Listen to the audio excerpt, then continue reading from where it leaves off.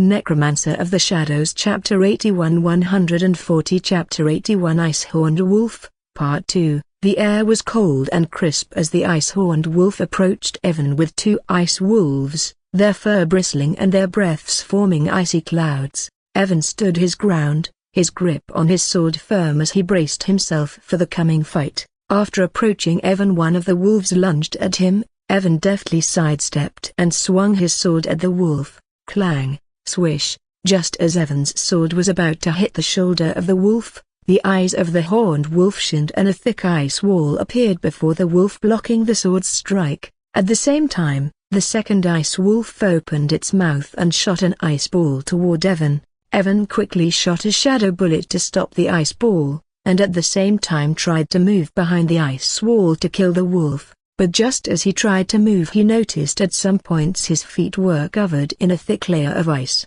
He used his strength and the ice covering his feet instantly shattered. Boom! The ice ball clashed against the shadow bullet, creating a defying explosion, sending ice shards flying everywhere. Just as the explosion happened, the ice wall that protected the first wolf also disappeared. Just as the ice wall disappeared, Evan saw another ice ball come towards him from there. The wolf that shot the ice ball was very close to Evan, so he had no chance of dodging it. Seeing the ice ball coming towards himself, Evan swung his sword in a wide arc trying to stop it. Just as his sword touched the ice ball, it immediately exploded, sending Evan flying backward. A faint trickle of blood came out from the corner of his mouth, and his body crashed 5 meters away. Evan groaned as he felt his hand aching after clashing against the ice ball. Evan just realized how much he is lacking. Before he thought he won't have any problem dealing with C-rank monsters, but only now did he realize he was completely wrong.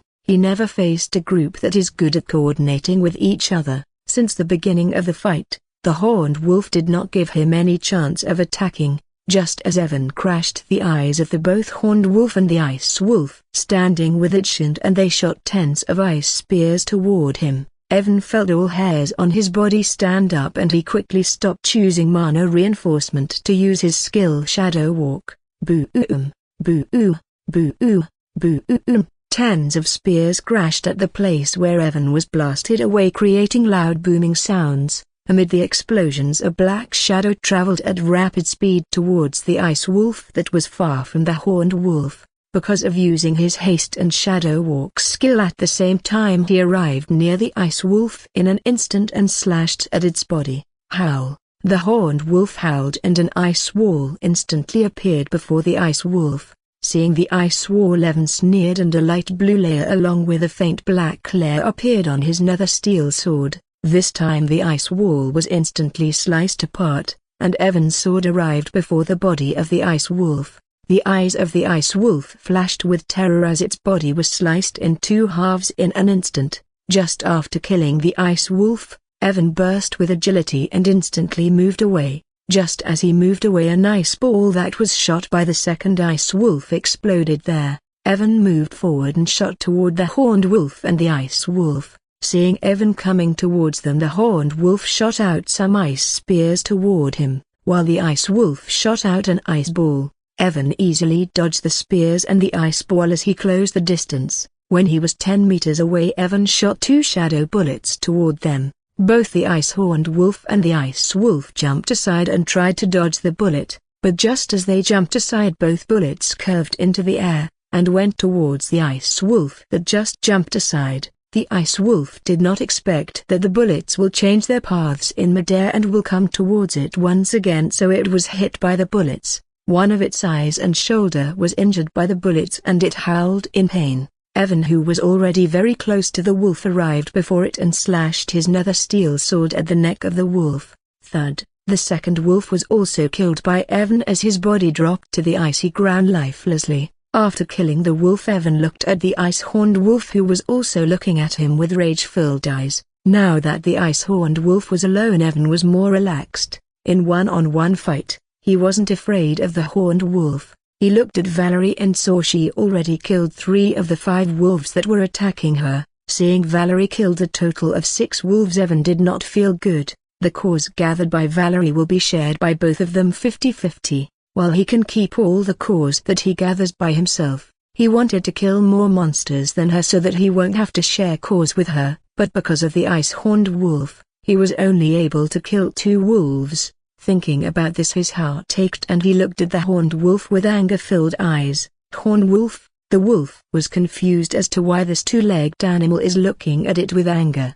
It wanted to tell Evan it should be the one that should look at him with anger since he killed its underlings, but Evan shot toward it with red eyes. He used mana reinforcement and arrived near the horned wolf, who was still confused, and slashed his sword at it. Feeling the threat, the horn of the wolf shinned and a very thick ice wall appeared before it. The sword sliced apart the ice wall, but while the wall was being sliced apart, the wolf backed away from Evan. Just after destroying the wall, Evan instantly shot 3 bullets toward Ice Wolf. The wolf tried to dodge the bullet, but one of them struck it right in the front leg and it fell to the ground. After shooting the bullet, Evan did not stop there and instantly arrived before the wolf that fell to the ground. Without its underlings it was just a C-rank monster, so how can it fight against Evan? After coming before the wolf, Evan slashed his sword at the wolf. The wolf once again tried to create an ice wall, but this time the wall was instantly shattered and the sword struck it right in the back. Howl! The wolf howled painfully, but Evan did not stop, and with another swing of his sword he sliced the body of the wolf into 2 halves, ending its life. Just as the horned ice wolf died, the buff that it gave to the other wolves also ended and they once again became normal C-rank ice wolves. The remaining 2 ice wolves suddenly felt their power decreasing and were taken aback. Valerie, who was fighting against them, didn't miss the chance and many icicles formed around her. The icicles shot toward the ice wolves, splitting apart the surrounding air. Swish, swish. Both ice wolves tried to stop the icicle using ice walls, but without the buff of the horned ice wolf, their ice walls shattered like fragile glass when icicles clashed against them. Howl! Both wolves howled in pain as their bodies were pierced by tens of icicles, turning them into meat skewers. Red blood painted the white ground of the forest and the life force of the both wolves disappeared. Valerie sighed in relief and quickly started to look for cores before more monsters arrive. Evan was doing the same. He looked for the cores in the bodies of the 3 wolves he killed,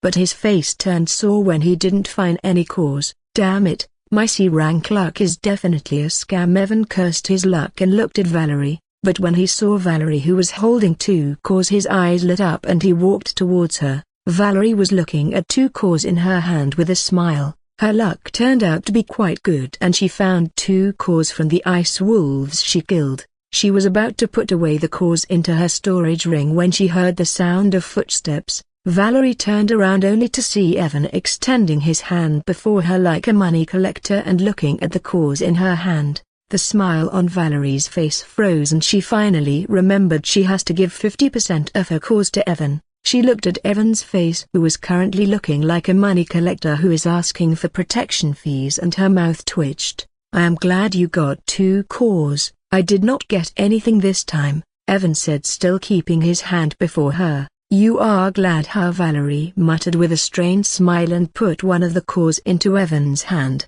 I am very glad, Evan said once again and put away the core into his storage ring. Let's leave now. I am sure many monsters will be coming here after smelling the blood, Evan said, and started to walk away. With a sour face, Valerie put away the core into her storage ring and followed after him. 3 hours later, Raw, a 2.5 meters tall white bear, roared and looked at Evan with deep hatred. Took a deep breath and calmed down. Big boss, it is not like I killed your children in front of you that you are roaring like a mad bear, Evan said and showed his most charming smile. Valerie, who was fighting against 3 hyena-type monsters some distance away, just looked at him blankly when she heard him.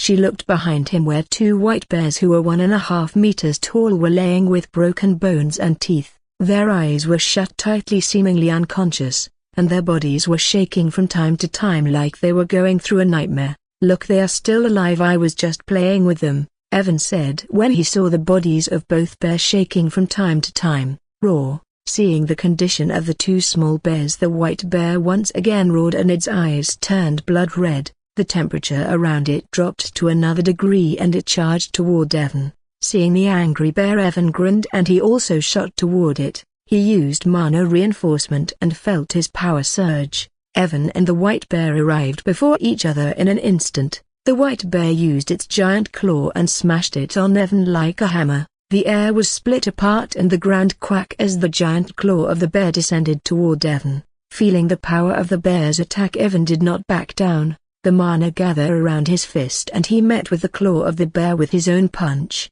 Boom! A thundering explosion happened as the ground around them shook. Ice shards flew everywhere and shockwaves swept 20 meters area around them. After the clash, both bear and Evan were evenly matched and no one was pushed back. The white bear was shocked because it did not expect the two-legged animal in front of it to be this strong.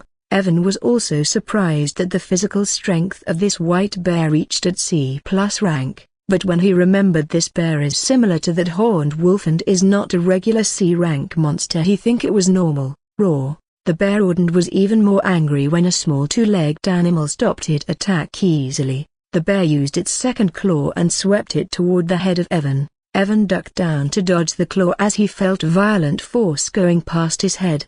After ducking down, Evan punched at the wide-open stomach of the bear. Boom! A booming sound echoed out as Evan pushed out all air from the bear's belly. The bear slid backward a little and its eyes opened wide because of pain. Evan closely followed the bear and tried to punch it right at the same place once again, but just as his punch was about to land, an icy layer covered its stomach and his punch landed on it. Boom! The icy layer was shattered but more than half of his fist force disappeared, and the bear didn't receive any heavy damage. Seeing the bear block his attack, Evan tried to back away, but the bear acted fast and swung both of its arms in one swift moment, and embraced him before lifting him from the ground. Arg! Evan growled as the bear tightened its grip around his body. Evan tried to free himself, but his strength was similar to bear, so he wasn't able to free himself. "Damn bear, let me go or you will regret it," Evan said in a painful voice as he felt his body was being crushed. But hearing Evan, the bear used even more power, and like that was not enough, it even showed him a mocking smile. Seeing the mocking smile of the bear, black lines appeared on Evan's forehead. "Motherfucker, you will regret it," Evan said, and stopped using mana reinforcement. Just as Evan stopped using mana reinforcement, he felt the pain he was feeling increase by 2 folds, and his bones were on verge of shattering. Without mana reinforcement, Evan's body can't handle the pressure of the bear's strength. Without it, his body is only on C rank. Evan gritted his teeth and endured the pain. At the same time, his eyes turned vicious as he used Dimensional Shadow Bullet. This time Evan used a large amount of mana to create this bullet. Since he said he will make the bear regret, he will make sure this bear will regret it. The shadow of the bear shook a little and the next second a thick bullet came out from it. Since the bear was standing on its hind legs, the bullet went straight toward the thing between its legs. The fur of the bear stood up and it suddenly felt an existential threat. The bear wanted to move away, but the shadow bullet was too fast. Punchy. The bullet hit the bull's eyes and the big eyes of the bear opened wide. Evan felt the grip around his body losing and he was soon able to back away from the bear. A pain-filled roar that shook the heart of the listeners escaped from the bear's mouth, and it dropped to the ground while clutching its crotch area. Its claw turned red from the blood that was coming out from its crotch area. Evan, who backed away from the bear, was breathing heavily because he wasn't able to breathe when the bear caught him. His whole body was aching and a faint trickle of blood was coming out from the corner of his mouth. Evan looked at the bear that was rolling on the ground and said with a sneer, "I told you to let me go, but you didn't listen. Now feel the judgment of the Heavenly Father." When the painful roar of the bear rang out, the 3 hyenas who were fighting against Valerie stopped and looked at the bear. Valerie also stopped and looked over. When the hyena-type monsters looked over and saw the bear rolling on the ground, they were confused. They didn't understand what happened to this big boss to make it roll on the ground like this. But when the hyenas saw how the bear was clutching its crotch area while its claws were painted with blood, they suddenly thought about something, and remembered how that roar was filled with heart-wrenching agony. Valerie also understood what happened and looked at Evan, who was cursing the bear, mumbling something about the judgment of the Heavenly Father. When the hyenas saw what Evan did to the white bear, their eyes flashed with terror and they took a step back. In their eyes, He now looks like an abomination. They looked at Valerie and noticed she also looked similar to that two-legged abomination. When they thought Valerie is with that abomination and it will come and help her to deal with them, they were terrified, horrified, and petrified at the same time. Run! This thought came into the mind of all hyenas, and without any warnings, they all turned around to run away from that abomination. Valerie, who was standing there, was stunned when she saw those monsters running away. Although stunned, she did not miss the chance when all the monsters were showing their backs to her. Her eyes shimmered with blue light and an icy layer appeared around her leg. Ice Walk. Valerie used her skill and instantly appeared beside one of the hyenas while holding her light blue sword. Swish! She swung her sword in one swift motion, and at the same time some ice chains bound the movements of the hyena. The hyena, who completely forgot about Valerie after seeing the horror a moment ago, wasn't able to do anything, and its body was cut into two halves. Ice Lock. Valerie muttered, and more ice chains appeared around the two hyenas who were trying to run away, restricting their bodies. Evan just gave a single Glock A copyright at the fight of the Valerie and returned his attention back to Bear. Seeing how the bear was rolling in pain, Evan shook his head and took out his nether steel sword. Since the bear was just rolling on the ground, he easily finished it off. After killing the bear, Evan looked at the two small bears and also finished them. After killing the bears, he looked for cows and was glad when he found one cow from the big white bear. Now he has a total of 9 cows. Before encountering the bears, Evan faced some monsters during 3 hours and collected those cows. After collecting the core, he looked at Valerie, who just killed the last hyena and was looking for cores. Evan took out a healing potion and drank it. His body was still aching after that bear hug. After drinking the potion, he walked towards Valerie and saw she did not find any core this time. "Let's go, we are almost there," Evan said to her, and they walked forward. While walking, Evan noticed Valerie was looking at him strangely. "What?" Evan asked when he noticed her strange glance. Valerie hesitated a little, but in the end, just shook her head. Nothing. She wanted to ask him what is the Heavenly Father's judgment, but wasn't able to bring herself to ask him. When Evan saw she wasn't saying anything, he just shrugged his shoulders and continued to walk forward. After 5 minutes, they saw the end of the forest and finally came out from it. Just as Evan and Valerie came out from the forest, a portal appeared before them that was leading to the 3rd floor. "Let's go." After taking some rest, Evan said to Valerie, since they were continuously fighting against monsters for some hours. Valerie nodded her head and did not object since she was also tired. They rested for around 4 hours, and when they were fully recovered, they finally entered the portal that was leading to the 3rd floor. "Frost Nova," Valerie muttered and pointed her sword in front of her. Just as she muttered, a small 5 centimeters wide blue orb started to form at the tip of her sword. The orb was releasing cold and destructive power at the same time. "Go." When the orb was fully formed, Valerie said, and the blue orb shot toward 3 white apes who were bound by the ice chains at the same place. The orb was very small in size, but when the 3 apes saw the orb coming towards them, their eyes flashed with horror and they tried to break free from the chains. Alas, the chains were too tough and they weren't able to break them. The blue orb arrived before them and exploded right before their bodies. Chi! When the orb exploded, it released icy power that instantly froze everything within 10 meters of the area. In 10 meters of area, everything was enclosed in light blue ice. The 3 ice apes were also frozen solid and turned into ice statues enclosed inside light blue ice. Even the white snowy plane of the floor was covered in light blue ice in that 10 meters area. Valerie panted a little after using Frost Nova, and slowly walked towards the 3 ice apes that turned into ice statues. Valerie come before one of the statues and smashed her palm at it with full force. Crack, crack, crack, cracked. When Valerie's palm landed on the statue, tens of cracks appeared all over it, and it shattered into small ice fragments. Valerie did the same thing with the other 2 statues and they also turned into small ice fragments. Valerie looked among the fragments and found one core that was also covered in light blue ice.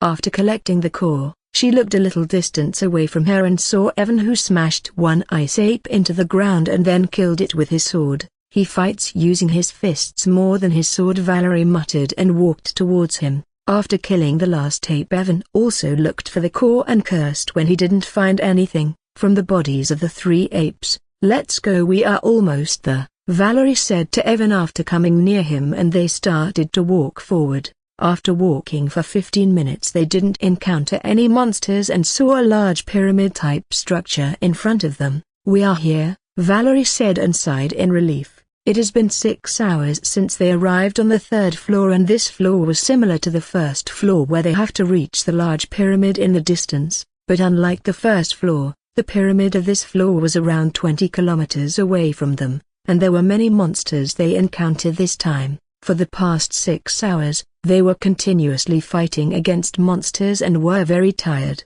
During these 6 hours, Evan killed many C-rank monsters and got 8 cores, while Valerie was more lucky than Evan and got 10 cores, but since she has to give 50% of her cores to Evan, she only gets 5 cores in the end, while Evan got 13 cores. Now he has a total of 22 C-rank cores. When they arrived near the pyramid they saw the portal that was leading to the 4th floor, but they didn't enter it. "Let's rest here before going to the 4th floor," Valerie said, and Evan nodded his head. He was also tired after fighting against monsters for hours, and before going to the next floor Evan wanted to absorb the cores that he gathered. Although his Monarch core will not advance to the next level, Evan was hoping to get a skill that might help him here. "I should get at least 1 skill after absorbing 22 cores, right?" Evan thought, and set up a small camp near the pyramid. Valerie also did the same and created her own camp.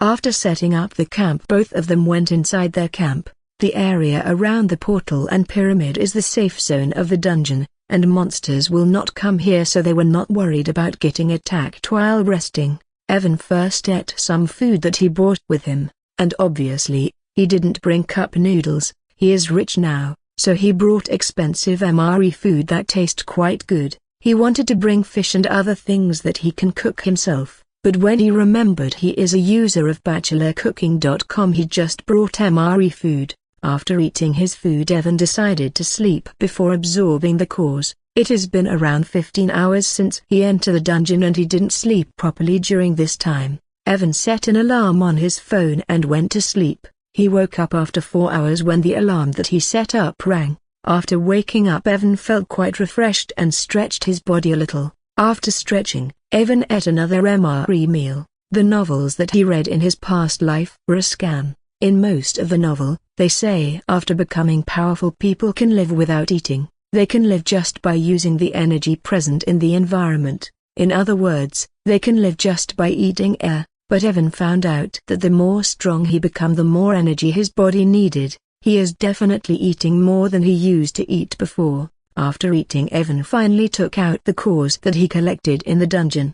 After taking them out, he did not wait any longer and popped one of the cores into his mouth. Just like usual, the cores turned into energy, and that energy rushed toward his core. Soon his Monarch core absorbed the energy, but he did not receive any skill. Evan was not disappointed by it and used another core. Just like this, he continues to use one core after another. Suddenly, when Evan absorbed his 14th core, he received a notification. "You have received the skill."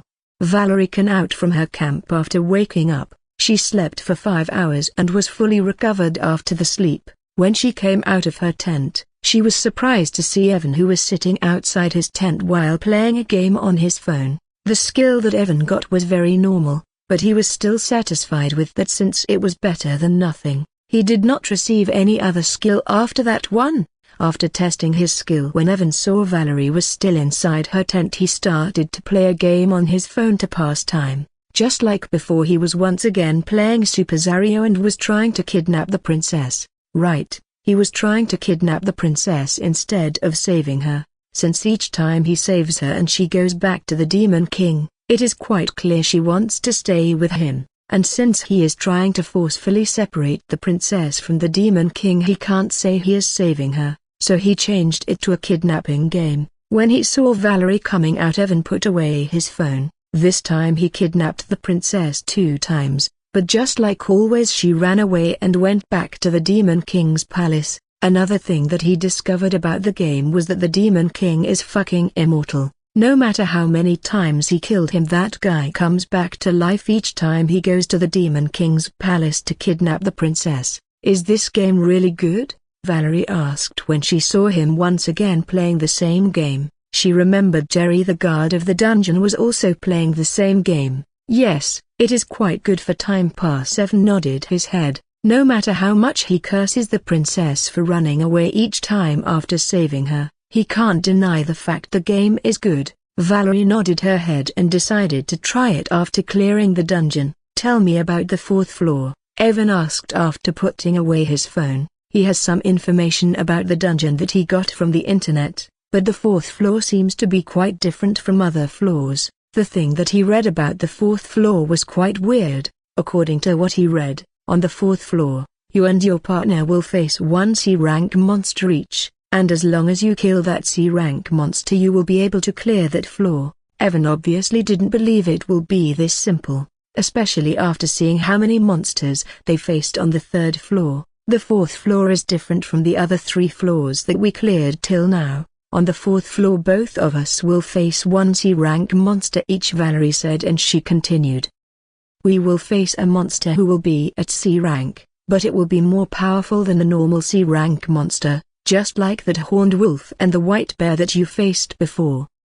Evan listened carefully because it was the same thing that he read on the internet. But in order to successfully clear this floor you will have to kill that monster in less than a minute. Evan was stunned for a moment when he heard he will have to kill the monster in less than a minute. Although he was confident in his power, he wasn't sure about killing a special C-rank monster in less than a minute. Seeing Evan's stunned look, Valerie asked with an amused smile, "What's with the stunned look? Don't tell me you are not confident enough to beat a C-rank monster in less than a minute." Seeing Valerie's smile, Evan just shrugged his shoulders and didn't say anything. When she saw Evan wasn't saying anything, she thought Evan is not confident enough, and an idea struck in her mind. "Do you want to make a bet?" Evan, who was thinking about how he will kill the monster in less than a minute, once again heard Valerie and looked at her. "What kind of bet?" "It is very simple actually," Valerie said and smiled. "After killing the monster on the fourth floor you will be instantly teleported out from there,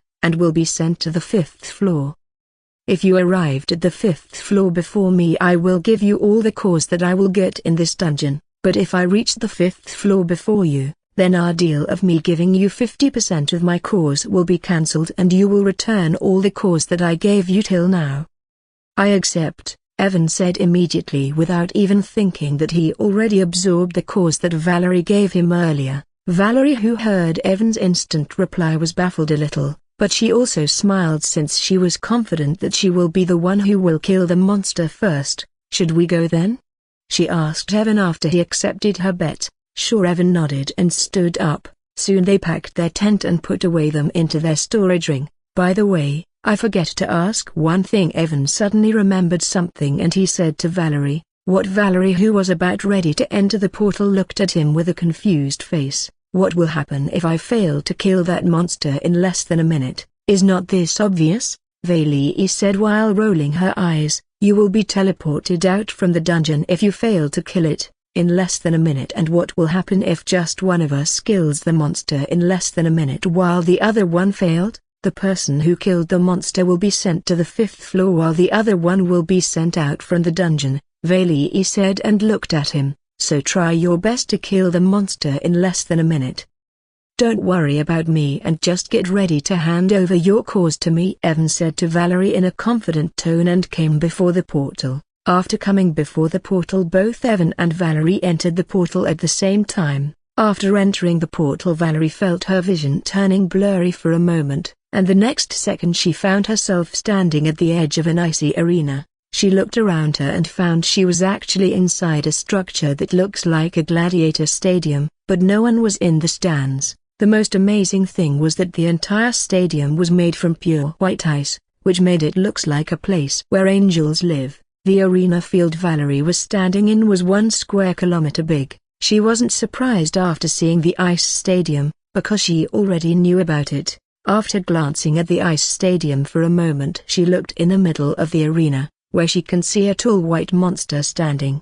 Since she appeared at the end of the arena, the monster was around 500 meters away from her. 259, 2:58.57.56.55. A countdown of 3 minutes appeared in the corner of her eyes. She wasn't surprised after seeing the countdown, since she knew after this countdown of 3 minutes ends, the match will start, and she will have to kill that monster in less than a minute to clear the floor. Seeing the countdown, she started to walk towards the monster who was standing in the middle of the icy arena. Since she was 500 meters away from the monster, she wasn't able to see its appearance at first, but as she closed the distance she finally saw the full appearance of the monster. The monster was actually 3 meters tall and was covered in snow-white fur. Its 2 big eyes were bright yellow, which gave it an intimidating look. Its face was similar to a gorilla and there was a savage aura around it. The monster was actually a C-rank Yeti.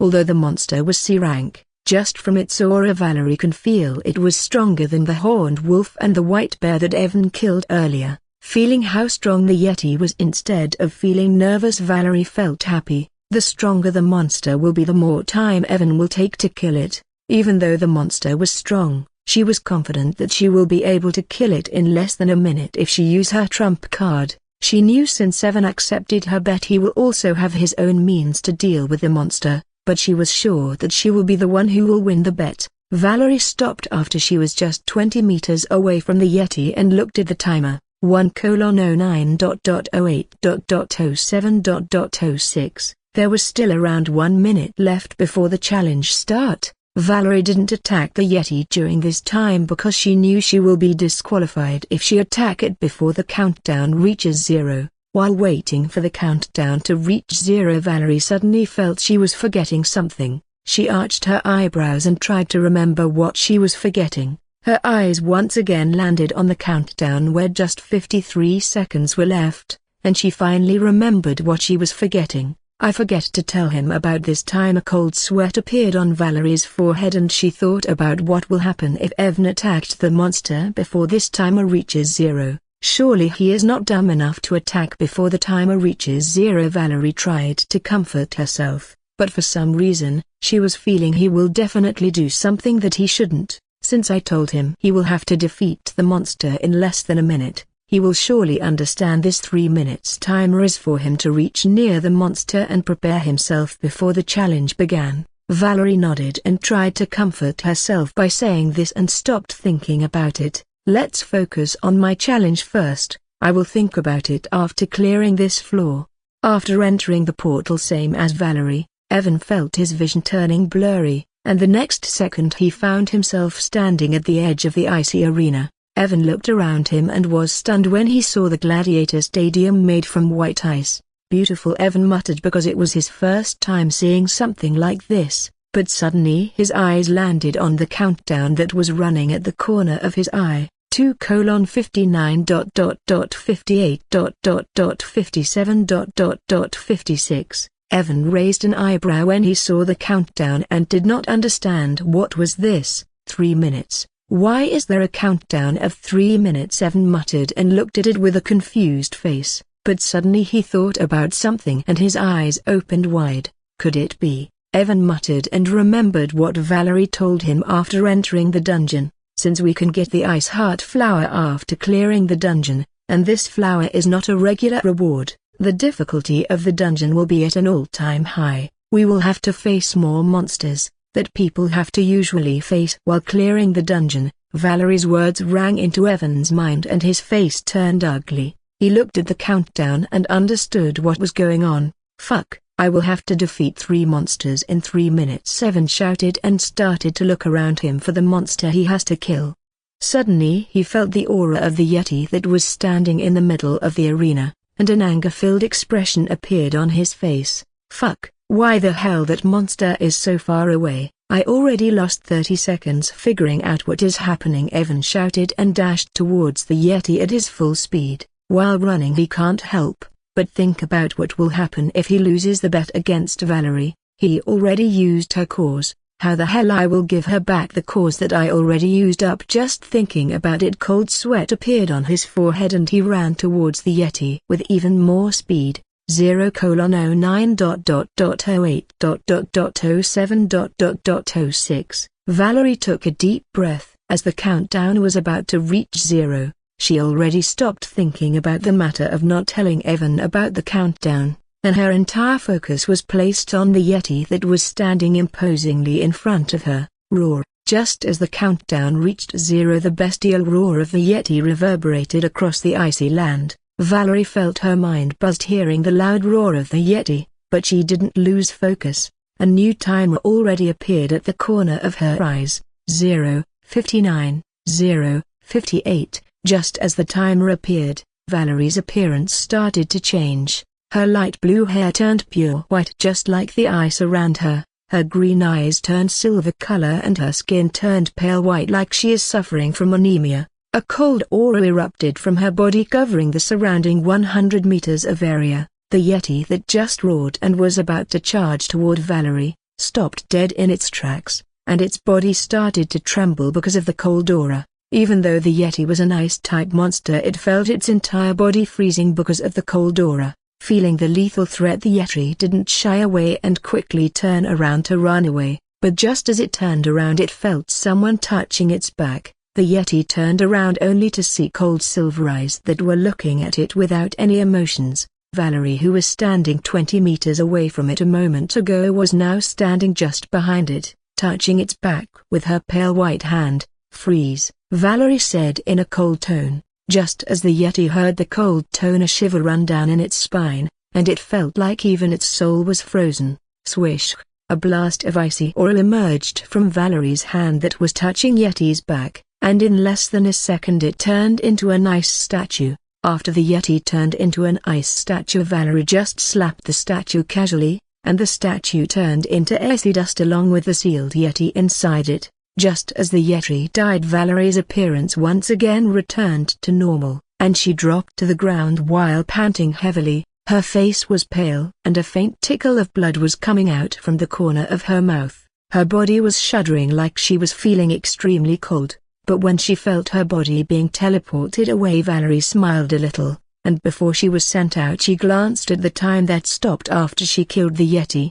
0:51. She killed the Yeti in just 9 seconds. She was sure that Evan will take more time than her. After being teleported out from the 4th floor, Valerie found herself standing before a giant white door that was 10 meters high. Her face was still pale and her body was shaking, so she took out a potion from her storage ring and quickly drank it. Some color returned to her face after she drank the potion, and her body stopped shaking.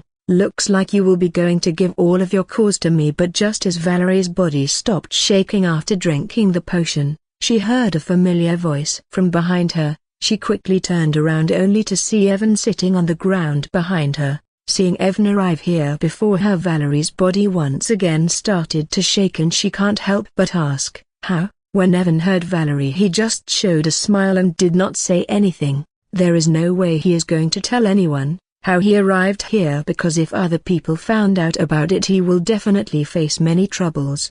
A few minutes ago, fuck, why is the hell that monster is so far away from me? I already lost 30 seconds figuring out what is going on here, Evan shouted as he ran towards the Yeti that was standing in the middle of the arena. While running, Evan looked around to see if he can find the remaining 2 monsters, but he was not able to see any other monster. Maybe they will appear after I kill this monster, Evan thought, and arrived near the monster. When Evan saw it was a 3 meters tall Yeti, he did not give a shit about it and looked at the timer. 2:15. Just 2 minutes and 15 seconds are left. I won't be able to kill 3 monsters in such a short period of time, Evan thought, and finally made his choice. He quickly used mana reinforcement, but this time instead of stopping at 80% he used it to full power. A light blue layer of mana along with a faint layer of black appeared around him. Evan felt endless power surging inside his body, but along with the increase in power,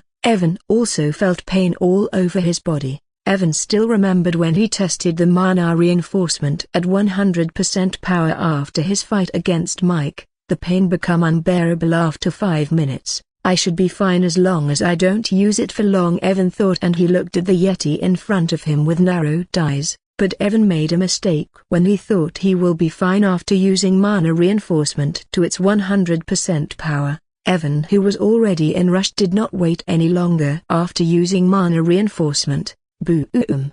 With a loud booming sound, the ice arena beneath Evan's feet shattered, and he appeared before the Yeti, who was standing 20 meters away from him in an instant. But just as he appeared before the Yeti using his new power, he felt a throbbing pain all over his body. Evan was confused and almost dropped to the ground when he felt the pain, but remembering he don't have much time, he gritted his teeth and focused on Yeti. After arriving before Yeti, Evan noticed it did not show any reaction even though he came just before it, but Evan didn't think about it since his body was aching all over. He clenched his fist and punched the face of the Yeti with his full power. Because of using mana reinforcement to 100% power, Evan's current strength was higher than a C+ rank hunter. Boom!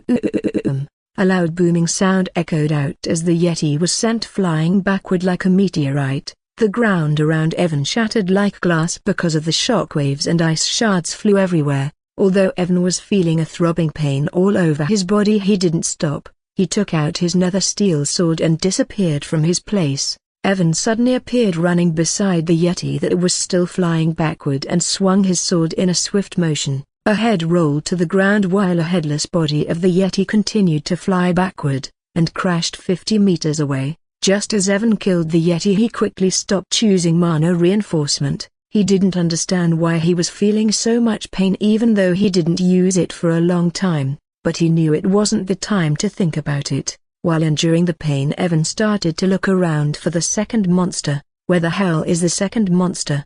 Evan cursed and looked at the timer, but just when he saw the timer he was stunned. 2:07, the timer was showing he has 2 minutes and 7 seconds left, which means he killed the Yeti in 8 seconds since he started the fight at 2:15. But Evan was not stunned because of the time he took to kill the Yeti. He was stunned because the timer stopped. It stopped at 2:07. Just when Evan was confused about what is going on, a notification appeared before him. You are disqualified for breaking the rule, Evan. You are disqualified for breaking the rule. With a dazed face, Evan looked at the notification in front of him. What disqualified? What breaking the rule? He didn't understand what was going on. The only thing that Evan can tell was that this thing was not good for him. Like proving his thinking correct, another notification appeared before him. For breaking the rule, you are being teleported out from the dungeon. Boom! Evan felt a grenade explode inside his head, and he wasn't able to process the things that were happening to him. Suddenly he felt a strange energy wrapped around him, trying to teleport him out of the dungeon. He wanted to shout, "Cruz," and ask what the fuck is going on, why he is being sent out from the dungeon suddenly, why was he disqualified, what rule did he break, but he wasn't able to open his mouth because his mind was occupied by a single thought. He lost the bet, and now he will have to give back 7 cores that he took from Valerie. But how can he give back the cores that he already used? He thought about giving back the money instead of cores, but remembering the price of the C-rank core, and his balance, he instantly denied that thought. One C-rank core cost around 100,000 credits. Even if he uses all of his money, and decides to live on cup noodles once again, he is too poor to give back enough money. Evan felt his surroundings turning blurry as he was about to be sent out from the dungeon. But just when Evan was despairing, he felt the strange energy that was trying to send him out disappear completely, and he was still standing in the icy arena of the 4th floor. The head of the Yeti was still some distance away from him, and the rest of its body was laying inside the crater. When Evan saw the energy disappear, and he was still inside the dungeon, he was stunned. "Why am I still inside?" Evan muttered and wondered if a motherfucker is playing a prank on him. Just when he was looking around suspiciously, some notifications started to appear before his eyes. The second effect of your title rule breaker is activated. Rule breaker, you are the first person who has acquired a higher level energy without reaching at a pound. This is why you are given the title rule breaker. The title has the following effects. You can enter the Tower of Ascension after reaching A rank, all the rules of the dungeons are ineffective against you, Evan read the notifications and the new effect of his title. After reading the new effect of his title, Evan's face turned strange. He didn't understand what it mean by dungeon rules. He didn't even know what kind of rule he broke earlier that he was about to be sent out from the dungeon. While he was thinking, he felt he was being teleported away once again.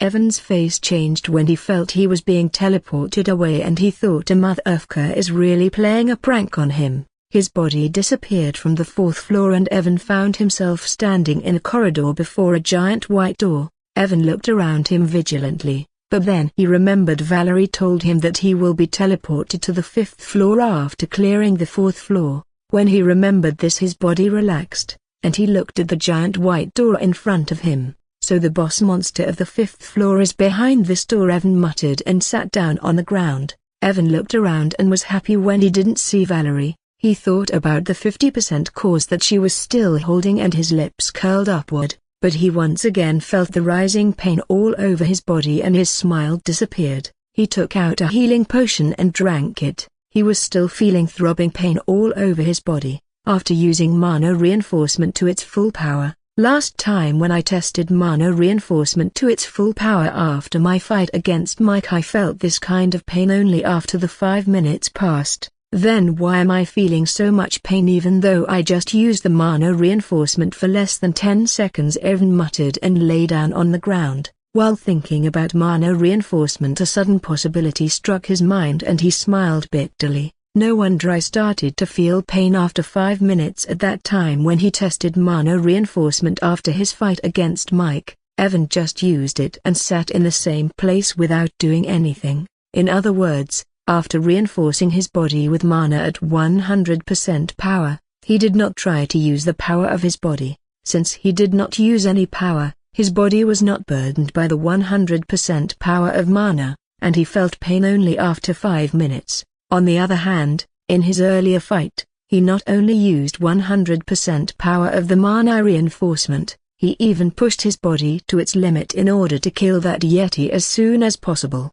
Even though he wasn't sure about his guess, Evan had 80% confidence that it was the reason why he was feeling pain all over his body only after using mana reinforcement for less than 10 seconds. It is good I have Rule Breaker title. If I was sent out from the dungeon after suffering from so much pain, it would have been a disaster, Evan muttered. Just thinking about what would have happened if he lost the bet made him feel cold all over his body. If he was teleported out from the dungeon, he might not even be able to eat cup noodles for a long time. Just when Evan was thinking about stupid things, he saw a white light flashed some distance away from him, and Valerie appeared there. Evan's body was aching all over, but his face was full of smiles. He was looking at the 7 ice blue-colored, marble-sized cores in his hand with a satisfied face. Not too far away from Evan, Valerie was looking at him with a sour face. When she made bet, she thought, she will be the one who will win the bet and will get back all the cores that Evan took from her earlier. But reality turned out to be cruel, as not only she didn't get her core back, she even has to give the rest of her cores to Evan. Just thinking about how like a robber Evan demanded the cores the moment she appeared here made her mouth twitch. So, can you tell me now how you appear here before me? Evan looked at Valerie with a blank gaze and said, didn't I already tell you? I just slapped the talk to death and killed it in less than a second.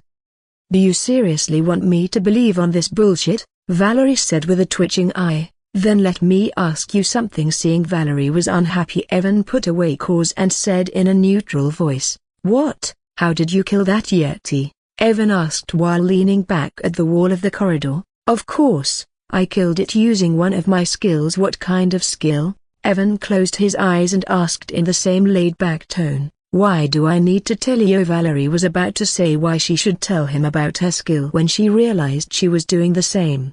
And not only that, when Evan said he slapped that Yeti to death, he was clearly indicating he doesn't want to tell her. Valerie was so shocked that Evan appeared on the 5th floor before her that she completely forgot that it is not good to ask people about their skills. If a fight broke out between them for some reason, the person who knows about the skill of the other person will have a very big advantage against him. Because of losing all of her cores, she forgot about it and was continuously asking how he killed that Yeti. She used her most powerful skill and killed that Yeti in just 9 seconds. Very few people know about her skill because this is her most powerful skill. and since Evan killed that Yeti in less than 9 seconds, it was clear that he also used his trump card, and she was asking him about his trump card like an idiot. When Valerie realized this, she doesn't know what to say and just looked at him awkwardly. After a moment of silence, she said in an apologetic tone, "Sorry, I was just shocked that you killed that Yeti so soon that I lost my composure."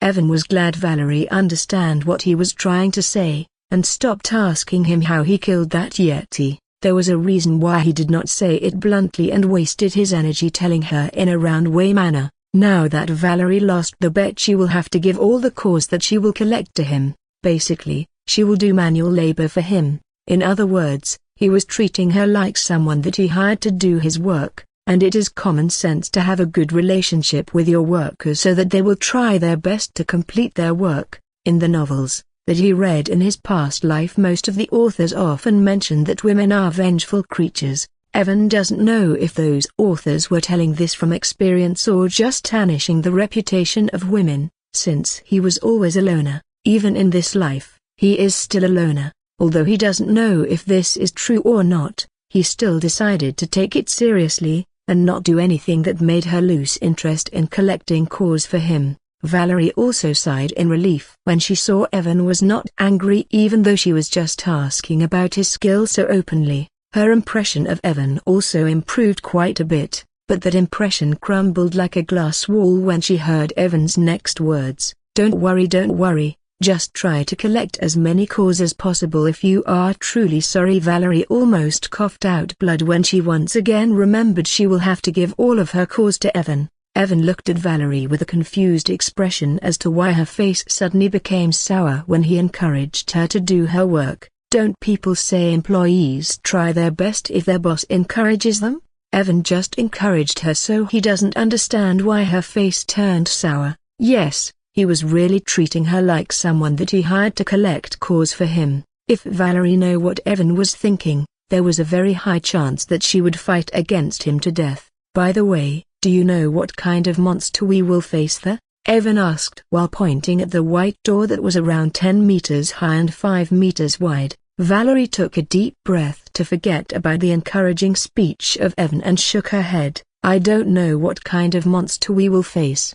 because the boss monster always appears randomly. We might face the frost leopard that we faced on the 1st floor or the Yeti that we faced on the 4th floor. Of course, the monster that will appear here will be C+ rank instead of C rank and will be very difficult to deal with. When do you plan to enter? Evan asked, since it will take at least 4 to 5 hours for him to fully recover after using mana reinforcement. He can see that Valerie's face is also pale, maybe because of using some kind of skill to kill that Yeti quickly. We will enter after a few hours, Valerie said after assessing her condition. Evan nodded his head after hearing her because he was thinking the same and just closed his eyes to recover. Can we even open it? Evan asked while standing before the giant white door. Just pushed it, and it will open easily, Valerie said after putting away her tent. It has been 7 hours since they arrived on the 5th floor, and after these 7 hours, they were completely recovered and were ready to challenge the boss monster of the 5th floor.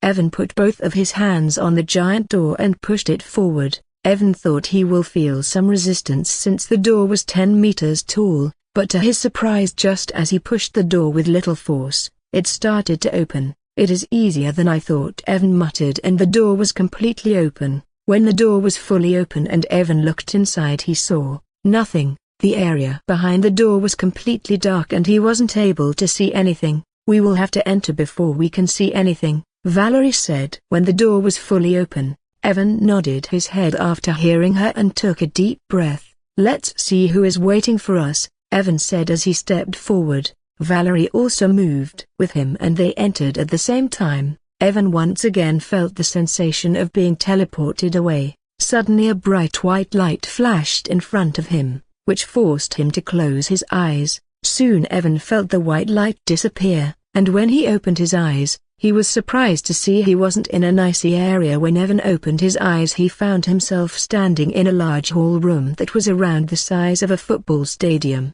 The ceiling of the hall room was 20 meters high, which gave it a spacious look. and the walls of the hall room were made from dark grey-colored stones. Shit. Evan, who was looking around, was baffled when he suddenly heard Valerie cursing for some reason. He looked at her and saw she was looking at their right side. Evan followed her gaze, and he was also stunned when he saw what was standing 50 meters away from them, a 4 meters tall giant, with pale blue skin, clawed hands, and a bestial face with a hideous tusk was looking at them with its deep blue eyes. An ice troll. Evan muttered when he saw the monster not so far away from them. I didn't expect that we will have to face this cockroach, Valerie said with an annoyed expression on her face. Was she annoyed because the ice trolls are strong? Nope. Ice trolls are strong, but it is still a C+ rank monster. Even though it will be slightly stronger than a normal C+ rank monster, Evan and Valerie had enough confidence in them. Valerie was annoyed because of one simple reason. That was because of the regeneration of the trolls. It is very difficult to kill them because their regeneration is simply insane. Even if you injured them seriously, they will eventually heal because of their regeneration ability. As long as their heart and brain are fine, there is a very high chance they will not die. The simplest way to kill a troll is to either destroy its head or crush its heart, but both Valerie and Evan knew it won't be easy to destroy the heart or the brain of the ice troll. The defense of the ice troll is very high, and like this is not enough. Unlike normal trolls, ice trolls can also use ice type of skills that made them even more powerful than normal trolls. Because of their regeneration ability, the blood of the trolls is one of the main ingredients in creating healing potions. It will be troublesome to kill it, Valerie muttered and arched her eyebrow. Evan, on the other hand, was confused by another thing. Why is this troll not attacking us and just standing there? Evan asked Valerie when he saw the troll was just standing there looking at them with its deep blue eyes. Look there. Hearing Evan, Valerie pointed at the floor in front of them. Evan looked at the floor and saw a horizontal white line there. As long as we don't cross this line, that troll won't attack us, Valerie said after pointing at the line on the floor. Evan looked at the line in the ice troll and asked, can we attack this ice troll while standing behind this line? Don't even think about it, or you will be teleported out of the dungeon instantly, Valerie quickly said when she heard Evan. Teleported out from the dungeon, Evan muttered, since this thing seems familiar. Suddenly what happened on the 4th floor clicked into his mind and he thought about a possibility. Is some kind of rule that you can't attack while standing behind the line? Ethan asked in a calm voice, but his heart was beating faster. You can say that. Valerie nodded her head and said, last time when a person attacked the monster without crossing the line, he received a notification saying, he is disqualified for breaking the rule. Evan almost burst into laughter hearing Valerie, because that was the same notification he received when he killed the Yeti on the 4th floor. Doesn't it mean I can kill this boss monster from here, without even needing to fight it? Evan thought and looked at the ice troll, but suddenly he thought about something and his heart started to beat faster. He tried to remain calm and asked, is this kind of thing common inside the boss room of other dungeons? What do you mean? Valerie asked, since she doesn't understand what he mean. I mean this kind of rule, not attacking the boss monster before crossing the line. Is it common or this dungeon is special? This dungeon is special. There is no rule like this in other dungeons. In other dungeons, as soon as you enter inside the booze room, they will attack on you, Valerie said, and she continued, however, it is just what I am saying because there are so many dungeons, and I can't be sure about all of them. Evan was disappointed after hearing this. He thought if every dungeon was like this, he might be able to kill all the bosses while standing behind the line without being attacked by them. Alright, let's go and kill it. We still have to clear 5 more floors after this, Valerie said, and started to walk toward the ice troll. Wait, Evan said to Valerie, who was going towards the troll. When Valerie heard Evan, she stopped and looked at him with a questioning gaze. I have a way to kill that troll easily. We can kill this troll easily? Valerie asked with a raised eyebrow. Yes, Evan nodded his head. If they try to kill this troll with normal means, it will take them quite some time because of its regeneration ability. Evan doesn't want to waste too much energy on the troll since they still have to clear 5 floors after this. He was also not going to kill the troll while standing behind the line since he can't tell Valerie about his title. How can we kill it easily? Valerie asked curiously, since she also doesn't want to waste too much time and energy on this ice troll. "Just don't let that troll come near me for 1 minute," Evan said in a serious voice. "If you can hold back the troll for around a minute, I can kill it easily." Valerie was stunned when she heard Evan and asked in a dazed voice, "That's it?" "Yes, just fight against that troll alone for 1 minute. Can you do it?" Evan once again asked in a serious voice. Valerie took a deep breath to not curse Evan for speaking such a simple thing in a serious voice. She thought he will ask her something like, "Stop the troll at the same place for a few seconds or cut one of its arms," or something similar that will be quite tough. But this guy is asking if can she fight the troll for a minute. Does he think she is a noob who can't even fight against the troll for a minute? She wanted to tell him she is also a C+ rank hunter, and can even kill that troll alone if given enough time, but since she doesn't want to waste the time, Valerie nodded her head and said, "I can easily fight against troll alone. Are you sure?" Evan asked in a doubtful tone and looked at her suspiciously. Valerie almost coughed out blood seeing his doubtful look and tried her best to not attack at him. "Let's go," she said, and walked towards the troll without saying anything. Although Evan was doubtful, he still followed behind her. "By the way, what will happen if I go out from the line for a moment, and come back instantly? Will the troll still attack on me?" "Of course, it will attack on you. Once you cross the line it will attack you even if you come back behind the line." Valerie answers Evan's question. Soon they were standing at the edge of the line, and the troll was just 30 meters away from them. "Are you ready?" Valerie asked Evan after they arrived at the edge of the lake. Evan simply nodded his head and both of them crossed the line at the same time. Roar! Just as both Evan and Valerie crossed the line, the ice troll roared loudly and moved toward them. "Just take your time, I can easily hold it back," Valerie said to Evan and charged toward the troll. Evan started to walk further away from them so that he can prepare his attack without being affected by their fight. After Evan walked 100 meters away from them, he stopped and looked at them. "Let's start," Evan muttered and finally tried the move he practiced in VR not long ago. Valerie dashed towards the troll that was moving towards her clumsily because of its giant body. Roar! Just as Valerie arrived near it, the troll roared and threw a punch toward her. Ice Walk! Valerie used her skill as a blue arrow appeared around her legs. Swish! Like a passing wind, Valerie disappeared from her place and dodged the punch of the troll. Bang! The fist of the troll landed on the ground, and the dark gray floor of the whole room was shattered. A small crater that was 1 meter in diameter appeared there. Valerie, who disappeared from her place earlier, appeared behind the troll and slashed at its back with her sword. Spurt! Light blue blood spurt out as a deep sword mark appeared on the troll's back. Roar! The troll roared in pain and quickly turned around. Just as the troll turned, a blue light shined in its big eyes, and Valerie felt the ground around her shake a little. She quickly jumped back and tried to get away from the troll. Just as she jumped back, tens of ice chains came out from the ground and chased after her. When Valerie saw tens of ice chains coming towards her, she waved her hand. Many icicles formed around her. "Go!" Valerie commanded, and all the icicles moved toward the incoming ice chains. Ice icicles clashed with ice chains and the sound of explosion resounded in the entire whole room. Because of the icy explosions, icy mist started to form around them, which made it harder for them to see each other. When the troll saw icy mist, the muscles of its hand bulged out and it clapped its hands with full force that created a strong gust of wind. Boom! A thunderous clap rang out as all the icy mist was blown away by the strong gust of wind. When the mist disappeared, the troll was startled because Valerie was not standing in front of it anymore. Valerie, who used her Ice Walk skill, once again appeared behind the troll, and was not surprised when she saw the wound that she inflicted earlier already stopped bleeding and was about to heal completely. An icy aura covered her sword as she was about to use her blizzard skill. Move away! Just as she was about to use her blizzard skill, she heard Evan's shout, "What?"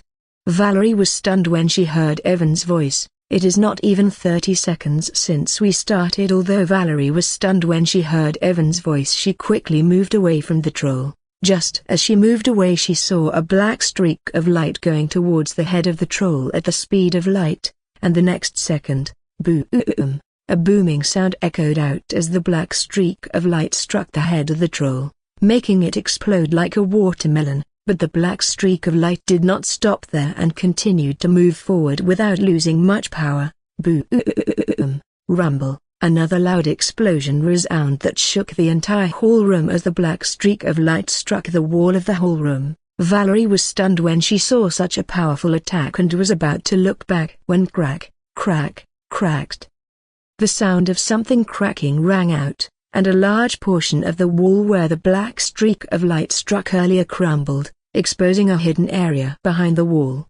After moving away from Valerie and the ice troll, Evan took a deep breath and relaxed his mind. He activated his dimensional shadow bullet skill, and started to create a bullet. He didn't use any shadow as a medium to create it. Instead, he formed the bullet at the tip of one of his fingers. When the bullet started to form, Evan's face turned serious, as even after the bullet was fully formed he didn't stop and continued to pour mana into it. As Evan continued to pour more mana into the bullet, its size started to increase. Along with its size, the power of the bullet was also increasing, but the more powerful the bullet becomes, the harder it becomes for Evan to control the bullet. Evan focused his entire mind on the bullet so that it won't become unstable because of the large amount of mana. When Evan used around 70% of his mana, a dark bullet the size of around 7.62 millimeters was floating at the tip of his finger. The bullet was shaking occasionally and was releasing a destructive aura.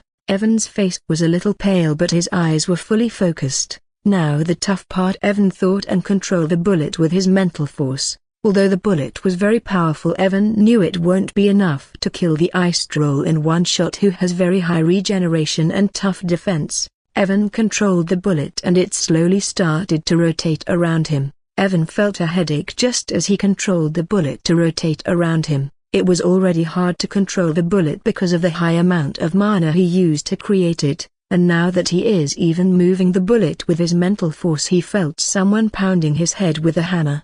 Even though the pain was terrible, Evan didn't lose focus, and soon the rotation speed of the bullet started to increase. Swish! In just 10 seconds the bullet was rotating so fast that if someone saw Evan from distance they will see a black ring spinning around him. Evan was feeling a terrible headache that he almost lost control of the bullet for a moment. Evan's nose started to bleed, but he ignored it and looked at the ice troll. The reason Evan asked for 1 minute was because he thought he will take a long time to properly aim the bullet, since the troll will be moving while fighting against Valerie. But when Evan looked at the ice troll, he saw it was standing at the same place and just clapped to dispel the icy mist. When Evan saw how the troll get rid of the icy mist, he remembered the green gamma monster from a certain movie, but Evan didn't think too much about it because it was the best chance for him. The ice troll was not moving and was standing in the same place. He ignored the terrible headache that he was feeling,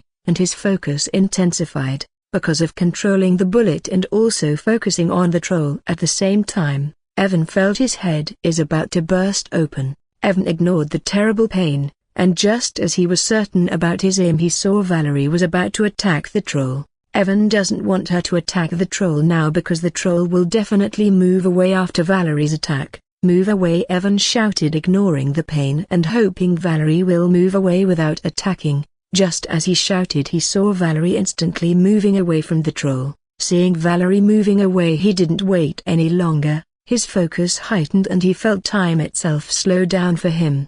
"Go!" Evan roared and shot the bullet straight toward the ice troll with the maximum speed possible. Boom! It was like a grenade exploded. The bullet instantly broke the sound barrier, and turned into a streak of black light that went straight toward the head of the ice troll. Evan dropped to his knees after launching the bullet, but his eyes were still focused on the ice troll. He wanted to see the result of his attack.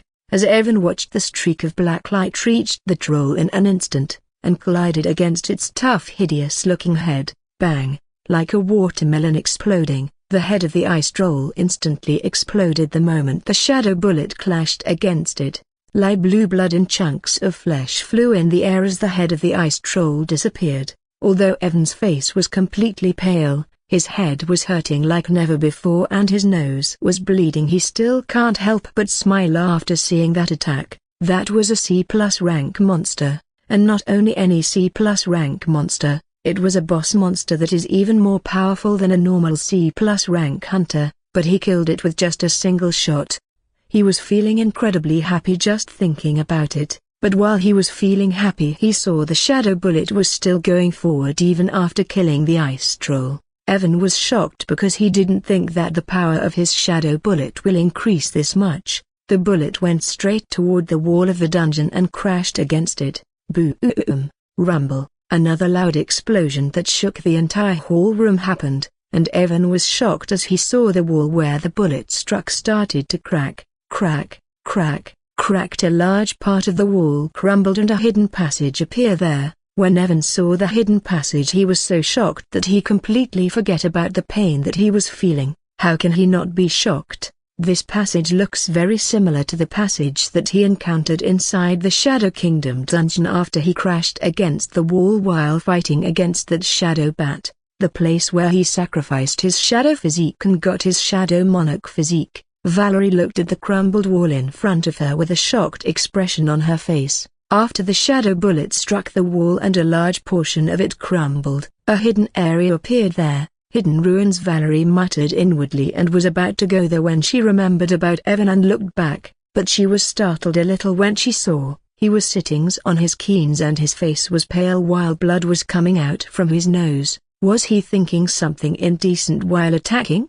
Valerie thought when she saw blood coming out from Evan's nose. She went towards him and noticed he was also looking at the crumbled wall. "Are you all right?" Valerie asked him after she came near him. Evan, who was shocked after seeing the hidden passage behind the wall, took a deep breath and nodded his head. He took out a healing potion and gulped it down. Evan felt a refreshing feeling spreading all over his body, and his headache started to lessen. Valerie looked at Evan and thought about asking just what was that streak of black light, but she remembered what happened when they arrived on the 5th floor and shook her head. She looked at the crumbled wall and said, "I didn't expect we will find hidden ruins here." Evan, who had just drank the potion, heard her and raised an eyebrow. "What are ruins? Do you remember the things I told you about the higher world when we were coming here?"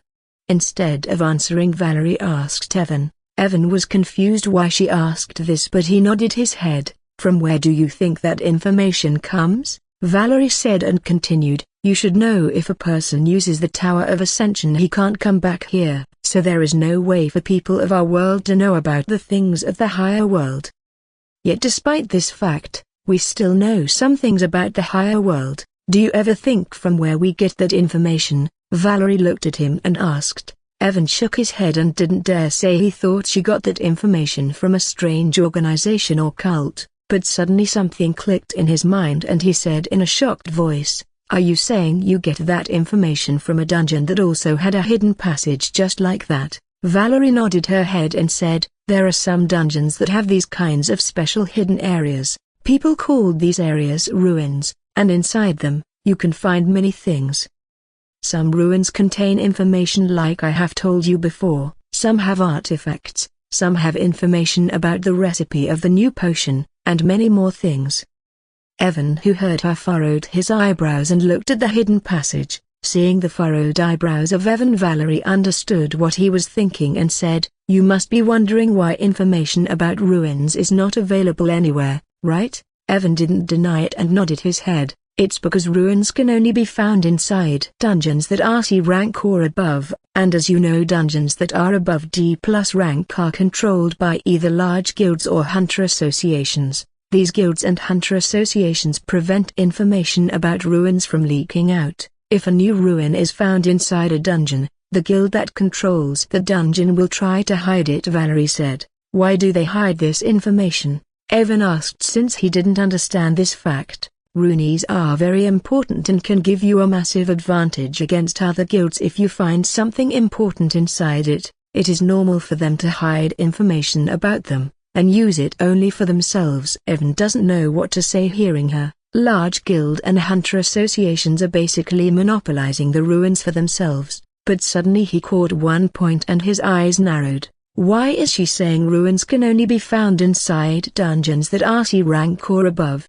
Evan thought because the Shadow Kingdom dungeon where he sacrificed his physique is a D rank dungeon, and that hidden passage was also a ruin. Are you sure ruins can only be found inside dungeons that are C rank or above? Evan asked Valerie to confirm he didn't hear wrong. In the history of Aurora World, no one ever found ruins inside a dungeon that is below C rank, so most of the people believe they can only be found inside the dungeons that are C rank or above, Valerie said while shrugging her shoulders. Then am I the first person who found the ruins inside a dungeon that is below C rank? Evan wondered, but since he doesn't have much information about it, he just shook his head and decided to think about it later. There is a much more important matter to attend to. So what should we do?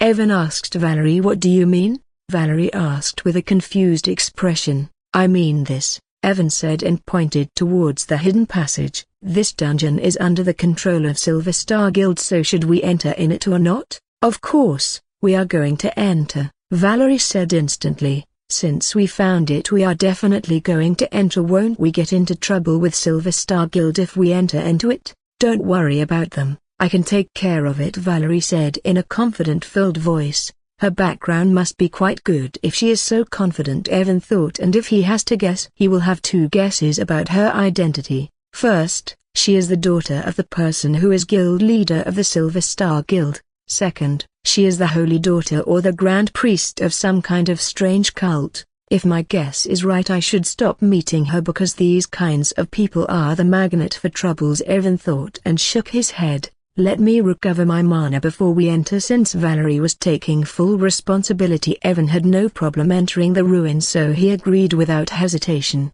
Valerie nodded her head hearing him, since she can see he was almost out of mana. While Evan was recovering, a person who was the trouble he just thought about appeared outside the Frost World dungeon. Should we enter?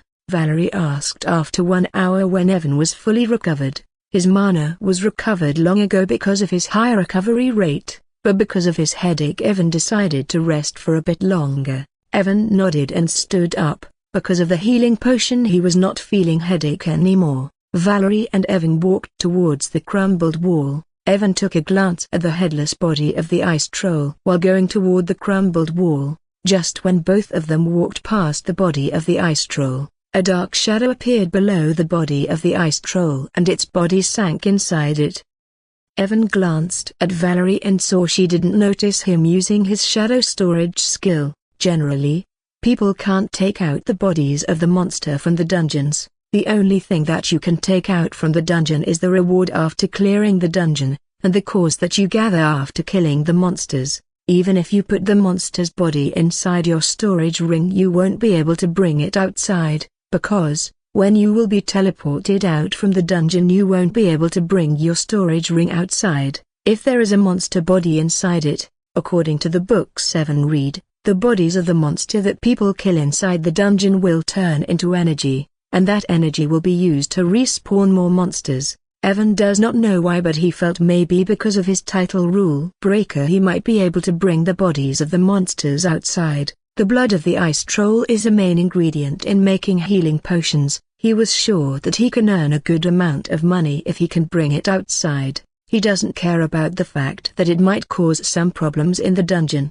It is not like this dungeon is earning money for him. This dungeon is the property of the Silver Star Guild, so he doesn't give a shit even if the dungeon collapses the moment he left the dungeon with the ice troll corpse. If I can successfully bring the body outside, I will have another method of earning money, Evan thought with anticipation. When Evan and Valerie reached the crumbled wall, they saw a staircase that was leading downwards. The stairs were made of dark grey stones and were looking quite crude. Evan and Valerie stepped forwards and started to descend. On the walls beside the staircase some white crystals were hanging that provided them with enough light to see everything. Be careful, there might be a trap on some of the stairs, Valerie warned Evan while they were going downwards. Evan nodded because he was thinking the same. Can we encounter a monster here? Evan asked while walking carefully. Normally there is always a monster who guards the treasures of the ruins. But just like normal monsters of the dungeon, this monster can't exceed the rank of the dungeon. Since this dungeon is the C+ rank, the monster who will be guarding the treasure will also be a C+ rank monster, Valerie said. If it is just one monster that guards the treasure, won't it will be a piece of cake for other people to defeat it? Evan asked in confusion since he thought it will be hard to get the treasures in the ruins. "Let me finish first, then tell me if this is a piece of cake or not," Valerie said with a sneer on her face. When she saw Evan was paying attention, she continued, "When you enter a ruin, your power will always be suppressed by 3 levels below the rank of ruin. For example, since this ruin is inside a C+ rank dungeon, the rank of this ruin is also C+, and when a C+ rank hunter will enter here, his power will be suppressed by 3 levels, making him a D rank hunter while inside the ruins." After saying that, Valerie looked at Evan and asked with a mocking look, "Now tell me, do you think it is a piece of cake killing a monster who is a 3 level above you and take away the treasure that it is guarding? If your power will be suppressed by 3 levels, then why you are still at C+ rank?" Evan asked, ignoring the question and mocking look of Valerie. "We are still not inside the ruins. If I am not wrong, our power will be suppressed the moment we will reach the end of these stairs," Valerie said, looking in front of her. Evan nodded his head and didn't ask anything else. He wasn't worried about the fact that the power of the hunters will be suppressed by 3 levels below the rank of the ruin, and this time his source of confidence was not his rule breaker title. Even without the title, he was sure he can kill that monster. The reason? It was actually quite simple. The ruin will suppress the level of the hunter to D rank after they enter it. But what if the hunter is already D rank? Valerie might have forgotten it because of how he killed the ice troll earlier, but unlike her, he is just a D rank hunter. Since he is already D rank, how can this ruin suppress his power? It will be interesting when she will remember this fact. Evan smirked when he remembered how she was looking at him mockingly. After 2 minutes, Evan and Valerie finally reached at the end of the staircase. At the end of the staircase, they saw a normal wooden door. Evan and Valerie looked at each other and both went forward at the same time. Valerie pushed the wooden door, and it opened easily. "We will most likely be suppressed to D rank after passing through this door," Valerie said after the door was opened. Evan just nodded his head hearing her and tried his best not to laugh. "Let's go." Valerie entered the door followed by Evan. Just as they passed through the door closed once again. Just as Valerie passed through the door, her power started to decrease. On the other hand, when Evan didn't feel anything after passing through the door, he just smiled and looked around them. Valerie furrowed her eyebrows as she felt her power being suppressed. From C+ rank to C, from C to D+, and finally from D+ to D. "Although it is not the first time I am feeling this, it is still very uncomfortable," Valerie muttered to herself. Evan, on the other hand, didn't feel anything. His power remains the same. While Valerie was mumbling, Evan looked around him and saw they were actually standing in a corridor. The corridor was around 10 meters wide and 20 meters high. The wall of the corridor also had white crystals hanging on it that were illuminating it. Evan looked in front of him and saw the corridor wasn't big. It was just 200 meters long, and at the end of the corridor, he can see a big open area. He glanced at Valerie and saw her moving here and there like a stupid. Maybe she was trying to get used to her suppressed strength. "Should we go there? I can see there is something at the end of this corridor," Evan asked her, since he wasn't worried about the monster. Worst comes to worst, with his power he can always run faster than Valerie. Valerie stopped jumping around and after a moment nodded her head. They walked towards the end of the corridor where they can see a big open area. Some strange things were written on the walls in a foreign language that they didn't understand. While walking, Evan and Valerie were very careful because they were afraid of traps, but luckily they didn't encounter any traps and soon reached the end of the corridor.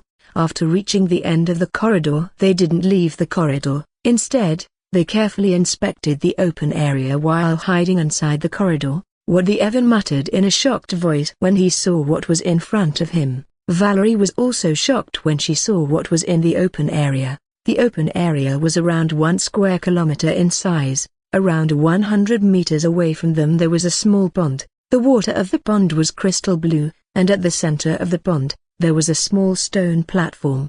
On both sides of the small platform, 2 flowers that were light blue in color were blooming, releasing an icy cold aura. The water around those flowers was frozen solid. Valerie was shocked because those were ice heart flowers that she wanted after clearing the dungeon, and there were actually 2 of them. On the other hand, Evan was shocked because of what was on the top of the platform. On top of the platform, a golden orb and a black ring were floating. Evan wasn't sure about the golden orb, but he was sure that the black ring was definitely an artifact, and just from the looks of the ring he could tell that ring was a higher rank artifact. Evan took a deep breath and looked at Valerie, who was looking at the flowers in the pond. When Evan saw this, he immediately understood that those flowers were ice heart flowers that she wanted. "Do you know what is that golden orb there?"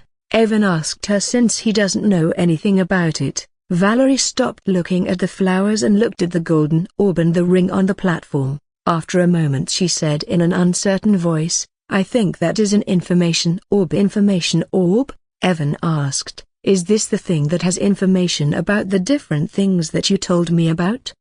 "Although I am not sure, there is a high chance it is an information orb." Valerie nodded.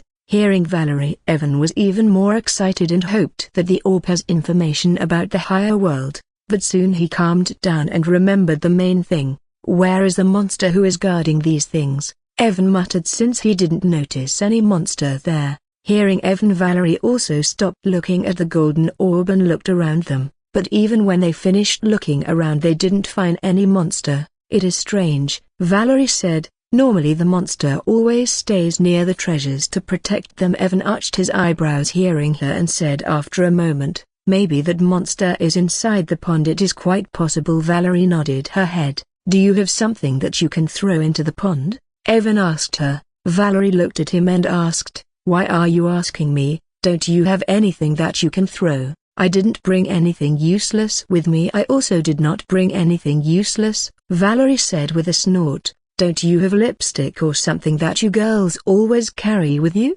Evan asked in a doubtful voice. Valerie's mouth twitched when she heard Evan, but she used her right to remain silent. What a joke! Throw her lipstick. She brought the limited edition lipstick with her that cost 10,000 credits. How can she throw it into the pond? This guy must be dreaming. When Evan saw she was not giving him anything to throw into the pond, he once again looked into his storage ring. After 1 minute, with a heavy heart, he took out a packet of MRE food that cost him 100 credits. Evan holds the packet tightly, and after hesitating for a moment his eyes become resolute. Since the pond was just 100 meters away from them, Evan easily threw the packet into the pond with his strength. Just as he threw the packet, both Valerie and Evan backed away so that the monster will not be able to see them. Splash! The packet landed in water, creating a splashing sound. Evan and Valerie looked at the pond while hiding, but even after 10 seconds nothing came out from the pond. Just when Evan and Valerie were thinking the monster is not going to come out, something happened. Rumble! The ground in front of the pond started to shake. Boom! With a loud booming sound, the earth in front of the pond split apart and a monster came out from it. Valerie and Evan were baffled when they saw instead from the pond the monster came out from the ground.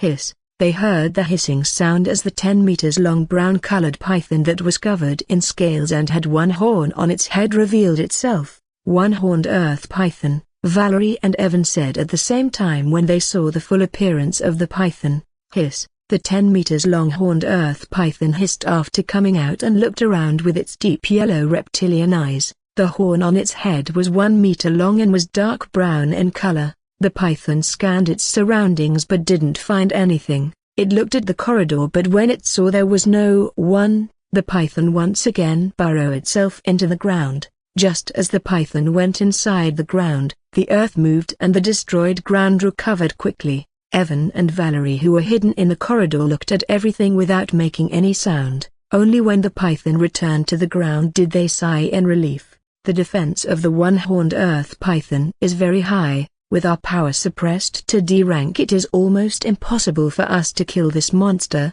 Valerie said with a frown on her face. Evan was also looking at the place where the python disappeared with a thoughtful look. Although his power was the same as before, even he knew that it will be troublesome to deal with the defense of the python. If it was any other monster whose defense is not that strong, we might had a chance to do something. But with the defense of that python and our current power, I don't think we will be able to do anything to it, Valerie said once again and thought about retreating. Evan looked at the treasures in front of him, and said after a moment, I will deal with that python." Valerie, who was thinking about going back, was stunned when she heard Evan. She looked at him and asked, "Do you have any way to kill it?" "Yes," Evan nodded his head. Hearing Evan, Valerie's eyes lit up and she quickly asked, "What method do you have to kill that python?" "There is no special method, I will just fight against it and kill it like a normal monster," Evan said while shrugging his shoulders. Valerie, who felt they had a chance of killing the monster, was taken aback by Evan's response and her face darkened a bit.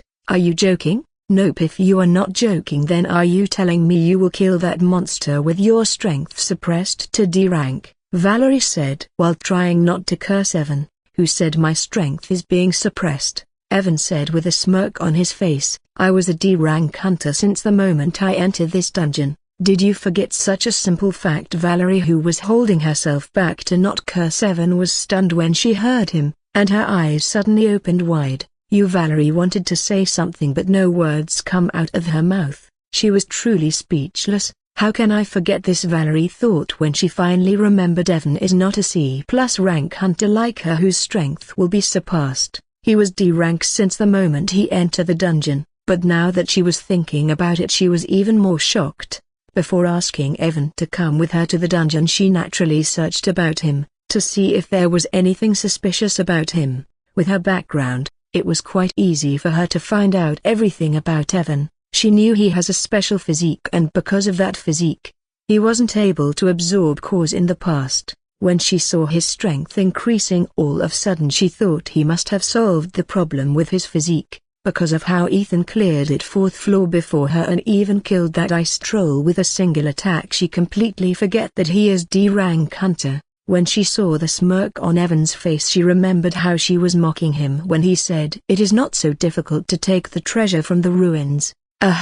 Valerie cleared her throat to hide her embarrassment and asked, "Are you sure you can deal with that monster by yourself? Although it will be slightly troublesome because of its defense, I think I can manage it." Evan nodded his head and said. Then he looked at Valerie and said with a smile, "Since I will be dealing with the python, it is natural that I will take most of the treasures, right?" Valerie's mouth twitched when she heard him, but she nodded her head and asked, "How do you want to divide?" "Don't forget, I will be the one who will be dealing with the Silver Star Guild after we leave from here."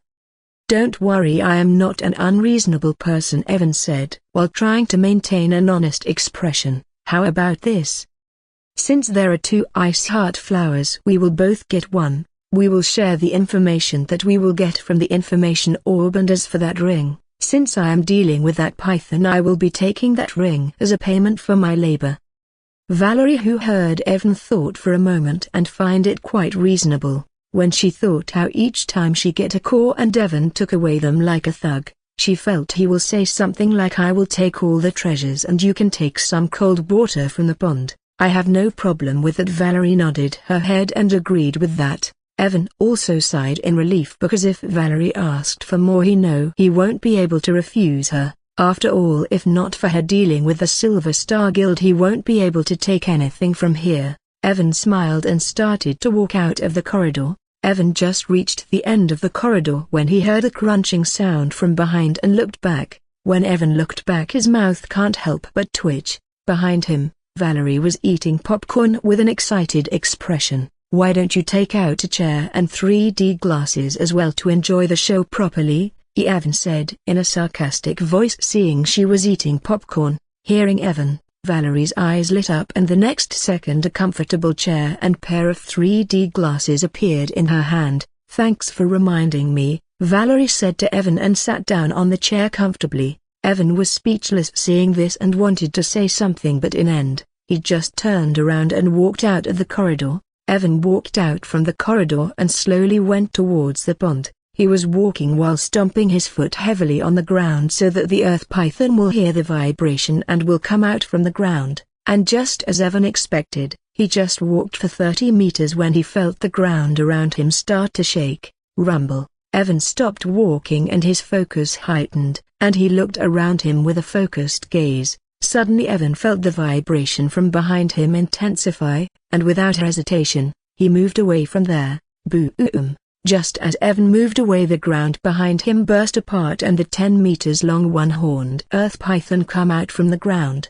Hiss! the python hissed when it saw Eva after coming out, and his deep yellow reptilian eyes shone with brown light. Evan felt the ground below his foot shaking, and all hairs on his body stood up to no end. Without waiting, he quickly used mana reinforcement and moved away from there. Swish! Just as Evan moved away, a 3 meters long earth spear shot out from the ground. After moving away this time, Evan instantly charged toward the earth python. Because the distance was not big, Evan arrived before the python in an instant. His nether steel sword glowed with light blue light, and he slashed it at the python. Clang! The sound of metal colliding against metal rang out as a deep white mark appeared on the scale of the earth python. So tough, Evan's pupils contracted when he saw this, and he can't help but exclaim, "Hiss!" The python hissed when it felt Evan's attack and tried to bite down him. When Evan saw the big mouth of the python with sharp fangs coming down toward him,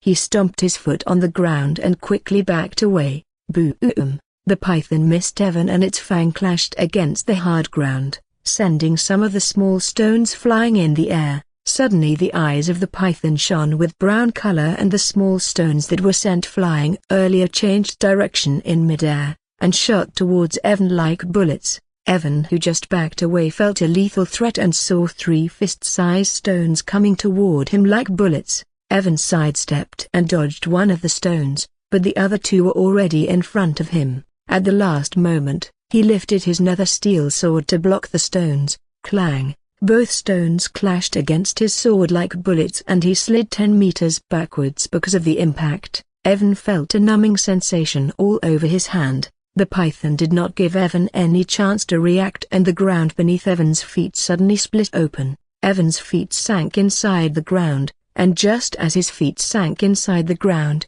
it once again closed, trapping him in the same place. After Evan was trapped, the python moved and appeared before him in an instant. Not wanting to give him any chance, the python bit down at him with its giant mouth. Evan tried to free himself, but because of how fast the python was moving, he wasn't able to free himself before the python arrived before him.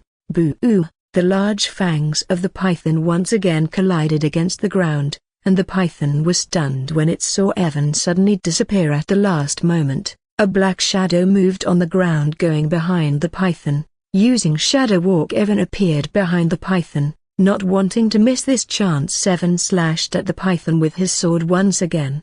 Clang! But the result was the same as the last time, and he wasn't able to cut through the scales of the python. Evan clicked his tongue in annoyance and decided to buy a better sword after leaving the dungeon. His nether steel sword is just a D rank sword, and it is not effective against a C+ rank monster who is specialized in defense. Just as Evan attacked the python, it found his location and attacked him once again. Evan felt the ground around him tremble once again, and he quickly moved away from the python. Swish! Just as he moved away, another earth spear shot out from the ground, missing him barely. After Evan moved away, he looked at the earth python with a serious face. The python also didn't continue to attack and looked at the slippery eel in front of it. Evan looked at the scales of the python and saw he wasn't able to cause any damage using his sword. There was just a white sword mark and nothing else. In the end, he took a deep breath and loosened his grip on his nether steel sword. The sword dropped to the ground, and just as it touched the ground, it was engulfed by his shadow. After putting away the sword, Evan cracked his knuckles and grinned at the python. "Since the sword is ineffective, I will just beat down you to a pulp using my fists," Evan said to the python while showing a provoking smile. Hiss! The python hissed at Evan when it saw Evan's provoking smile. The eyes of the python shone with brown color, and 3 small stones started to float beside it. With its command, all 3 of the stones shot toward Evan with frightening speed. Evan sneered and greeted the stones with 3 shadow bullets. Boo! Boom! Boom! All 3 stones exploded in midair when they clashed against the bullets. After shooting the bullet, Evan stomped on the ground and appeared before the python in an instant. After coming before the python, he clenched his fist. The air around his fist trembled because of his high strength, and without waiting he threw a punch at the python. Boom! Thunderous sound echoed out as Evan's fist clashed against the scales of the python.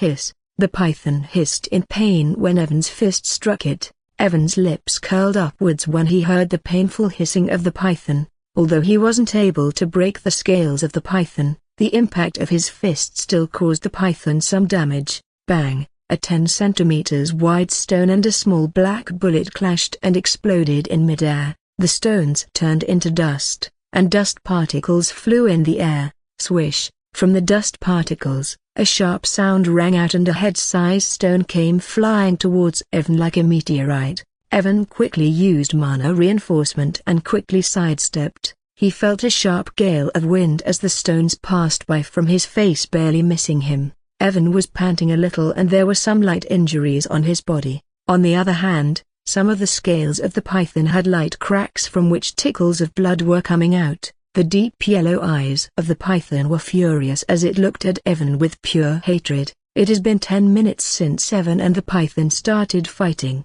After Evan stopped choosing the sword, although he wasn't able to deal any significant damage to the python, he was finally able to break past the defense of its scales and was finally able to cause some light injuries. Even though the python didn't suffer any major injury, it still made it furious that it wasn't able to do anything to Evan, who like a slippery eel ran away from it after dealing some damage. Evan didn't care about how the python was looking at him, but he was also quite frustrated. Even after attacking many times, he wasn't able to cause any significant damage to the python, and he knew if this continues, sooner or later he will run out of stamina. The scales around the horn are the weakness of the one-horned earth python, but this damned python is not giving me any chance to attack there, Evan muttered with an annoyed expression on his face. If this was any other monster, he was sure that he could have killed it easily, but the defense of this monster is just too absurd. Evan once again felt some vibration around him and quickly backed away from there.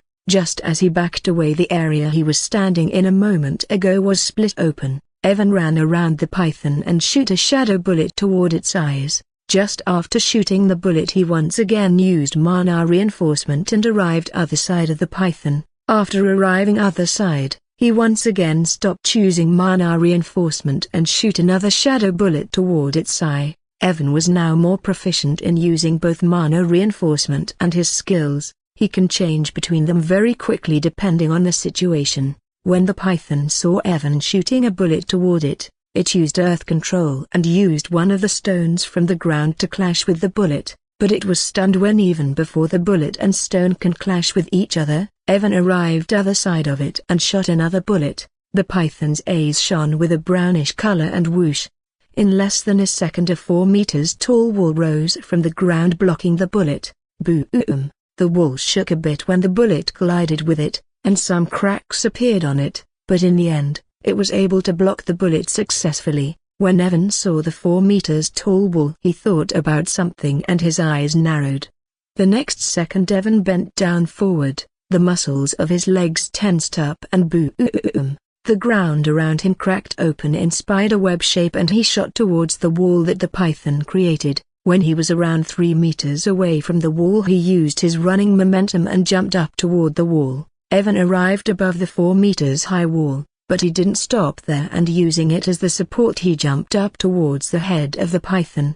Boom! The 4 meters high wall was shattered with a booming sound as small debris flew everywhere. The python saw Evan trying to jump above its head and its eyes flashed furiously. The python wanted to move away, but at this moment Evan stopped using mana reinforcement while in midair and used the skill that he got after absorbing the core on the 3rd floor. Ice chains. 2 ice chains shot out from the ground going straight toward the giant head of the python. Because the python was focused on Evan, and how suddenly ice chains shot out from the ground, the python wasn't able to avoid it, and the ice chains wrapped themselves around its mouth, halting its movement for a second. Sprit. Cough cough. Valerie, who already finished her popcorn and was in the middle of drinking cola, was so shocked that she choked on cola and spat it out. What the hell? She muttered with her eyes filled with disbelief. He even has ice type of skill. Now that she remembered Evan is just a D-rank hunter, she knew he still have to awaken his class. Without awakening class, people normally have 1 skill or sometimes 2 skills. But here she saw Evan using more than 3 skills even before he awakened his job class. Now she started to doubt whether she is a fake C+ rank hunter. How can that guy have so many skills while being only D rank? Evan knew Valerie will be doubtful after seeing him using ice chains, but he didn't care much about it. Because of the ice chains, the python wasn't able to move away when Evan jumped up toward its head. Evan landed right at the top of its head and grabbed its horn. Hiss! The python hissed in anger and the ice chains holding it broke apart. Evan didn't care about the ice chains and once again used mana reinforcement. He lifted his fist and struck it right near the horn where its scales are not as hard as other areas. Boom! Hiss! The python hissed in pain as Evan's punch landed near its horn. When Evan saw the result of his attack he raised an eyebrow because even though the scales were weak here he still wasn't able to break them. Suddenly he saw the horn on the python's head started to glow in brown color, and he felt all hairs on his body stand up to no end. Evan knew if he don't grab this chance he won't be able to deal with this python again. So, in the end he gritted his teeth and used mana reinforcement to 100%. Dear reader, you are reading Necromancer of the Shadows Chapter 98 Against the One-Horned Earth Python, Part 2. Next chapter will be updated first on this website. Come back and continue reading tomorrow, everyone. Light blue light burst forth from Evan's body as he used mana reinforcement to 100%. The light blue light condensed around his fist, and without waiting for a moment he struck his fist directly at the large head of the python. Boom! The giant head of the python was smashed to the ground as spiderweb-like cracks spread all over. The horn of the python that was glowing with brownish color stopped glowing and returned to normal.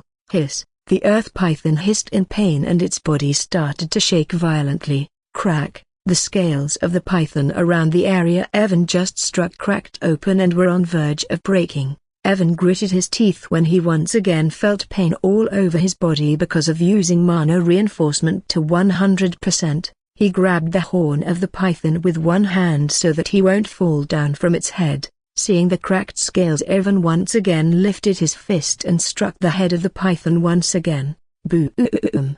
Hiss! The ground around them was caved in, and the scales of the python were completely broken. Red blood spurted out as the whole body of the earth python was shaking violently. Seeing the scales were broken Evan immediately stopped using mana reinforcement and the light blue aura around him disappeared. Evan felt the throbbing pain all over his body once again, but he gritted his teeth and ignored it. He looked at the broken scales and his eyes flashed when he saw the flesh of the python behind the broken scales. Evan extended his hand, and his nether steel sword come out from his shadow storage. He coated his sword in mana, and plunged it into the head of the python. Spurt! Hiss! Red blood spurted out as the python hissed in pain. Feeling the approaching death, a mad look appeared in the python's eyes and it tried to lift its head. When Evan felt the python was trying to lift its head, he sneered and once again used mana reinforcement to 100%. Evan ignored the pain and lifted his fist once again. Boom! Hiss! Blood flew out uncontrollably from the open wood of the python where Evan plunged his sword. Evan pulled back his sword and stopped using mana reinforcement. He lifted his sword and once again struck it on the python's head. More blood spurted out as the light in the python's eyes dimmed quite a bit. Hiss! Suddenly the python hissed in anger and two fist-sized stones flew into the air and went towards Evan like bullets. Evan didn't expect the python will still attack on him even in this condition and was caught off guard. He looked at the approaching stones and he knew he won't be able to dodge the attack, and there was no time to use shadow bullets to stop the stones. Ice chains. In the end Evan used ice chains that come out from the ground and clashed against the two stones. Boo!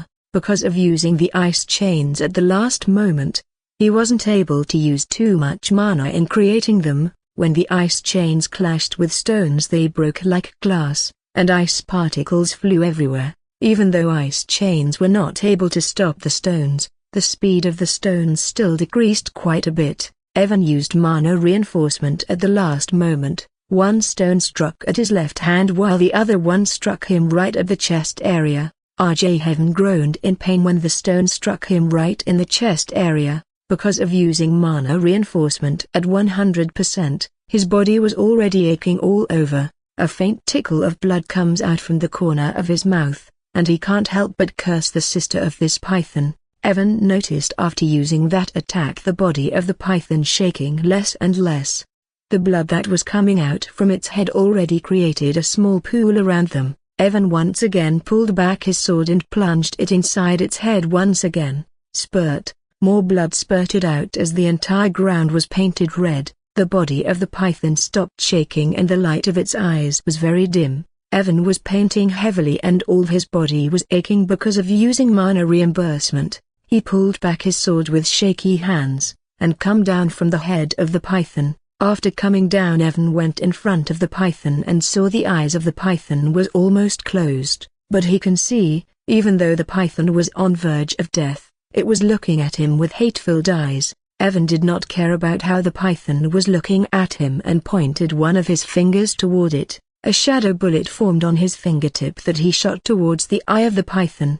Because its eye was not protected by anything, the bullet pierced through its eye and destroyed its brain in an instant. Immediately the life force of the python faded away. When Evan saw the python was finally dead, he sighed in relief and relaxed his body. Just as he relaxed his body, he felt a throbbing pain all over his body and almost dropped to the ground. Fuck, I thought I will not use mana reinforcement to 100% before making my body stronger, but I was forced to use it 2 times in this dungeon. Evan cursed and took out a healing potion. While drinking the potion, he looked at the platform in the middle of the pond and hoped the things he will get won't disappoint him. After drinking the potion, he looked back at Valerie and he almost coughed out blood when he saw she was coming towards him while drinking cola. He was not shocked because she was drinking cola. He was shocked because earlier when he asked her to give him something to throw into the pond, she said she did not bring anything useless. But seeing that stupid 3D glasses that she was wearing and the cola in her hand, he can't help but curse her. He remembered how he used his Amari food as bait and now along with his body his heart was also aching. Valerie, who just coughed out cola after seeing Evan using ice chains, wiped her mouth and sat down. After sitting down, she started to drink cola again, but just as she drank again, a light blue aura burst forth from Evan's body. PFF cough cough, what the fuck? Valerie can't help but curse, and spat out cola again after feeling how Evan's aura suddenly skyrocketed, and was even stronger than a C+ rank hunter. Her mouth opened and closed like a goldfish, but no word come out from her mouth. She wasn't even able to come out from the shock of Evan using ice chains, and now his power suddenly increased beyond C+ rank. Is this guy really a D rank hunter? Valerie thought and remember the reason why she need the ice heart flower. Even if my physique is fully awakened, I don't think I can go past C+ rank while being a D rank hunter. Valerie also has a unique physique called the Ice Reaper physique. This physique increased the power of her ice element skill and gives her a very good foundation that helps her to stabilize her cores quickly after the breakthrough. Because of this, she can advance faster than other people. Along with these things, when she uses the power of her Ice Reaper physique, her strength increased greatly and she can even fight against high-level hunters than her, just like how she used it on the 4th floor against the Yeti. When she uses it, she can almost reach the power of B rank hunter while being a C+ rank, but since her physique is not fully awakened, she receives backlash whenever she uses it. For a long time, she always thought her physique is quite amazing and can be considered a top-grade physique, but after seeing Evan, who although didn't reach B rank, but it was able to surpass the C+ rank while being only D rank, she once again received a fatal blow. I am feeling like I am a fake C+ rank hunter with a fake top-grade physique. Valerie was depressed because she don't know what to say. Boom! She heard a loud booming sound and come out of her shock. She looked at the python who was almost dead and took a deep breath. Then she looked at the can of cola and once again started to drink it. The world is very cold, only this cold cola can give her some warmth.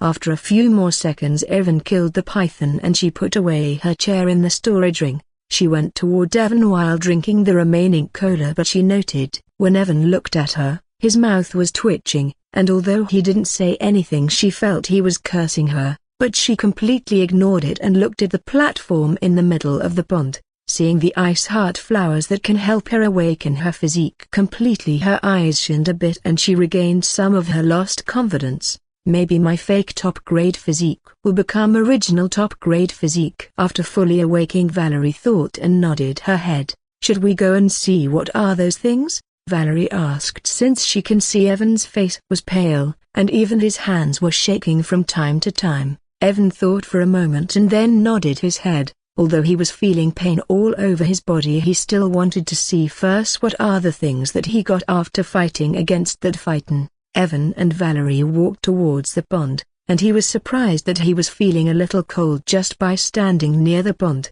With his current physical power, it was quite abnormal for him to feel cold because of cold water. He looked at the two flowers that were blooming in the pond and guessed they are the reason for this abnormally cold water. Valerie was first to walk forward, and just as she stepped on the water, a light blue mist emerged from her feet, turning cold water into ice. Evan, who was thinking he will have to swim in cold water, looked at her and gladly walked behind her. The closer they go to the platform, the more chilly the air becomes. At the halfway mark, Valerie even stopped using her power to freeze the water because it was already frozen.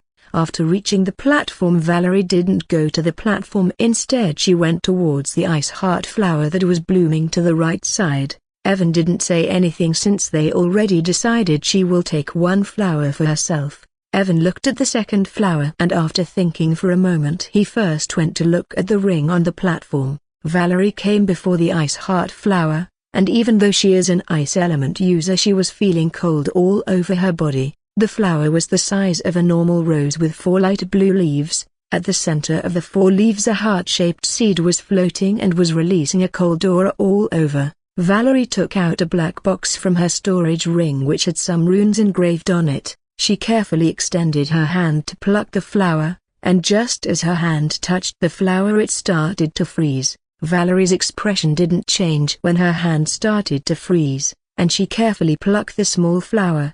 Just as the flower was plucked, it released an icy aura that made the surroundings even colder. Valerie felt her arm freezing solid, and she quickly put away the flower in the black box. Just as she put away the flower and closed the box, the icy aura disappeared and she sighed in relief. With this, I should be able to awaken my physique, Valerie thought, and looked at Evan, who was standing in front of the black ring. After climbing the platform, Evan went towards the ring that was floating and extended his hand to look at what is it. Ring of Concealment, B rank, dash. Ring of Concealment, B rank, a ring made from darkness and shadow stones. It has the passive effect of concealment on the wearer. After wearing the ring, you can hide your presence from anyone below B rank, increase the power of darkness and shadow type skills by a small margin. Once a day you can use the attached skill of the ring, full invisibility. After activating the skill, no one below B rank will be able to see you for 1 minute. Evan read the details of the ring and was surprised. After reading, he can hide his presence from anyone below B rank just after wearing the ring. With the help of this ring, I will be able to hunt the monsters in the wilderness more efficiently, Evan thought, and was very excited.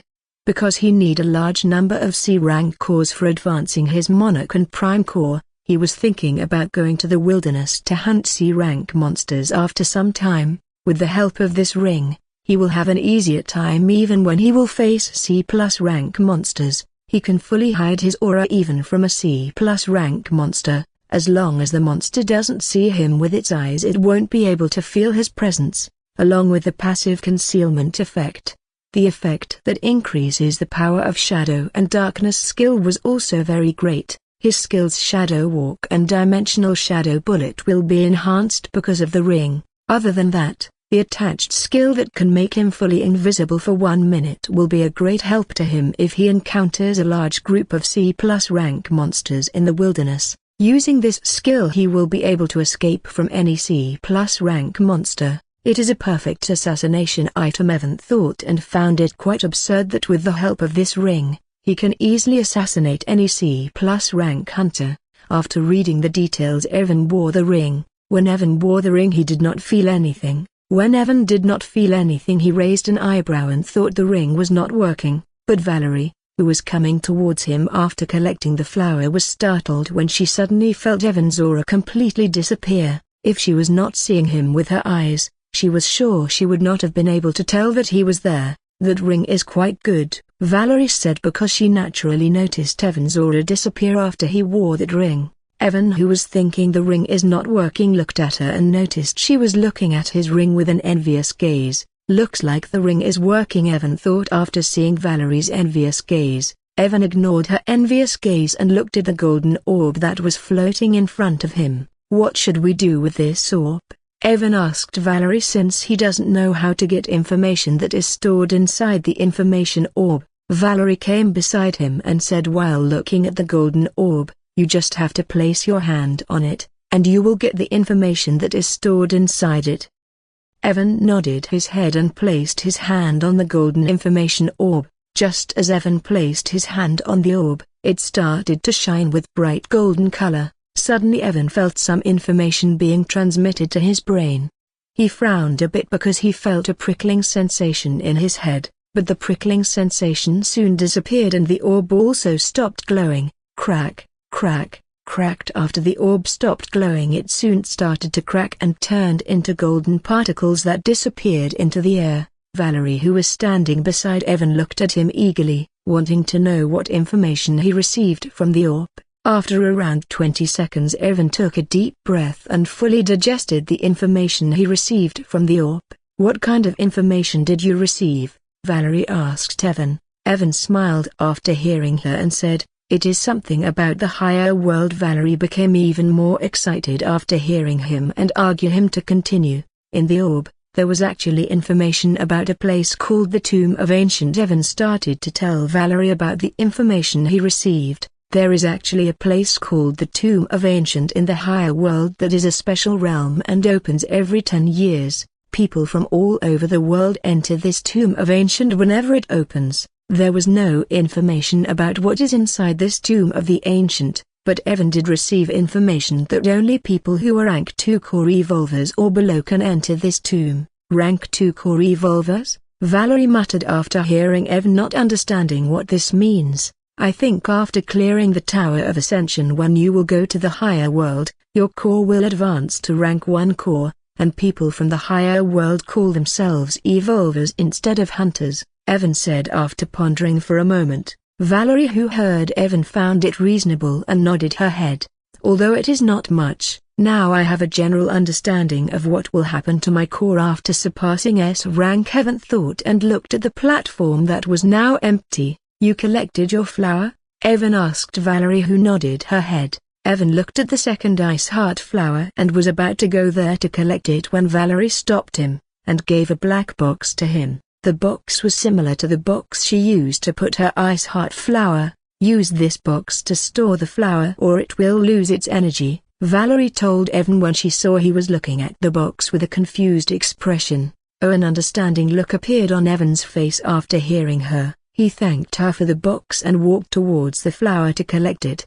When Evan came near the ice heart flower, he can't help but frown, feeling the cold energy of the flower. He extended his hand to pull the flower, but his expression changed when his hand was almost frozen. As soon as he touched the flower, he quickly pulled back his hand and can't help but curse, seeing his hand was covered in ice. He looked at Valia, who was still standing at the platform, and saw her looking at him with a smirk on her face. He immediately understood she already knew this will happen but didn't tell him in advance. "Can you collect this flower for me?" Evan asked with a twitching mouth, because he knew she has ice element and it will be easy for her to collect it.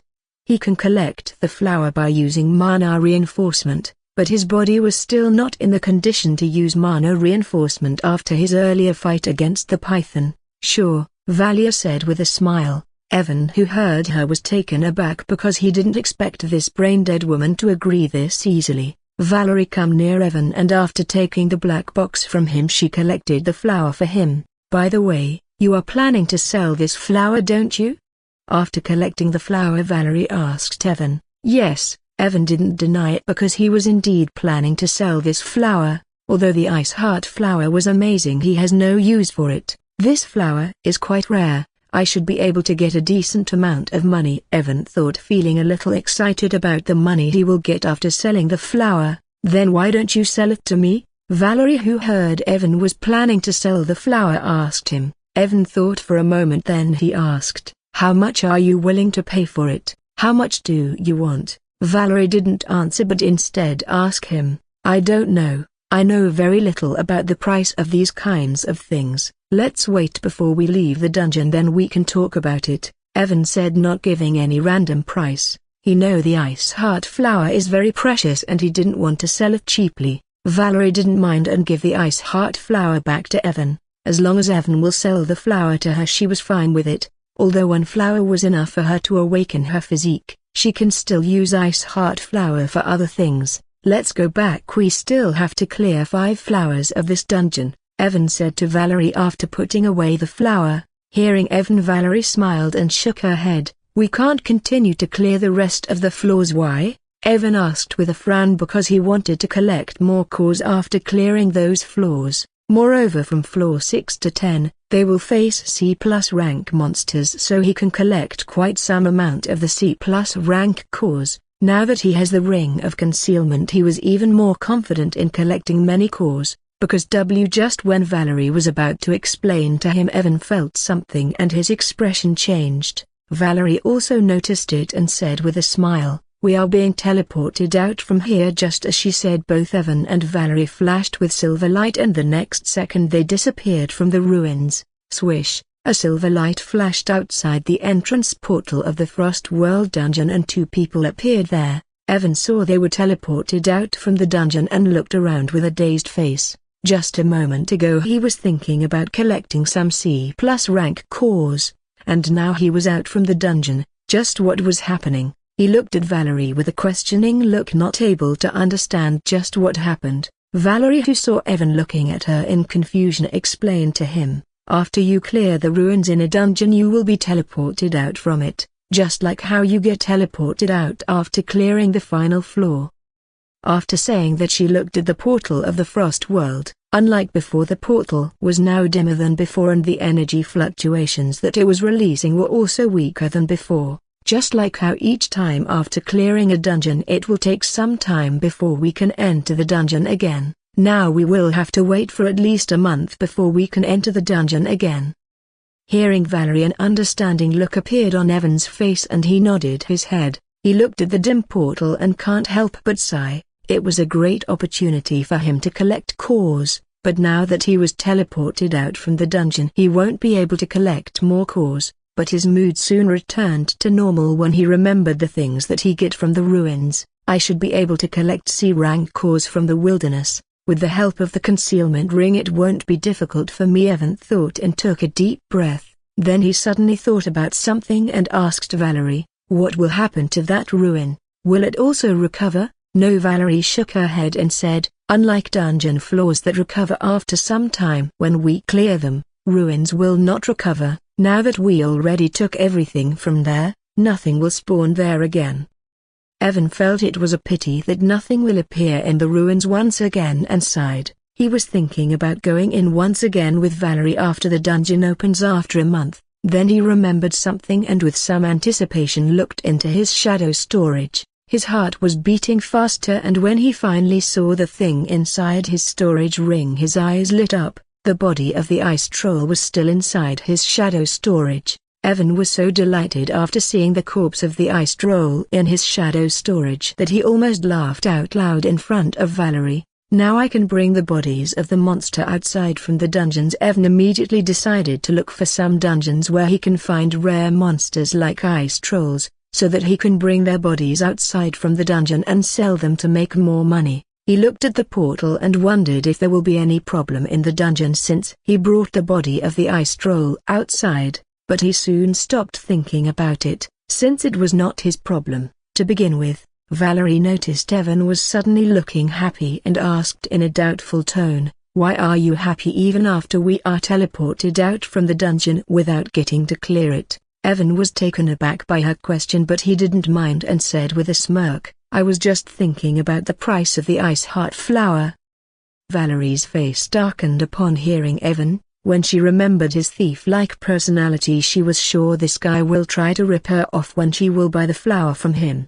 "Let's go out," Valerie said in an irritated voice and started to walk out of the portal room. Evan was happy seeing her dark face. Earlier, even though she had that stupid 3D glasses and a can of cola, she didn't give him that to use as bait. He has to use the packet of his Amari food that cost him 100 credits. Although now he has hundreds of thousands of credits, the value of 100 credits didn't decrease a bit in his heart because of it. When Evan and Valerie come out, they saw Jerry, the guard of the portal room, was actually sleeping. He was sitting on the chair and his head was placed comfortably on the desk in front of him. When Valerie saw him sleeping, an angry expression appeared on her face. Evan didn't care about sleeping Jerry and just looked at him with an amused expression. Valerie walked toward Jerry and was about to wake him up using a special method when her expression changed drastically. She quickly checked his pulse and a frown appeared on her face. When Evan saw the change in her expression, he thought something was not right and asked, "What's wrong?"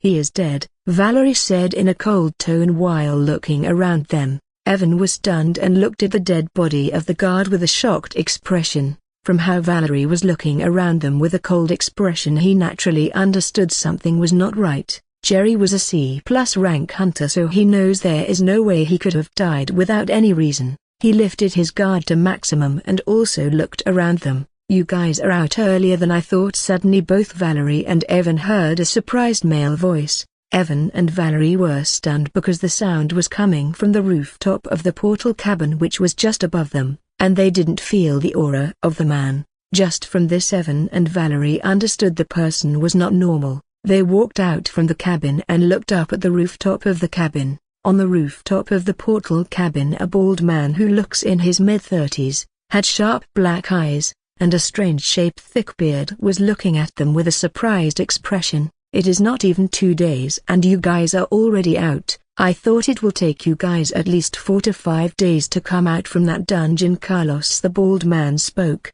The body of both Evan and Valerie tensed up when they saw the man. Just by looking at him they can feel mortal danger. Both of them were sure that the guy in front of them was at least a B rank hunter. Valerie took a deep breath to calm down her beating heart and asked, "Who are you?" Carlos smiled when he heard Valerie and jumped down from the rooftop. He landed 10 meters away from Valerie and Evan and looked at them with a calm smile on his face. "There is no need for you to know who I am. The only thing that you should know is that you are going to come with me. I hope you will not make things difficult for me," Carlos said with the same calm smile on his face. He pointed at Jerry and said, "You see, I am not someone who can hold back when I fight, so you better come with me." Obediently Valerie furrowed her eyebrows hearing Carlos and said in a cold voice, "You are someone from the Dark Guild, right?" Hearing Valerie, the face of Carlos didn't change and he still looked at them with the same calm smile on his face. He ignored Valerie and looked at Evan, who was standing beside her, and his expression changed. "D rank," Carlos spoke with a strange expression on his face. "The person you brought with you in the dungeon is actually a D rank hunter, and you guys still cleared it in less than 2 days. Carlos was shocked because he also knew what kind of dungeon Frost World is. He knew even if 2 C+ rank hunters enter here, it will still be difficult for them to clear it. But even though Evan is just a D rank hunter, they still cleared the dungeon in less than 2 days. Carlos's interest was piqued when he saw this and he made up his mind. Evan, who was standing beside Valerie, saw how the guy in front of him was looking at him with strange eyes, and his heart started to beat faster. His body was already aching all over because of using mana reinforcement earlier. He was in no condition to fight, and he was sure even if he uses mana reinforcement to 100% he won't be able to do anything to this man. "You D-rank noob." While Evan was thinking, Carlos spoke and said with a smile on his face, "Originally I thought I will kill you and bring her with me, but now I changed my mind. You are also coming with us."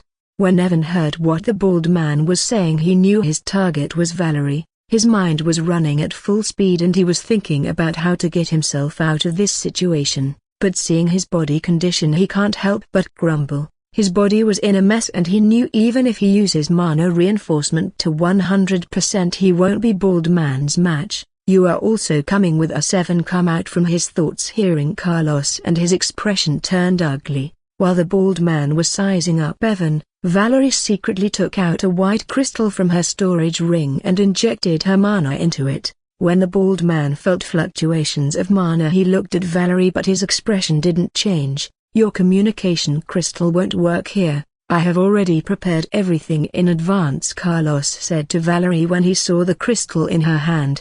Valerie, who was injecting mana into the crystal, stopped because she could feel it was not working. "So are you ready to come with me now?" Valerie didn't answer Carlos and put away the crystal in her hand. "Since you are here to capture her, is it necessary to bring me along with you?" Evan asked the bald man. "If you don't want to come with me, it is up to you, but then I will have to kill you here, so it is up to you whether you want to come with me or not," Carlos said with a smile on his face. Evan was about to say something when he suddenly felt a powerful cold aura erupt from beside him. Feeling the cold aura, Evan took a step back and looked at Valerie in shock. Currently, Valerie's aura was far higher than a C+ rank hunter and reached at B rank. Her light blue hair turned pure white and her eyes were shining with silver light.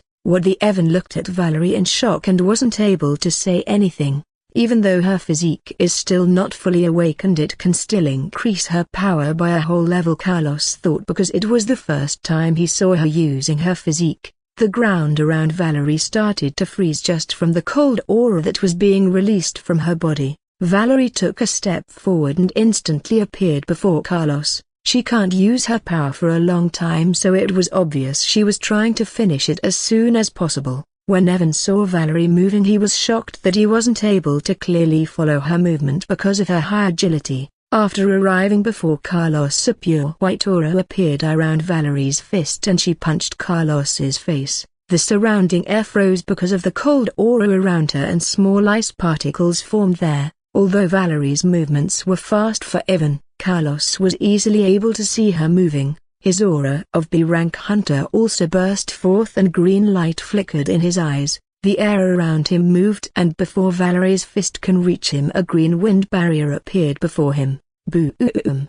With a loud booming sound, Valerie's fist clashed against the wind barrier. The ground around them broke apart and shockwaves swept all around them. Evan, who saw the shockwaves spreading, backed away from there. Tens of cracks appeared on the wind barrier after Valerie's punch, but it successfully blocked it. Swish, swish, swish. The sound of sharp wind rang out as tens of small wind bullets shot toward Valerie from all directions. Valerie's eyes shone with silver light and 5 ice chains emerged from the ground. The ice chains moved like octopus tentacles and destroyed the incoming wind bullets. Boom, boom, boom, boom. Wind bullets exploded one after another after clashing against ice chains. A blue sword appeared in Valerie's hand and she swung it at Carlos, who was standing inside the cracked wind barrier. Seeing the sword, Carlos's expression changed. When Valerie's sword came into contact with the wind barrier that was already covered in cracks, it shattered like fragile glass and the sword continued to move toward Carlos. Seeing the sword coming toward him, Carlos relapsed a war cry and punched at the sword. A thick green aura surrounded his fist as he clashed with Valerie's sword head-on. Blood spurted out as Valerie's sword cut open the green aura around Carlos's hand and clashed against him.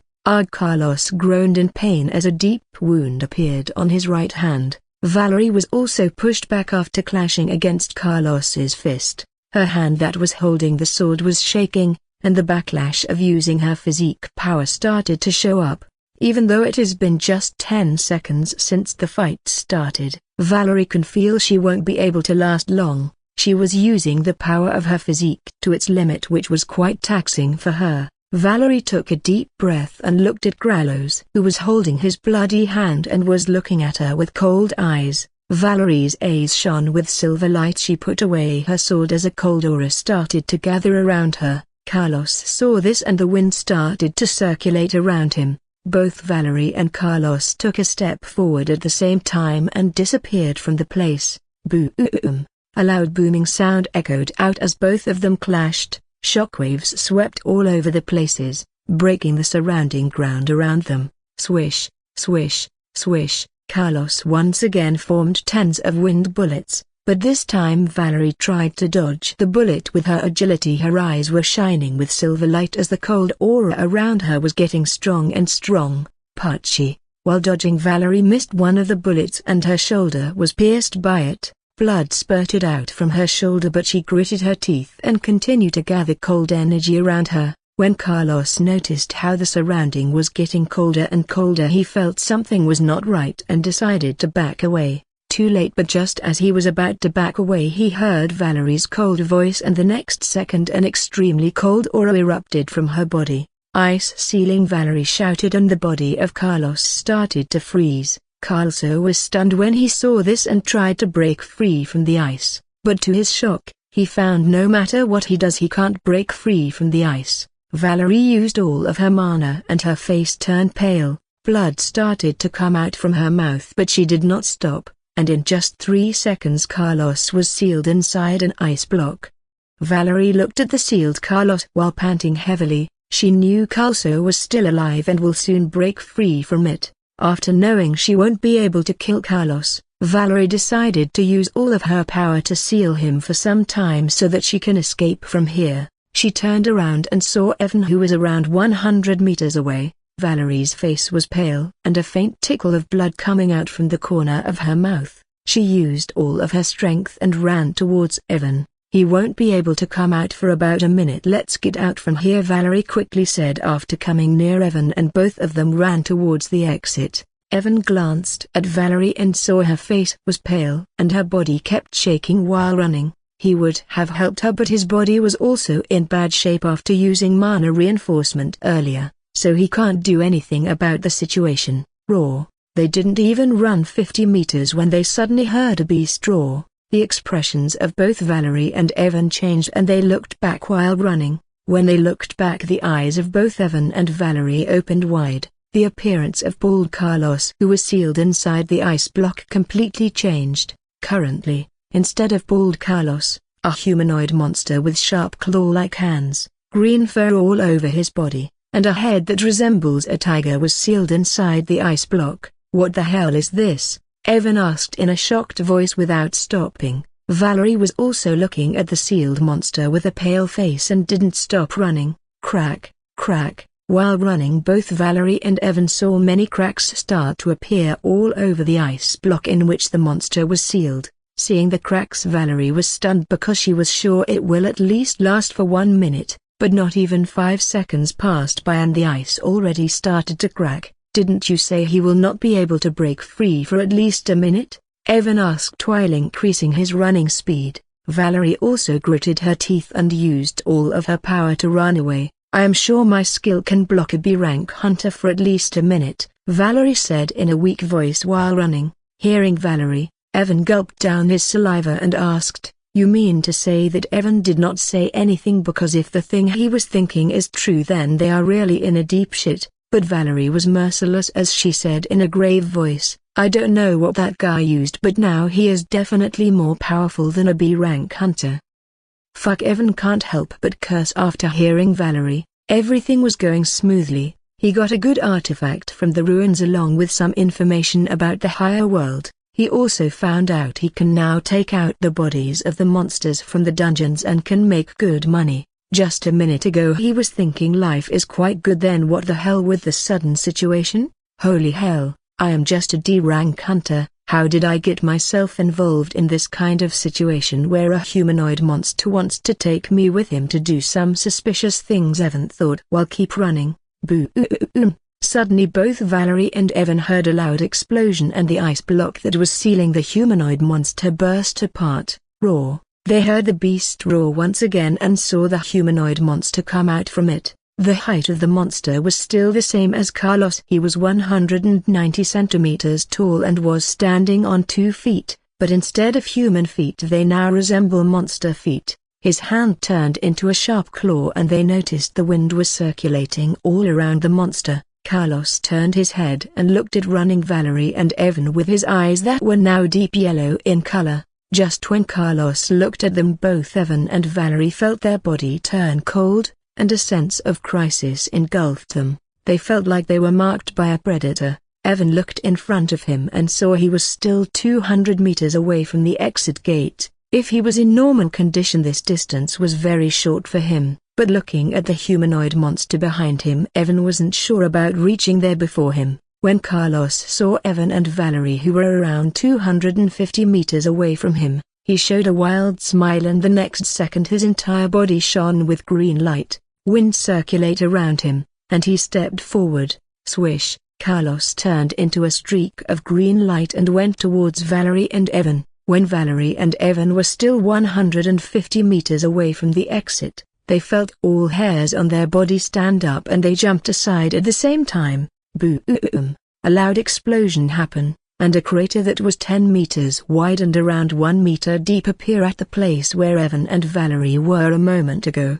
Shockwaves swept in the surrounding area and Evan and Valerie were thrown away by them. Valerie, who was already at her limit, spat out a mouthful of blood and her appearance returned to normal. Evan also groaned in pain as he was also thrown away by the shockwaves. Evan stood up with a painful expression on his face and saw Carlos, who was covered in a green aura, standing not far away from him. There was a wild smile on his face and he was looking at them with a predatory gaze. He looked at Valerie, who was still on the ground, and her face was pale. "I was thinking about bringing you back with me," Carlos said to Evan in a beastly voice, "but this bitch forced me to turn into this form. I can't control my bloodlust after turning into this form. Since I have to bring her back with me, and can't kill her, I can only satisfy my bloodlust by killing you. If you have to blame someone, blame her for forcing me to turn into this form," Carlos said, and looked at Evan with a murderous look. When Evan heard Carlos, he closed his eyes for a second and took a deep breath. When he opened his eyes once again, they were filled with resolution. He lifted his hand and the next second showed his middle finger to Carlos while saying, "Fuck off. Fuck off," Evan said to Carlos after hearing he wanted to kill him. Valerie, who was trying to stand up after blowing away by the shockwaves, was stunned and looked at Evan with a dumbfounded look. Even Carlos, who was looking at Evan with a murderous gaze, was taken aback. He thought after hearing he is going to kill him, Evan will show fear and will beg for mercy, but here instead of showing fear he is cursing him. Carlos felt after the transformation his ears is not working properly, but when he saw Evan was still showing his middle finger, he discarded this possibility. A green aura burst forth from Carlos's body, and the atmosphere around him became heavy. His eyes became cold, and he locked down his aura on Evan. Evan felt a heavy pressure around him, and it became a little difficult for him to breathe.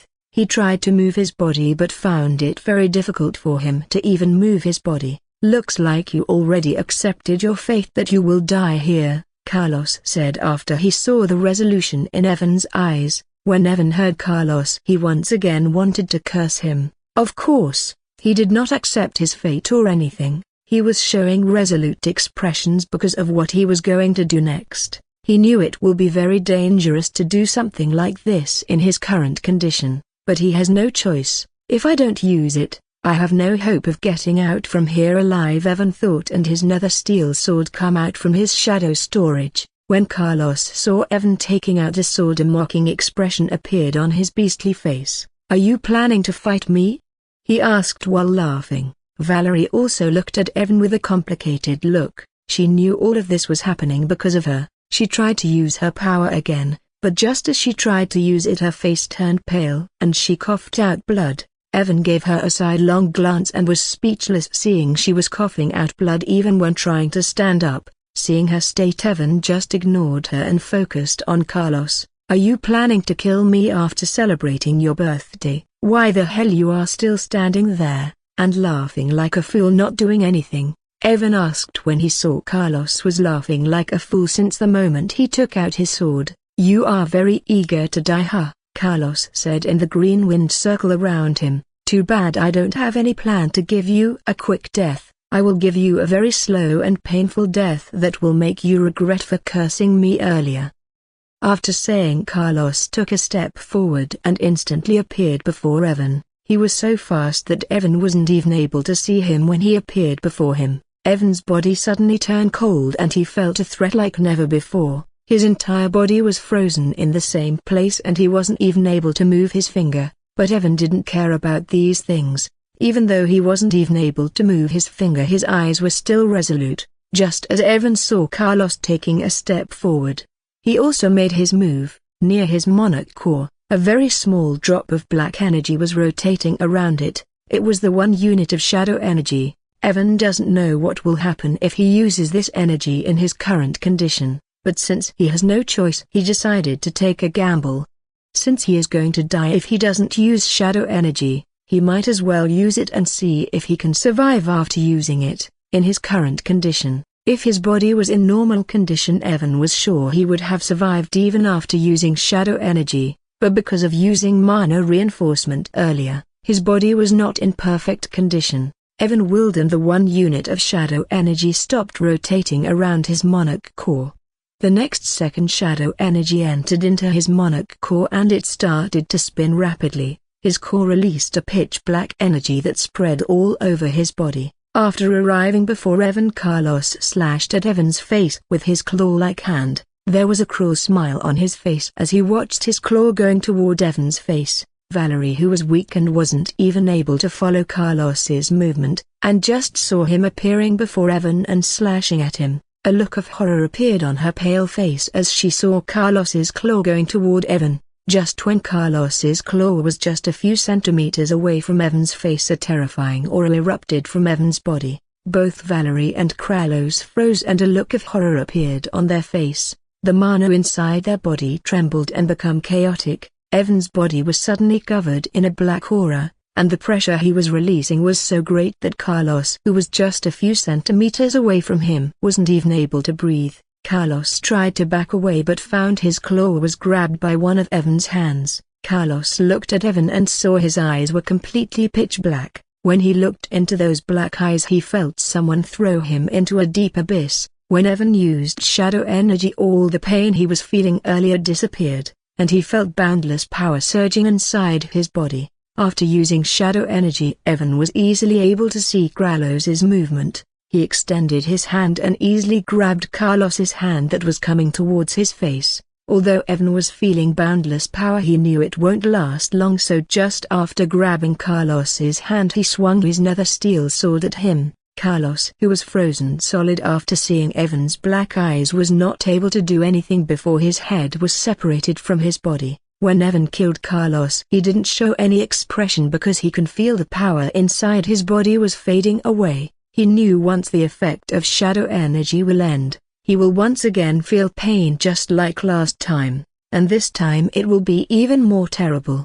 After 2 seconds the effect of shadow energy ended. This time the effect of shadow energy lasted for 2 seconds instead of 1 second like last time. Valerie was still looking at the headless body of Carlos with a shocked look on her face. The mana inside her body was still trembling after Evan used shadow energy. After she failed to stop Carlos even after using everything she got, she thought there is no chance for her and Evan to escape from Carlos. After all, after transforming he was more powerful than a B-rank hunter. Just what the hell was that thing? Valerie thought while trying to surpass her shock. She doesn't know what Evan just used, but just feeling how the mana inside her body is in complete disarray, she is sure it is not something normal.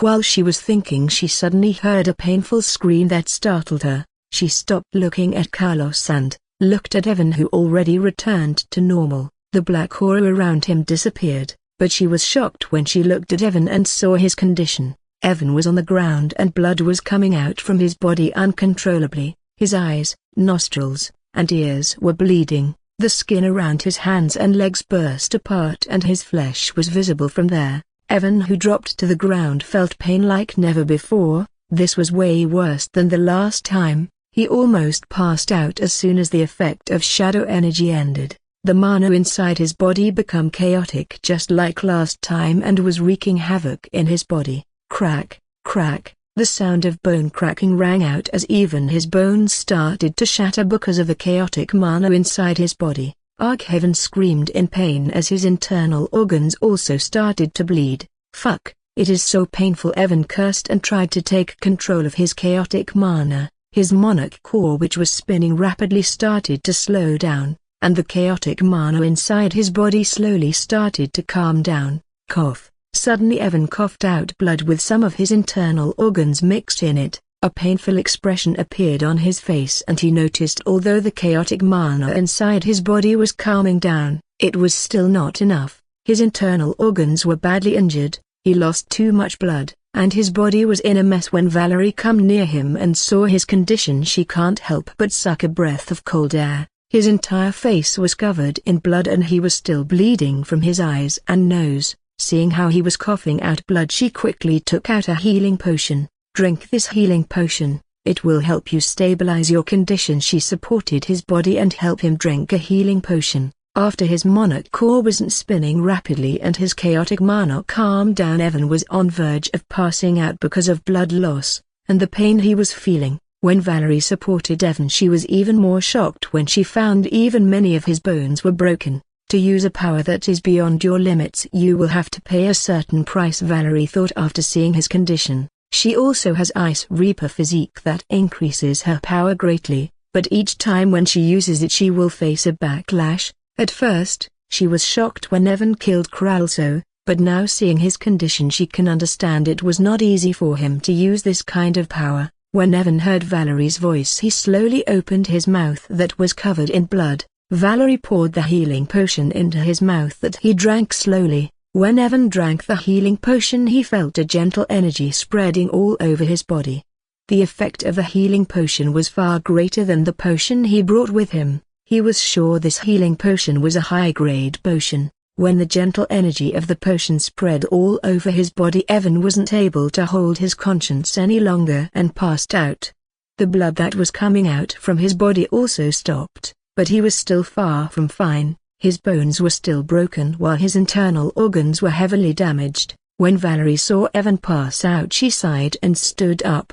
Valerie went towards the headless body of Carlos and started to search his body. From Carlos's pocket, she took out a small black orb. Taking out the orb, Valerie crushed it, and it turned into black powder. After destroying the black orb, Valerie once again took out the communication crystal that was not working earlier. She once again infused her mana into the crystal, and this time there was no interference. Soon the call was connected and a surprised male voice rang out from it. "You are already out from the Frost World dungeon. Did you get the flower? There is a situation here," Valerie said in serious voice, ignoring the question that the male asked. "What happened?" Hearing the serious voice of Valerie, the male asked. Valerie explained what happened after she came out of the dungeon. She didn't tell the male that Evan was the one who killed Carlos and instead told they used an artifact to kill Carlos. She knew it will be dangerous for Evan if other people found out. He can even kill a B+ rank hunter while being only D rank hunter, so she decided to not tell other people about it. "Those fuckers." After Valerie told him everything, the male said while gritting his teeth. After a moment he calmed down and said, "I will send someone to pick you up." "Okay," Valerie said after hearing him and cut off the communication. "Huh, where am I?" Evan muttered while looking around, but when he looked around he wasn't able to see anything. There was just darkness all around him. "What is this place?" Evan said with a raised eyebrow, because after getting his monarch core he was easily able to see in darkness, but here he wasn't able to see anything. There was nothing but darkness as far as his eyes can see. "I used the shadow energy to kill that guy, and passed out because of the backlash of using it." Evan tried to remember what happened to him. "If I remember correctly, Valerie gave me a healing potion before I passed out," Evan said, and once again looked around him with doubtful eyes. "Is that brain-dead woman brought me here?" Evan was feeling uncomfortable when he thought about it. Other than backlash, the reason he was hesitating to use shadow energy at that time was because he did not want to let anyone know about it. Although he was confident in killing Carlos after using shadow energy, he knew once he used it Valerie will also know about it. That time he thought about killing Valerie as well, but discarded that thought in the end. It was not because he felt she was innocent or something. He just met Valerie few days ago and it was natural he doesn't trust her, and was worried she will do something after seeing him using shadow energy. If was obvious, he will think about his safety first. The reason he didn't kill her was pretty simple. From his interaction with Valerie, he knew she is someone with a big background. Considering her background, he was sure there must be many people who knew he went into Frost World dungeon with her. If he killed Valerie, he knew there will be many people related to her who will come knocking at his door wanting to know what happened. Even if he tries to put all the blame on Carlos, There are many hunters who have abilities that can easily tell if he is saying the truth or not. These hunters are basically walking lie detectors. In the end, after thinking about all these things, he decided not to kill Valerie, but now seeing he was in an unknown location, he started to regret his decision. He was thinking Valerie brought him here after seeing him using his shadow energy. Fuck, is this some kind of area where they experiment on people? Evan cursed and started to walk around, but soon Evan started to feel something was wrong. Evan started to run using his full agility, and the more he ran the strange he feel about his situation. Evan stopped after running for about 30 minutes. What is this place? It is like an endless abyss, Evan muttered in an uncertain voice. Even after running for a long time, Evan wasn't able to find anything in this place. He was still surrounded by endless darkness. Is this really a place where that brain-dead woman brought me? Evan now started to feel something was wrong with this place. With his agility in 30 minutes, he ran for more than 50 kilometers. Evan doesn't think if he was captured by Valerie she will put him in a place like this. After some time Evan tried to use his skills. He first used his shadow walk skill but was shocked when he found out he wasn't able to use it. He tried to use other skills as well but nothing worked. Now he was even more certain that something was wrong. Am I dreaming? Evan said, and suddenly he felt the darkness around him start to shake. Crack, crack, cracked, like an illusory wall was cracking. Many cracks appeared in the darkness around him. Suddenly a bright white light flashed and Evan was forced to close his eyes. Thump, thump. When he closed his eyes, Evan heard the sound of marching and slowly opened his eyes. When he opened his eyes he was shocked to see what was in front of him. He was floating in midair and in front of him, an endless army was marching forward. The army was made from different kinds of beasts and people. When Evan looked around he saw titans who were hundreds of meters high. Some humans whose aura was so powerful that made him breathless just by looking at them. Some people were flying above the army with bat wings on their backs, and there were monsters like trolls, bears, tigers, and so on. The only thing that Evan found common about all of them was the fact that all of these people were looking like a solidified version of shadows. All of them were black in color and there were so many that Evan wasn't even able to guess their number. When Evan saw this he felt his throat becoming dry, and he subconsciously opened his mouth and said, "The Eternal Army." Just as Evan spoke this he was stunned and looked at the endless army in front of him with shocked look. He didn't understand why he just called this Eternal Army, but before he could understand anything else, just like before, cracks started to appear all around him, and a bright white light flashed in front of him. Evan was once again forced to close his eyes, and after a moment when he opened his eyes, he saw he was standing in a place that was covered in darkness, but unlike before when he wasn't able to see anything in the darkness, this time even though there was darkness around him he was able to see everything clearly. When Evan looked in front of him he saw a large black castle, and he was standing before the entrance of the black castle. Evan doesn't know why but he felt he saw this castle somewhere before. After seeing the castle Evan subconsciously took a step forward and entered it. Evan didn't look around the castle and continued to walk deeper into the castle.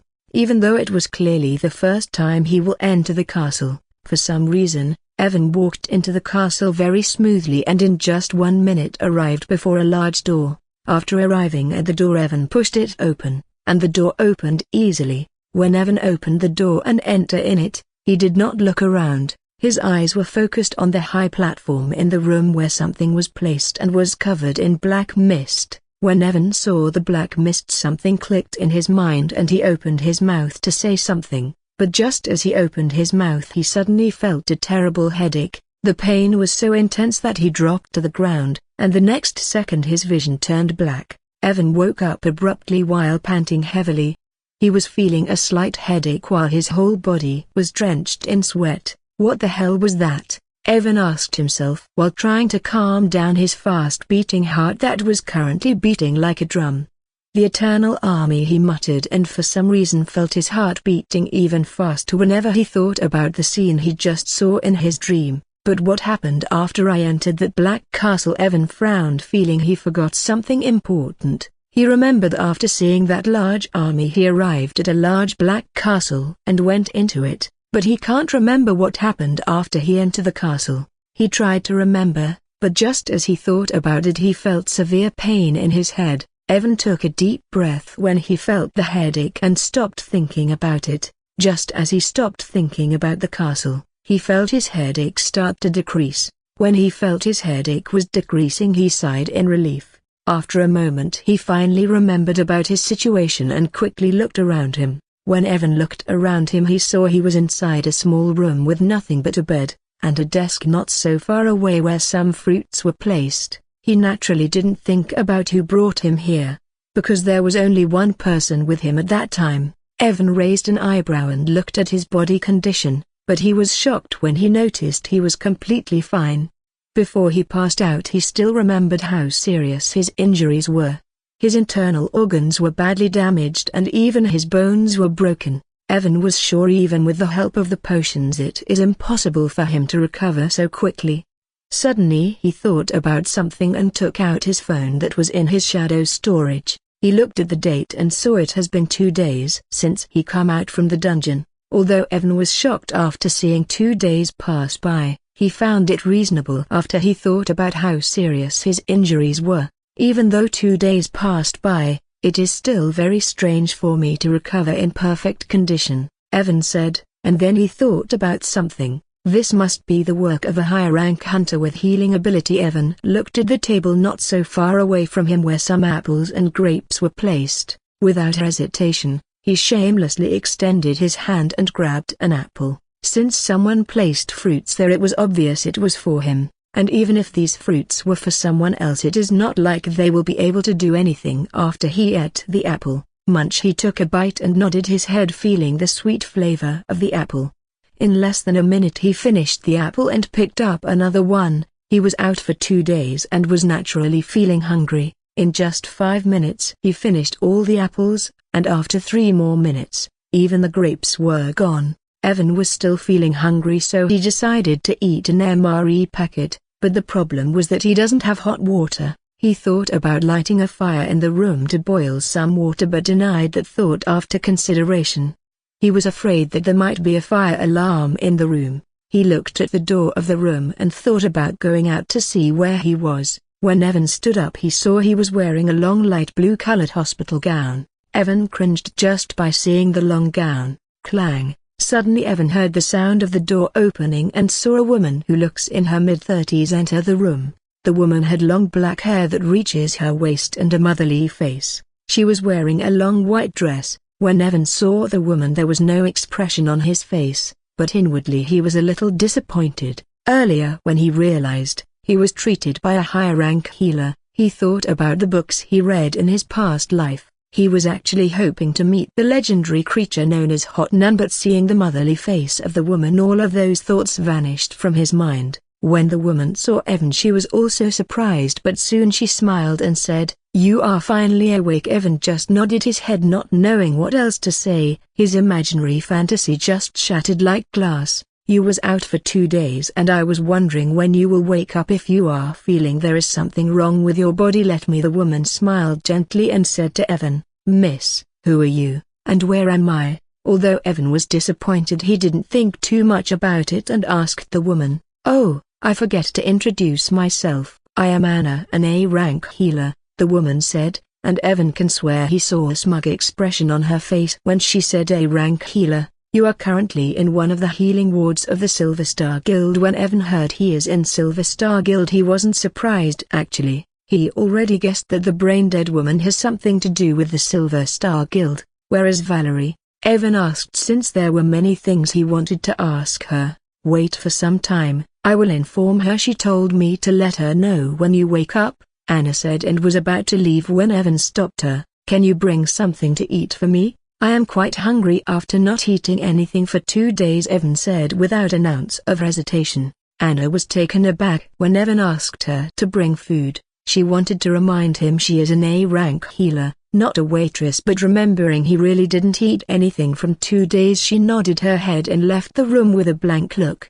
Anna came back after 5 minutes with a plate full of food. After giving the food plate to Evan and telling Valerie will be here after some time, she left him alone. Evan sat down on the bed again, and while eating thought about Carlos. Whenever he thought about the transformation of Carlos, he felt like something was wrong with him. I am feeling like it was not a skill but something else that he used to transform himself, Evan muttered while taking a bite from the meat steak. Even though he was feeling there was something wrong with Carlos currently, his main problem was something else. Dark Guild, Evan said because he still remembered Valerie called Carlos someone from the Dark Guild. Evan wanted to know more about the Dark Guild from Valerie. Even though he doesn't want to get involved in this matter, now that he killed Carlos, he knew there might be some problems for him because of this, so he wanted to get a better understanding of them so that he can prepare himself for any unexpected situation. If this Dark Guild is a big guild like Silver Star Guild, it will be very easy for them to target me since I am still pretty weak, Evan grumbled in an annoyed tone. He knew after finding Carlos is dead the people who sent him will try to investigate what happened there. Since Valerie has a big background, it is obvious they will target him to find out what happened there. I need to gather more cores quickly and get my Monarch core to C rank, Evan said with a pondering expression on his face. Unlike others, as long as he can get cores he will be able to break through without any problems. He doesn't need to stabilize his core and foundation after the breakthrough. The only thing that he needs is cores and he will be able to improve rapidly. After 5 minutes he finished the food in the plate and put it away beside the empty fruit basket. After he was done eating, Evan thought about his next plan. Along with gathering cores, he was also planning to get a skill that will improve his eyesight and can help him see things at a long distance. He was thinking about the combination of his dimensional shadow bullet, and a skill that can improve his eyesight. With a skill that can help him see things at a long distance, he can become a perfect sniper with his dimensional shadow bullet, just like how he killed the ice troll in the dungeon. He was thinking about killing high-rank monsters from a long distance. As long as the monster doesn't notice him, he was sure that even a B-rank monster won't be able to survive against the full power of the dimensional shadow bullet. If he can kill high-rank monsters this way, he will be able to get high-rank cores, and his improvement speed will be faster. There is also the practical exam of the academy. Evan rubbed his temples when he remembered about the hunter exam. Professor Zelena told him the result of the exam will determine who will represent Astrate Academy in the hunter tournament this year. Evan wanted to take part in this tournament because each year there will be a huge reward for the hunters who perform well in the tournament. From artifacts to cores, there will be many rewards for the hunters who will perform well in the tournament. If I want to take part in this tournament, I will have to perform well in the practical exam, Evan muttered and wondered what kind of practical exam the academy is preparing for them.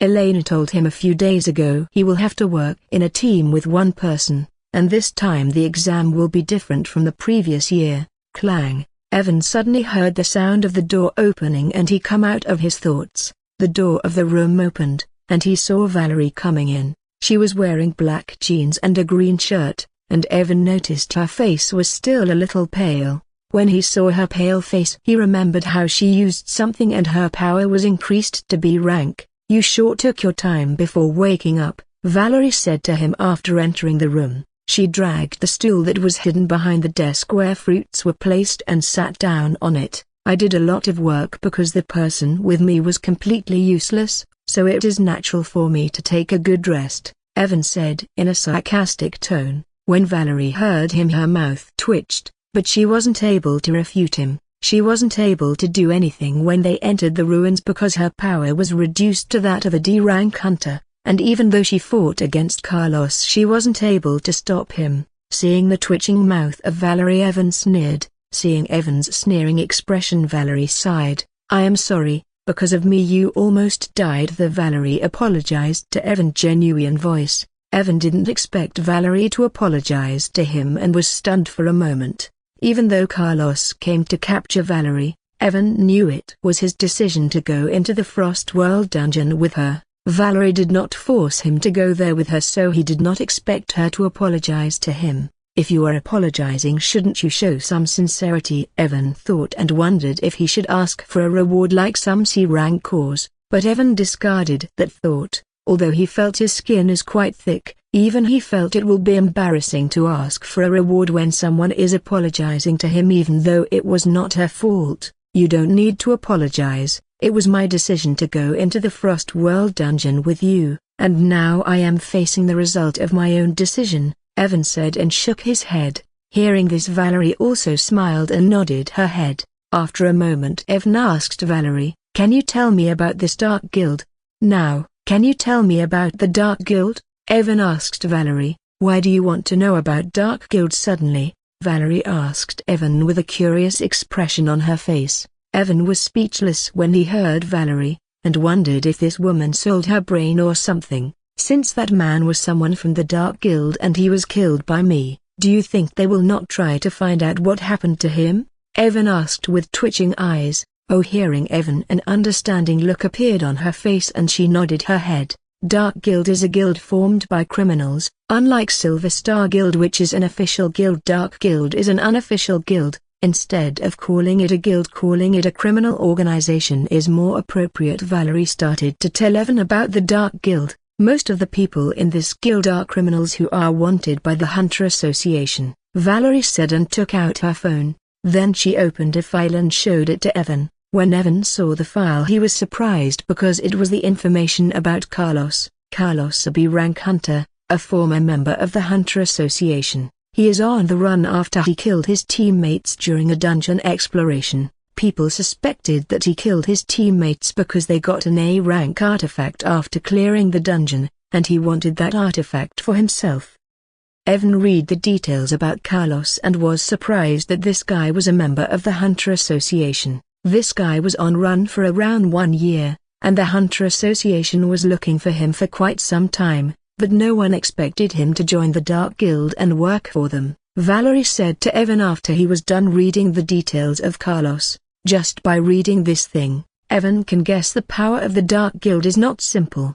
B-rank hunters are not normal because not many peoples can reach at the B rank. The majority of hunters can only reach at C rank. And since a B-rank hunter like Carlos is working for Dark Guild, it is obvious there are people who are above B rank. There is actually another thing. Valerie suddenly remembered something and said in an uncertain tone, "What is it?" Evan asked with a raised eyebrow. "You already know about recent dungeon outbreaks, right?" Valerie asked Evan, who nodded his head. "There are actually some rumors saying that this is the work of the Dark Guild. Dungeon outbreaks are their work." When Evan heard Valerie he was even more shocked. He knew even an S-rank hunter can't affect dungeons, so it was natural he was shocked. "Are you joking?" Evan asked, because if this was true then he is sure he was in deep shit.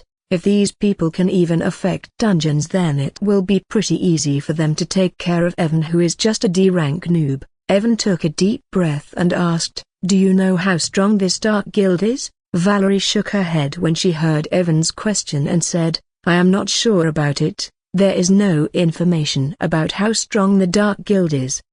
But most of the people say there are actually some S-rank hunters in the Dark Guild." Evan's mind went blank for a moment when he heard this. S-rank hunters.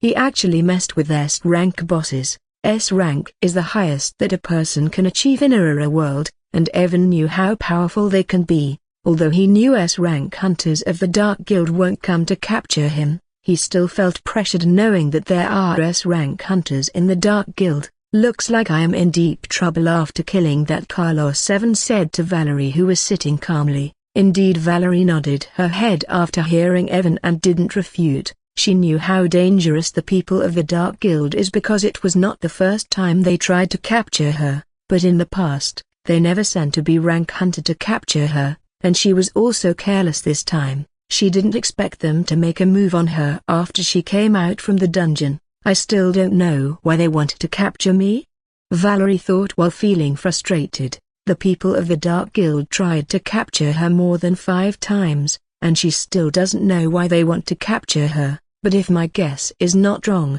they are trying to capture me because of my physique," Valerie thought, and her eyes narrowed slightly. "But how did they know about my physique? There are very few people who know about it. Looks like there is a mole who is working for the Dark Guild. I will have to tell father about this," Valerie thought and looked at Evan, who was immersed in his own thoughts. "I will have to work extra hard. and increase the rank of my cause. Evan rubbed his temples and sighed, but suddenly Evan thought about something, and he looked at Valerie. "Where is it?" Evan asked her in a serious voice. "What?" Valerie was taken aback when she heard Evan and did not understand what he was talking about. Seeing the confused face of Valerie, Evan sneered and asked, "I am talking about the storage ring of that Carlos. I am sure he must have one, since I was the one who killed him. That should belong to me, right?" Hearing Evan, an understanding look appeared on Valerie's face and she asked with a twitching mouth, "Even though I just told you how troublesome Dark Guild is, you are still thinking about Carlos's storage ring?" Evan didn't reply and just extended his hand demanding the storage ring. Valerie snorted seeing he wasn't replying and took out a storage ring from her jeans pocket, and handed it to Evan. "You didn't take anything from it?" Evan asked in a suspicious voice. "There is still Carlos's imprint on the storage ring, which means I didn't do anything to it. Without bounding it to me I can't even see what is inside," Valerie said in a flat tone after seeing how Evan was looking at her suspiciously. Only when Valerie said that Evan breathed easy and nodded his head. "At least I got something after going through all of those troubles." After taking the storage ring from Valerie, Evan didn't look at what was inside it and put it away. When Valerie saw Evan wasn't looking what is inside the ring, her eyes twitched a little. She was hoping to find some clues about the Dark Guild from that storage ring, but since Evan was the one who killed Carlos, she didn't look what was inside it. From what she understood about Evan, she was afraid that if she broke Carlos's imprint on the ring and looked into it, Evan will surely label her as a thief, and will demand compensation. "If you find something about Dark Guild, do tell me, because I am still not sure why they are targeting me," Valerie said to Evan after he put away the storage ring. "Sure." Evan nodded his head. Evan was actually quite excited after getting the storage ring. The file that Valerie just showed mentioned that Carlos killed his teammates when they entered a dungeon and got a rank artifact. After killing his teammates he ran away with that A rank artifact. Will I find that artifact in his storage ring? Evan thought and was very excited. Even if that artifact is something that he can't use, an A rank artifact can be sold for millions of credits. I might also find some B rank cores in the storage ring. Since that guy was a B rank hunter, when Evan thought about it he was even more eager to see what was in the storage ring. He was thinking about going back to the academy, but before going back there was still one thing that he wanted to ask. "By the way, did you find out how Carlos turned into that humanoid monster? Was it a skill or something else?" Evan asked curiously because he was feeling there was something strange about Carlos's transformation. "The people of Silver Star Guild are actually looking into it," Valerie said after hearing Evan. "Till now they are not sure how Carlos transformed into that monster, but most of the people who are researching on his body actually said his transformation is not related to a skill. It is something else, like his entire body was modified by something. They are still not sure what is the real reason, but they are suspecting that it is actually the work of an artifact or a newly developed potion," Valerie said and paused for a moment. After seeing Evan was listing, she continued. "But all these are still their speculation. They are still not sure if this is the work of an artifact or a potion." The most confusing thing about this matter is that even though it has already been 2 days since Carlos died, his body still remained the same. He didn't return to his human form. If it was the work of skill, he should have returned to normal after he was killed, since skills will not stay activated after the caster dies, and even the effect of an artifact and potion should not last this long. So although they are sure it is not a skill, and should be work of an artifact or a potion, it is still just a speculation, and they need more time to confirm things. "As I felt, his transformation is not related to a skill," Evan thought after hearing Valerie. When Evan saw Carlos's transformation 2 days ago, he already felt something was wrong with him. These people of the Dark Guild are really not normal. Evan once again sighed and shook his head. "Are you going back to the academy?" Valerie asked Evan after telling him about Carlos. "Yes, now that I am recovered there is no point in staying here." Evan nodded his head. "I am also going back to the academy. I will give you a ride in my car," Valerie said after hearing Evan. When Evan remembered the pink car of Valerie, his mouth can't help but twitch. "Don't you want to stay here and rest for a few more days?" I can see you are still not recovered. I can go back by myself, Evan said, because if possible he doesn't want to go back to the academy in that weird-looking pink car. Don't worry about me, I am fine, just wait for some time. I have to take care of something here, then we can leave, Valerie said and stood up. I am not worried about you, woman. I am worried about being laughed by people after they see me in that weird car. Evan thought and looked at Valerie blankly, who left the room. Evan sat there with a dazed look for a moment, but then his eyes lit up. He looked at the concealment ring on his finger and nodded his head. I will use the invisibility skill of the concealment ring after arriving in the academy. Since most of the students are not above C rank, they will not be able to see me when I will leave the car, Evan said and laughed. He didn't expect that this B rank artifact will come in handy so soon. Evan looked at his clothes and saw he was wearing a light blue hospital gown. His face once again cringed, and he took out some clothes from his shadow storage. When he went to the dungeon, he brought some extra clothes with him. It is quite common that your clothes will get stained with monster blood during the fighting, or will be torn, so most people always bring extra clothes whenever they go into a dungeon.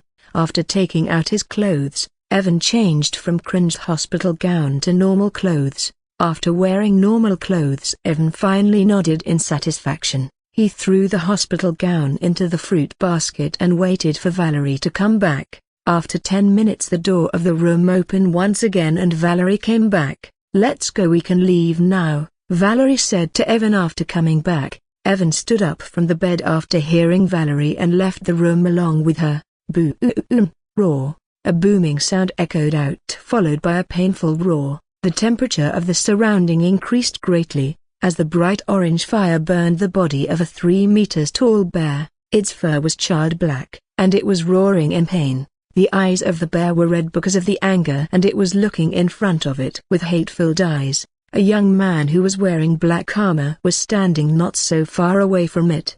The expressions of the man were indifferent even though the bear was looking at him with anger. The man waved his hand and 3 football-sized fireballs formed around him. He waved his hand and all 3 fireballs shot toward the bear. Boo!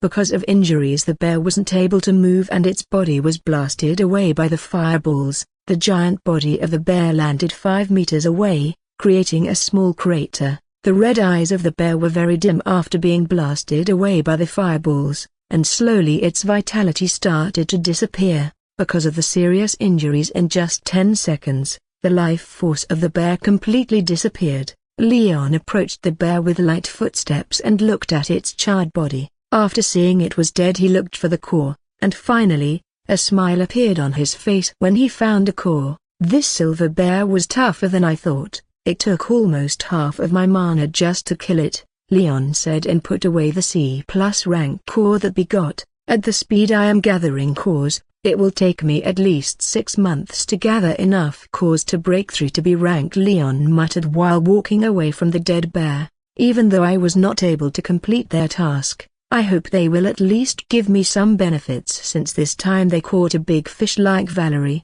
Leon said in a voice filled with expectations. He knew the Dark Guild is trying to capture Valerie for quite some time, but wasn't able to capture her. This time he knew a B rank hunter is coming to capture Valerie because he was the one who informed them. He told them when Valerie left the academy with Evan and even provided some information about him. There was not much he told them about Evan, and just said he is a normal hunter without any background, and his power should be around C rank. Although he wasn't expecting anything huge, he was still hoping to get something that will help him improve himself. He joined Dark Guild recently but still wasn't able to complete any of their mission. His first mission was actually to bring Valerie outside of the city. At that time he told Valerie that he found a monster den that is full of many C-rank monsters and asked her if she wants to go with him to hunt them. Unfortunately for him, because Valerie was already cautious about Dark Guild, she refused his offer of going out from the city.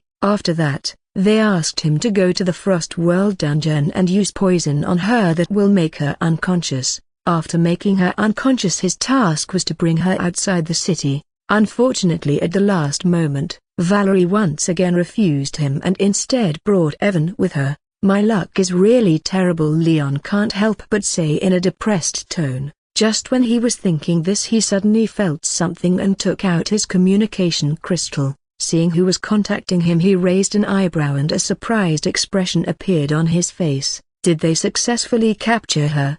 And now contacting me to tell me about my reward, Leon said in an excited tone and accepted the call. Hello, Leon said in an excited voice. Did we succeed this time? Carlos is dead. A cold male voice sounded from the other end and the excited smile on Leon's face stiffened. Dead? Question marks appeared all around Leon and he wasn't able to process that sentence, but when he processed that sentence, his earlier smile completely disappeared, and a gloomy look appeared on his face. He wasn't able to capture her, which means there is no reward, Leon thought, and become depressed. He was just thinking about getting something good this time.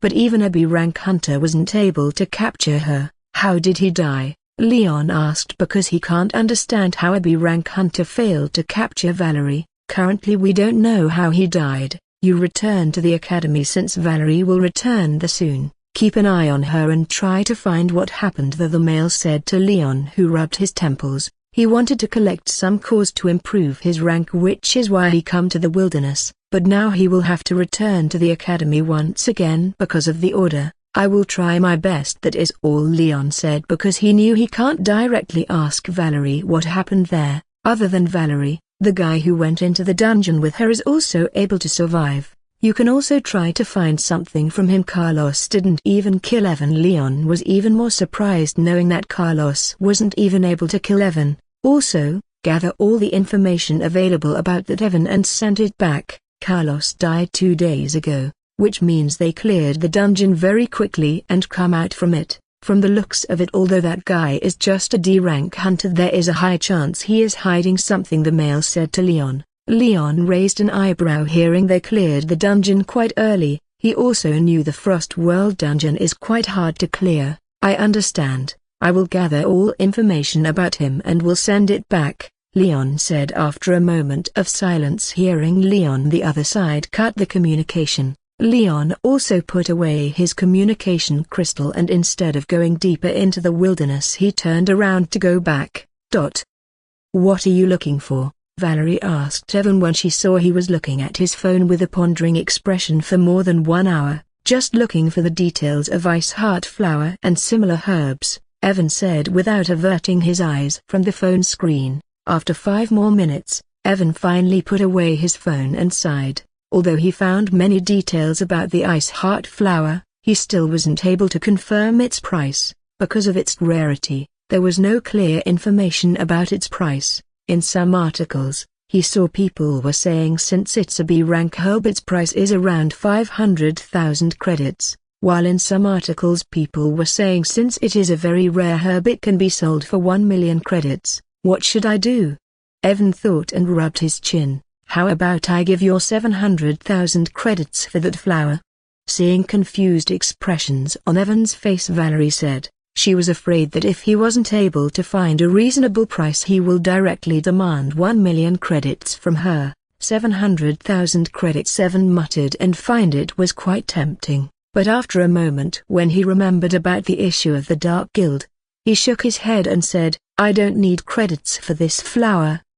You don't need credits? Valerie asked with a raised eyebrow. Yes, just give me 8 C-rank cores and it will be your, Evan said, because improving his strength was the top priority for him now. He needs money so that he can buy more resources for himself, but buying cores that are above D rank is quite hard. Very few people sell C rank and above cores, because people who can hunt C rank monsters most of the time use those cores for themselves. Only a minority of people sell cores above C rank, and whenever these cores come for sale they will be sold out immediately. If Evan asks for money he knew it will be difficult for him to buy cores from the market. Knowing Valerie has a good background he was sure she can get C rank cores quite easily if she wants. Even if you want C rank cores you should know the price of C rank cores is around 100,000 credits, and not many people sell them. Since I told you I will give you 700,000 credits, shouldn't you ask for 7 cores instead of 8? Valerie said with a furrowed eyebrow.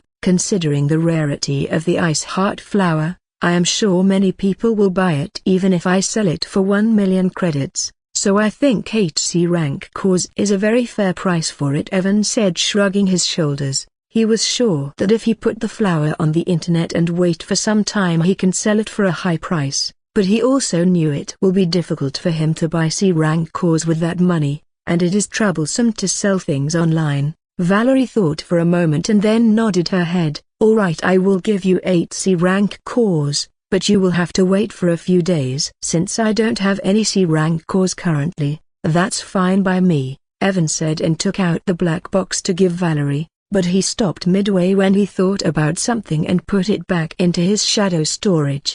Valerie, who thought Evan took out the box to give her, was taken aback when Evan put it away. Why did put it away after taking it out? I just remembered you are being targeted by the Dark Guild. If I give you this flower and the next day you got kidnapped by them, wouldn't it will be a huge loss for me? So I will give it to you after you have enough cores, Evan said in a serious voice. Black lines appeared on Valerie's forehead when she heard Evan, and for some reason, she wanted to throw him out of the car. Why do I feel like you want them to successfully kidnap me? Valerie asked while trying to not curse him. Of course, I don't want this. Evan immediately said in a serious voice, at least not before you buy this flower from me. The speed at which Valerie was driving suddenly increased. It was quite clear that she was venting out on the poor accelerator. Seeing she was annoyed, Evan did not say anything else, and sat there quietly, but after 30 minutes of silence, Evan thought about something and asked, by the way, do you know what we will have to do in this year's practical exam? He thought maybe since she is a C+ rank hunter and president of the class she might know something, but he was disappointed when Valerie shook her head and said she also don't know what will happen in the practical exam this year.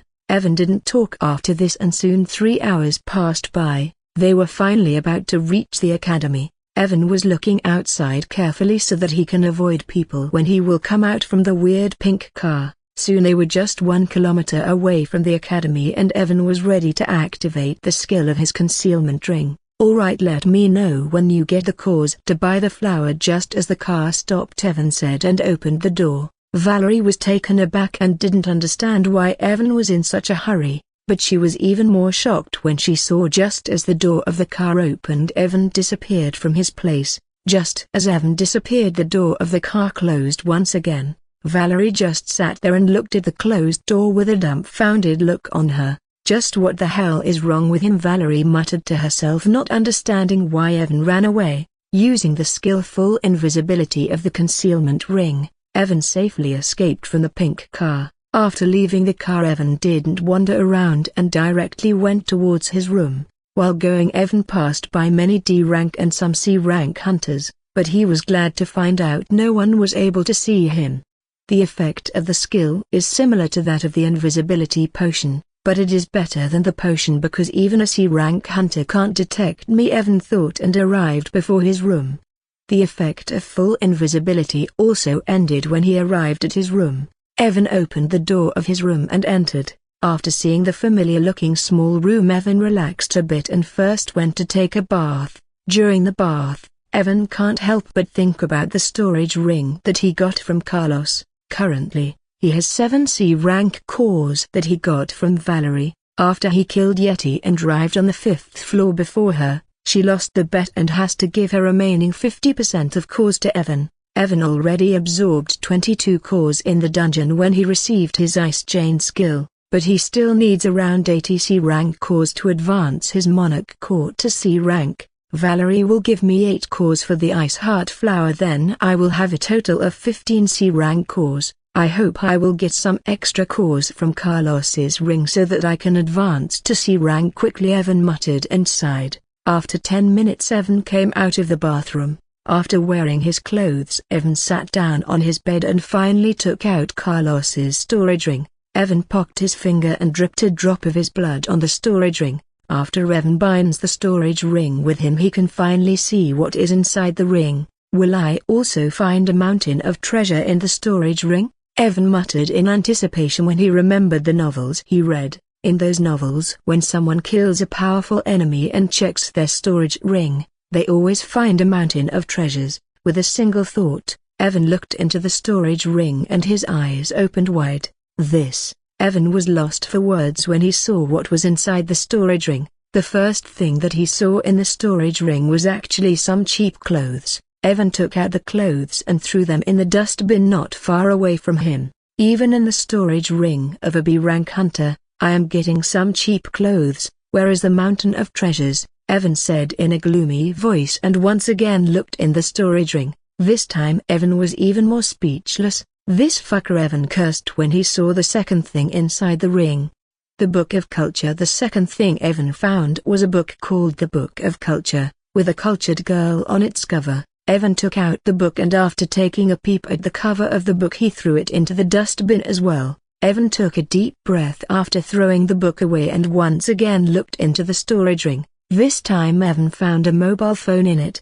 He took the phone and tried to unlock it. Unfortunately, he found the phone was locked. I will give it to Valerie, she might be able to find something from it, Evan said and put away the phone. Evan once again looked into the storage ring and his eyes shone when he saw a sword in the storage ring. Evan quickly took out the sword and looked at it. The sword was light green in color and had many small runes engraved on it. Evan looked at the details of the sword and his eyes opened wide. Wind Fury, B rank. A sword that improves the power of your sword attack by 200%. While using the sword you can control the wind element to some extent, to improve the sharpness of your attack. 3 times a day you can use the attached skill of the sword Wind Blades.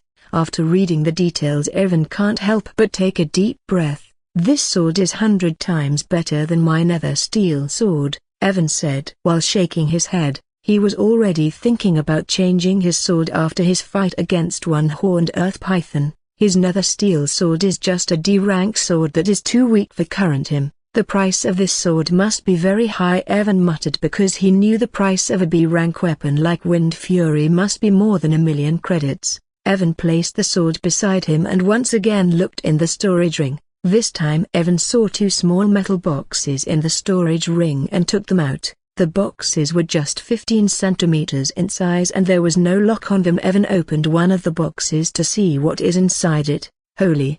When Evan opened the box and saw what was in them he was first stunned, but soon a happy smile appeared on his face. Cores, Evan said and looked at their ranks.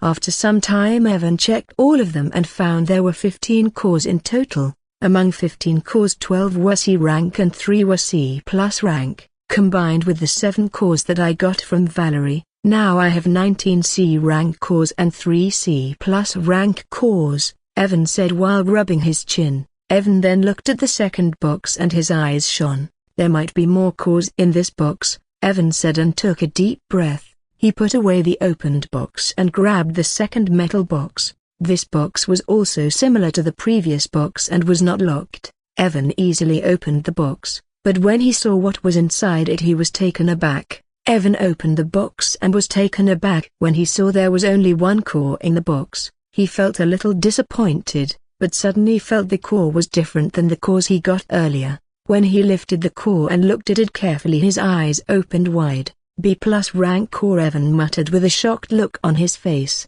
C+ rank core has energy that is comparable to 2 C rank cores, while a B rank core has energy comparable to 3 C+ rank cores, and a B+ rank core has energy comparable to 2 B rank cores. If Evan converts the energy of this B+ rank core it is comparable to 12 C rank cores. In total, he got 12 C rank cores, 3 C+ rank cores, and 1 B+ rank core from these 2 boxes. All of these cores are comparable to 30 C rank cores. Evan already had 7 cores that he got from Valerie. I absorbed 22 cores in the dungeon. If I absorbed all of these cores I will need around 50 more cores to evolve my Monarch core, Evan thought and can't help but smile. He didn't absorb the core but put away the boxes in his shadow storage ring. He was thinking about absorbing them after Valerie gave him 8 more cores for his Ice Heart Flower. After putting away those boxes Evan once again looked in the storage ring. Evan found some healing potions that were better than the one he has. He happily took out those potions and put them away in his shadow storage. Other than healing potions he found some mana recovery potions, strength-enhancing potions, agility-enhancing potions, and stamina recovery potions. Evan didn't buy these potions previously when he went to the dungeon, because although he had around 500,000, these potions are very expensive. Even a low-grade strength and agility-enhancing potion cost around 80,000 credits. Evan found 3 strength-enhancing, and 2 agility-enhancing potions. Along with them, there were 10 stamina recovery potions that cost 10,000 credits per potion, and Evan bought 5 stamina recovery potions before he went to the dungeon.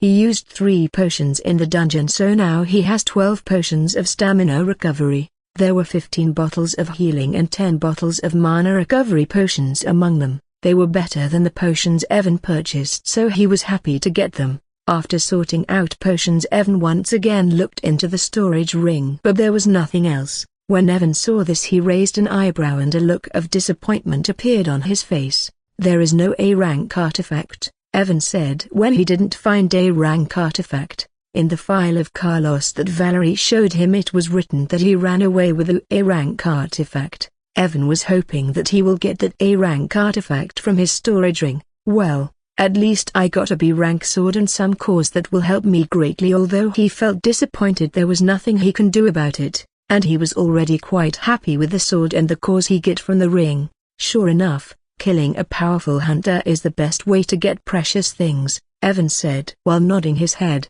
Just as Evan was about to put away the storage ring, he saw a very small bottle in the storage ring. The bottle was just 5 centimeters big, so Evan didn't notice it earlier. "Is this another potion bottle?" Evan said and took out the bottle. The bottle was not transparent like other potion bottles, so he wasn't able to see what was in it. Ethan tried to look at its details.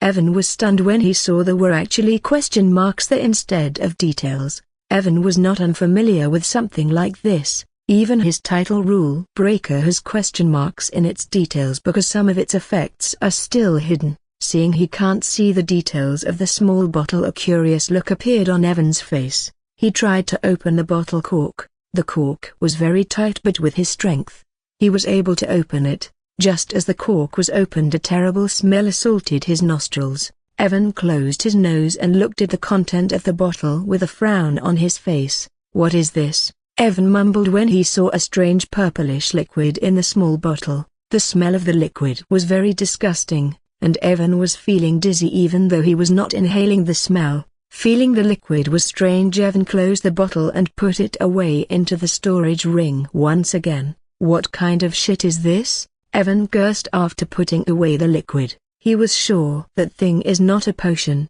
because he can't think anyone drinking this kind of shit. Even after he put away that bottle, he was feeling sick because of the smell. Evan left his room and went out because he was feeling quite strange there. "Is this some kind of smelly liquid that they use to torture people?" Evan said after coming out. He took some deep breaths to forget about that smell. "I will give this liquid to Valerie along with that phone. She might be able to find something about it," Evan thought while rubbing his chin. "If this black thing turns out to be something good, I might be able to get something good in return from her." After deciding this, Evan looked back at his room.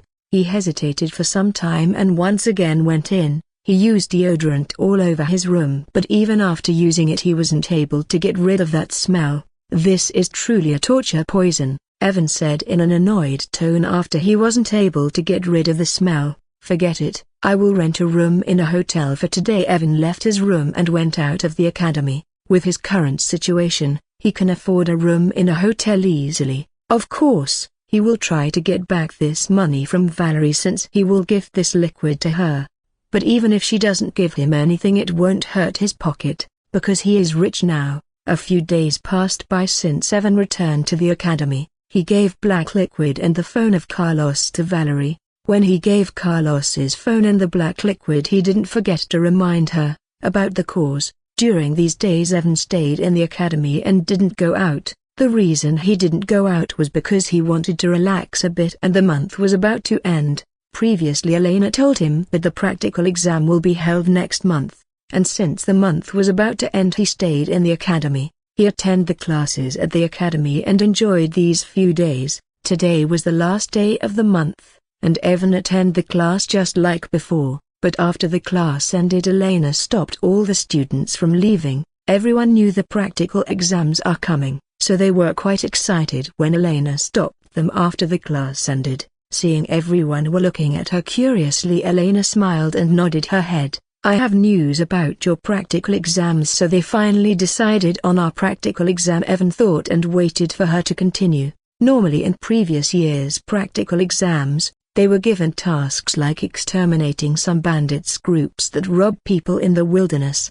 clearing a dungeon, killing some corrupt people of the city that are abusing their authorities, or killing all the monsters in a certain area. I hope it will be something like exterminating a group of the bandit. I can get their loot after killing them. Evan thought with some anticipation. He still remembered how he got a big loot from the bandit group that tried to kill him during his first mission. This time you will have to work in a team of 2 in the exam. Elena spoke, and the eyes of Evan twitched. This time your exam is completely different than before. This time your practical exam will be held using VRs, Elena said, and looked at the expressions of the students. Most of the students were confused while some visibly sighed in relief, because although you receive your task according to your strength, there is still a chance of dying during practical exams. While some were confused and some were happy, Evan was petrified. His dream of killing bandits and looting them has gone to waste. He was actually thinking that even if they don't get a task like killing bandits,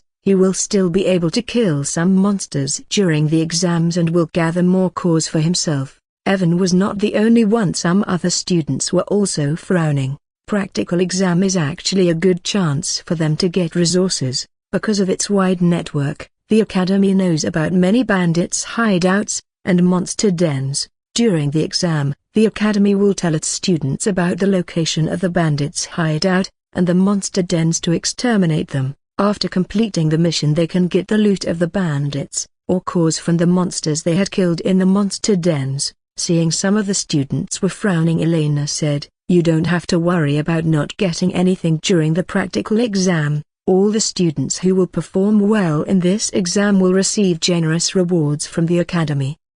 I can't tell you guys about the reward currently, but trust me, you will not be disappointed by them."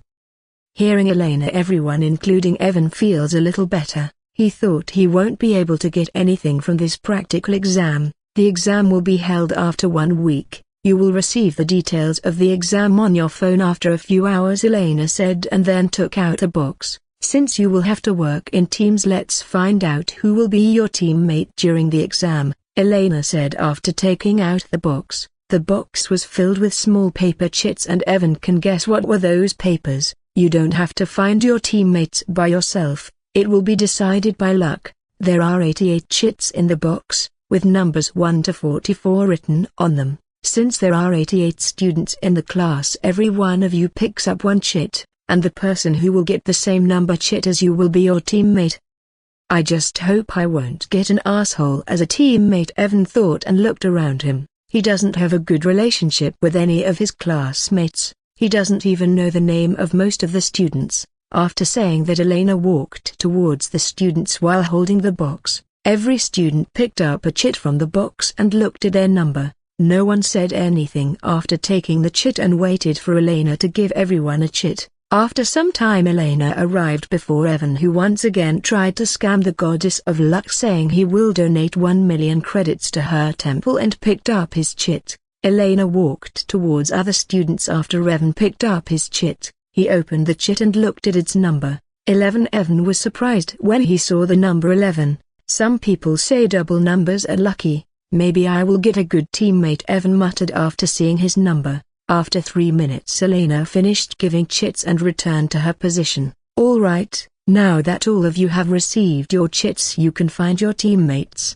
Elena said after returning to her position. I have number 36. The student who was sitting at the front stood up and said. Soon all the students started to show their numbers by lifting their chits in the air. Evan looked around him to find number 11. Number 11, number 11, where is my lucky teammate? Evan muttered while looking around.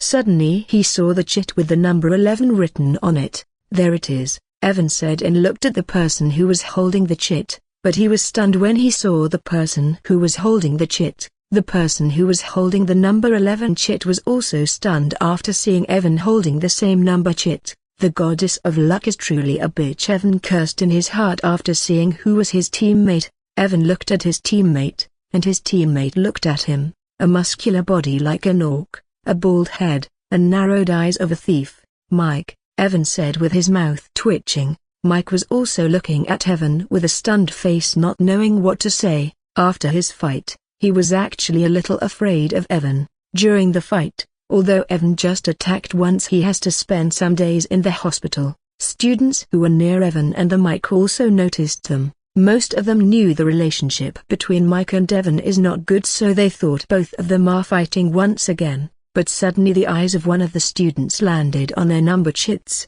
and he almost laughed out loud. He tugged the student beside him and pointed at their number chits. When other students saw their numbers, they also looked at them with amused expressions. Evan didn't care about their looks, but from his expression, it was clear that he was annoyed by his situation. Mike didn't like the stare people were giving him, so he turned and left the classroom. Seeing Mike was leaving, Evan didn't say anything and also left the classroom. Let's wait for the details of the exam before thinking about what to do now, Evan said with a sigh after leaving the classroom. Honestly, he doesn't have any problem working with Mike as long as he doesn't do anything that harms him. But knowing the personality of Mike, Evan knew that guy will not cooperate with him. Evan came back to his room and waited for the message regarding the details of the exam. After 3 hours, Evan finally received the message regarding the details of the exam. He opened the message and read it carefully. According to the details described in the message, using VR, they all will be sent to an island. The island will be filled with different types of monsters. The deeper they go into the island, the more powerful monster they will encounter. The highest rank monsters present on the island are B rank monsters, while the lowest level will be D rank. When they will kill the monsters, they will receive points. The number of points will depend on the monster they will kill. D rank 5 points D plus rank, 10 points C rank, 20 points C plus rank, 50 points B rank, 150 points. Other than killing monsters, they can even get points by killing other students. After killing the students, they will get all the points that the student gather for himself. If teams of students want, they can cooperate with each other to fight against higher rank monsters or other teams of students who are more powerful than them. There will be only 3 B rank monsters on the island. Each B rank monster will protect a golden chest. After killing the B rank monster, they can open the golden chest and can get random points between 100 to 300. Other than the golden chest, there will be silver and bronze chests that will be scattered all over the island. If your luck is good and you stump upon them, you can open them and get random points. A bronze chest can give you 1 to 10 points, while a silver chest can give you 20 to 50 points. When you open a silver and gold chest, there will be an announcement about it so that other people will know about it. The assessment will be based on the number of your team points and your performance. Evan read the details about the exam, and the more he read, the more strange his face becomes. When he finished reading, he was actually left confused. They did not mention anything about the team. He muttered and read everything once again. He was confused because he doesn't understand why they created teams of 2 for this exam. After reading once again, Evan still wasn't able to understand what was happening here, but suddenly something clicked in his mind and he understood why they created teams. There are 88 students in his class.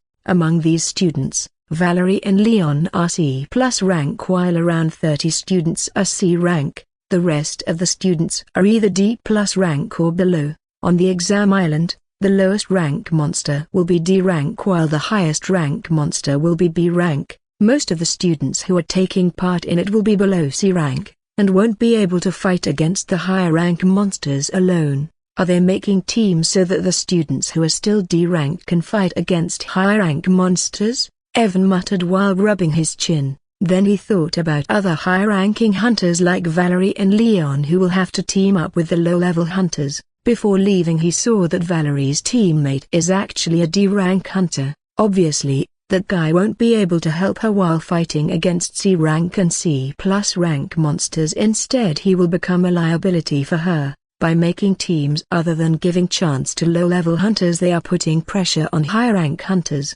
Evan said after pondering for a moment. Evan looked at the line saying the assessment will be based on the number of the points, and their performance. I think they want to see students fight against higher rank monsters. They will judge us based on our performance as a team against higher rank monsters. If anyone doesn't work well with his teammate, they will receive negative points from the people who will assess us, Evan said, and his thought of killing Mike during the exam disappeared. Even though I might be wrong and there is another reason for making teams, I will have a big headache if Mike decides to do something stupid during the exam. Evan sighed thinking about the exam. Previously he was thinking it won't be difficult for him to get a spot for the All-Academy Hunter Tournament, but now that Mike is his teammate he doesn't know what will happen. 3 days passed by since Elena told students about the exam. In an ordinary-looking cafe, an ordinary handsome-looking young man was drinking an ordinary-looking green drink. The name of this ordinary cafe was Ordinary Cafe, and the name of the drink was Ordinary Green Drink. The name of the ordinary handsome young man was Evan. This ordinary green drink is really good, Evan praised after taking a sip of the drink. Yup, the people with bright minds guessed it right. This ordinary-looking green drink is not green tea. It is a drink called water with green food color mixed in it. Along with the green food color, there are some F-rank herbs mixed in the water that gives a refreshing feeling after drinking it. The cost of this drink is 500 credits for 100 milliliters. Although it is a little expensive, Evan decided to try it since he read online this drink is quite good. Some people might be wondering if this drink is good and can refresh the body, then why its name is Ordinary Green Drink? Evan was also confused about why this drink is called Ordinary Green Drink even though it was quite good. He asked the waiter of the cafe about it, and the response of the waiter left him speechless. Why does a hot dog is called a hot dog?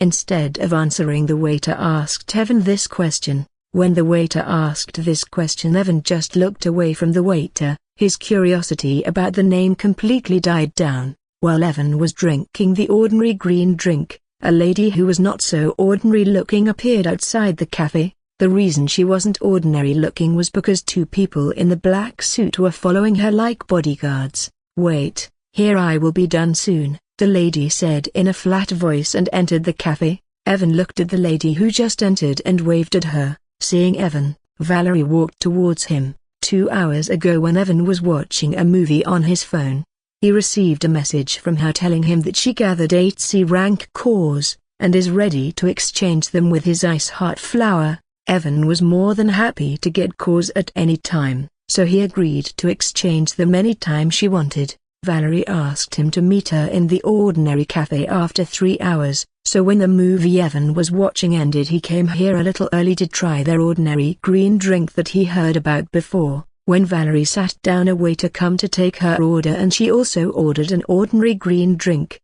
Because of the Dark Guild? Evan asked when he saw 2 bodyguards. Evan can feel that both of them were actually B-rank hunters. Valerie nodded her head with a helpless expression on her face. It was clear she wasn't too happy about 2 people following her everywhere. Evan didn't ask anything after she nodded his head. Here are your 8 cores. Valerie took out a small box from her storage ring. She opened it and there were 8 C-rank cores in it. Evan looked at the cores and took out the black box in which the Ice Heart Flower was placed. He gave the Ice Heart Flower to her and put away the box of the cores. Your teammate is Mike in the practical exam? Valerie asked after confirming the flower was inside the box. Yes, Evan said causally, since most of the students already know about this. Seeing Evan saying it causally, Valerie was surprised and asked, "You don't look worried?" "Nothing will change even if I curse him all day long," Evan said while shrugging his shoulders. "There is actually a reason why the practical exam this time is being held using VR," suddenly Valerie said while taking a sip from her drink that the waiter just brought.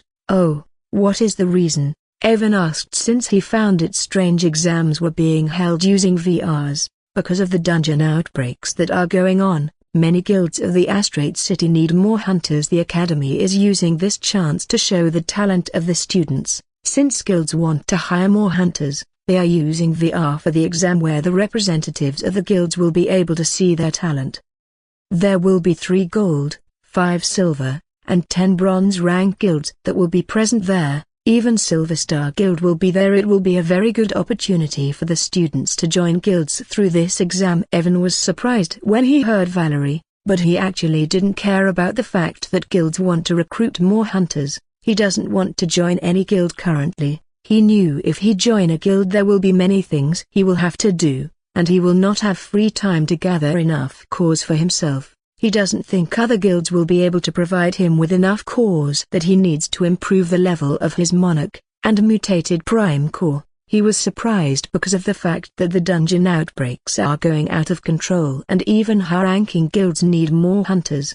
Didn't she tell me a few days ago that the Dark Guild might be related to dungeon outbreaks? Evan thought, but he did not ask anything else. If you want, I can recommend you to Silver Star Guild. I think it will be very easy for you to join it with my help, Valerie said to Evan after telling him about the reason for the VR exam. Evan smiled hearing her and shook his head. Thanks for your offer, but I don't plan to join any guild currently. I have my own plans. Evan declined her offer and stood up. Well, thanks for the information about the exam. I will take my leave now. Evan bid farewell to Valerie and left the cafe. Now that he got the 8 cores from Valerie, there was something that he wanted to do now.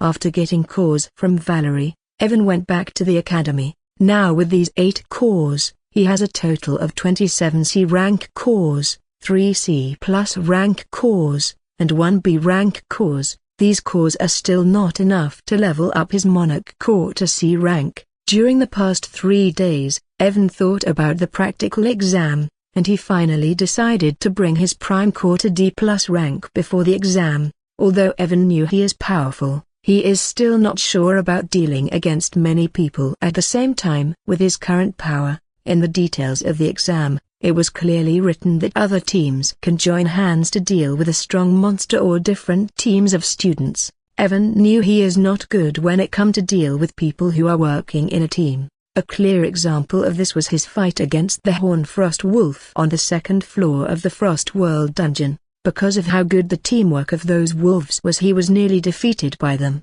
If he want to deal with people who will work in a team, he knew he will have to increase his power. His monarch core is still far from leveling up to C rank, but with the help of the cores he has, he can easily level up his prime core to D+ rank. Other than this, when Evan read there will be B rank monsters on the island, he knew with his current power he won't be able to do anything against it. Although he wasn't sure about dealing with a B rank monster after leveling up his prime core, he was confident that he will be able to run away from it after leveling up. Last time when his prime core leveled up to D rank, and was mutated by shadow energy, his physical strength was greatly increased. He is hoping after leveling up his prime core, his physical strength will once again increase. According to the details of the exam, if you find a silver or gold chest and opened it, there will be an announcement about it. After the announcement, I am sure there will be many students who will try to kill that student to take away his points, Evan muttered after entering his room.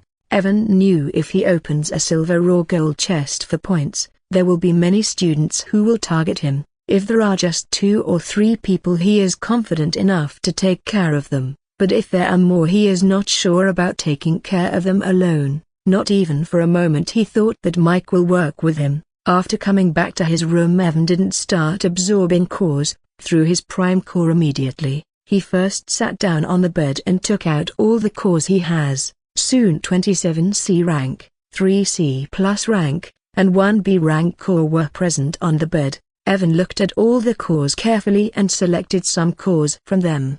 After 1 minute, Evan was holding 6 cores in his hand, and all these were black in color. These 6 cores were shadow cores. There were 5 C rank and 1 C+ rank. Among the cores that he got from Carlos and Valerie, only these 6 were shadow cores, and the rest were of different elements. The B rank core that he found in Carlos's storage ring is a wind core. The reason why Evan selected shadow cores was because of the mutation of his prime core. After the mutation of his prime core, he can absorb 100% energy of the shadow cores using his prime core. And there is even a 2% chance of him getting a skill of the monster from whom the shadow core was extracted. He can absorb 100% power of any core using his monarch core. but his mutated Prime Core can only absorb 100% energy from a Shadow Core. That is why he first selected these Shadow Cores. If he absorbs these 6 Shadow Cores first, he will need fewer cores to level up his Prime Core, because he will be able to absorb 100% of their energy. After he selected Shadow Cores, Evan didn't wait any longer. He started with the C-rank Shadow Core. Evan started to refine the core using his mana, and the energy of the Shadow Core rushed toward his Prime Core. When he started to refine the energy, Evan was surprised by the refining speed. Last time when he refined the C-rank core of the Shadow Wolf using his Prime Core, it took him 15 minutes just to absorb 1/4 energy from that. But now that he is absorbing energy after the mutation of his Prime Core, he can clearly feel his speed is much faster than before. In just 5 minutes, Evan completely refined the C-rank core using his Prime Core. It is really amazing that I can refine a C-rank core so quickly, even when I am not absorbing them with my Monarch Core, Evan muttered, and picked up the second C-rank Shadow Core. Just like before, he absorbed the C-rank core in 5 minutes. Although it was nothing compared to the speed of his Monarch Core that can easily refine any core in seconds, it is still much better than other people who take hours to refine a C-rank core. The speed of refining increases along with your core rank. For example, if a D-rank hunter refines a C-rank core, it will take him at least 1 hour to refine it, but after becoming a C-rank hunter he will be able to refine a C-rank core much faster. Soon Evan finished absorbing all the C-rank Shadow Cores, and there was only 1 C+ rank Shadow Core left. Evan picked up the core and started to refine it just like other cores. The energy in the C+ rank core was much higher than the C-rank cores. It took Evan a little more than 10 minutes to absorb the core, and he can feel he is quite close to D+ rank. Just as Evan was about to absorb other cores, he received a notification. You have received skill. You have received the skill Stealth. Stealth. By using the power of shadow you can hide your presence. The effect of the skill will reduce against an enemy who is 2 levels above you. Evan was greatly surprised when he saw he received a skill just after absorbing 6 cores. There was just 2% chance for him to receive a skill, so he never thought about getting a skill while absorbing those cores. This skill is similar to the passive effect of the concealment ring, Evan muttered after reading the details of the skill. His concealment ring has a passive effect that hides his presence from anyone below B rank. This skill is not much help to me because I already have the concealment ring that can hide my presence from anyone below B rank, Evan said in a disappointed voice. Although it can't help me in real life, it might come in handy during my practical exam since we will not be able to use our artifact there. Even though he was disappointed, he never expected to get any skill, so he decided to ignore it and absorb other cores to push his Prime Core to D+ rank. But just as Evan was about to absorb other cores, a notification appeared before him. Shadow Walk and Stealth skills are computable with each other. Do you want to merge both skills into one? Yes/no. Holy shit, Evan can't help but curse because of the excitement. He didn't expect to see this notification. He got his Dimensional Shadow Bullets skill. By merging Shadow Bullet and Dimensional Shadow Needles skill, he knew the power of skill combination. His Dimensional Shadow Bullets skill is a great example. Previously Shadow Bullet was just a normal skill, but after merging with the Dimensional Shadow Needles skill it completely changed. Seeing the notification, Evan didn't hesitate and instantly chose yes. Just like the previous time, just as Evan chose yes, his Monarch Core started to spin faster. He felt his mana being drained at rapid speed. Last time when he combined the skills he had to use around 70% of his mana. His Monarch Core continued to absorb mana like a black hole, and in just 10 seconds it absorbed 60% of his total mana. After 10 seconds it stopped absorbing his mana and more notifications appeared before him. Skills Shadow Walk and Stealth are being merged. Both skills are merged successfully. You have received the skill Shadow Walk. Evan read the notifications and blinked a few times. Why does this skill name sound familiar? Evan muttered with a frown on his face. Holy shit, what kind of scam is this? After a moment, when Evan finally realized why the name sounded familiar, he can't help but curse.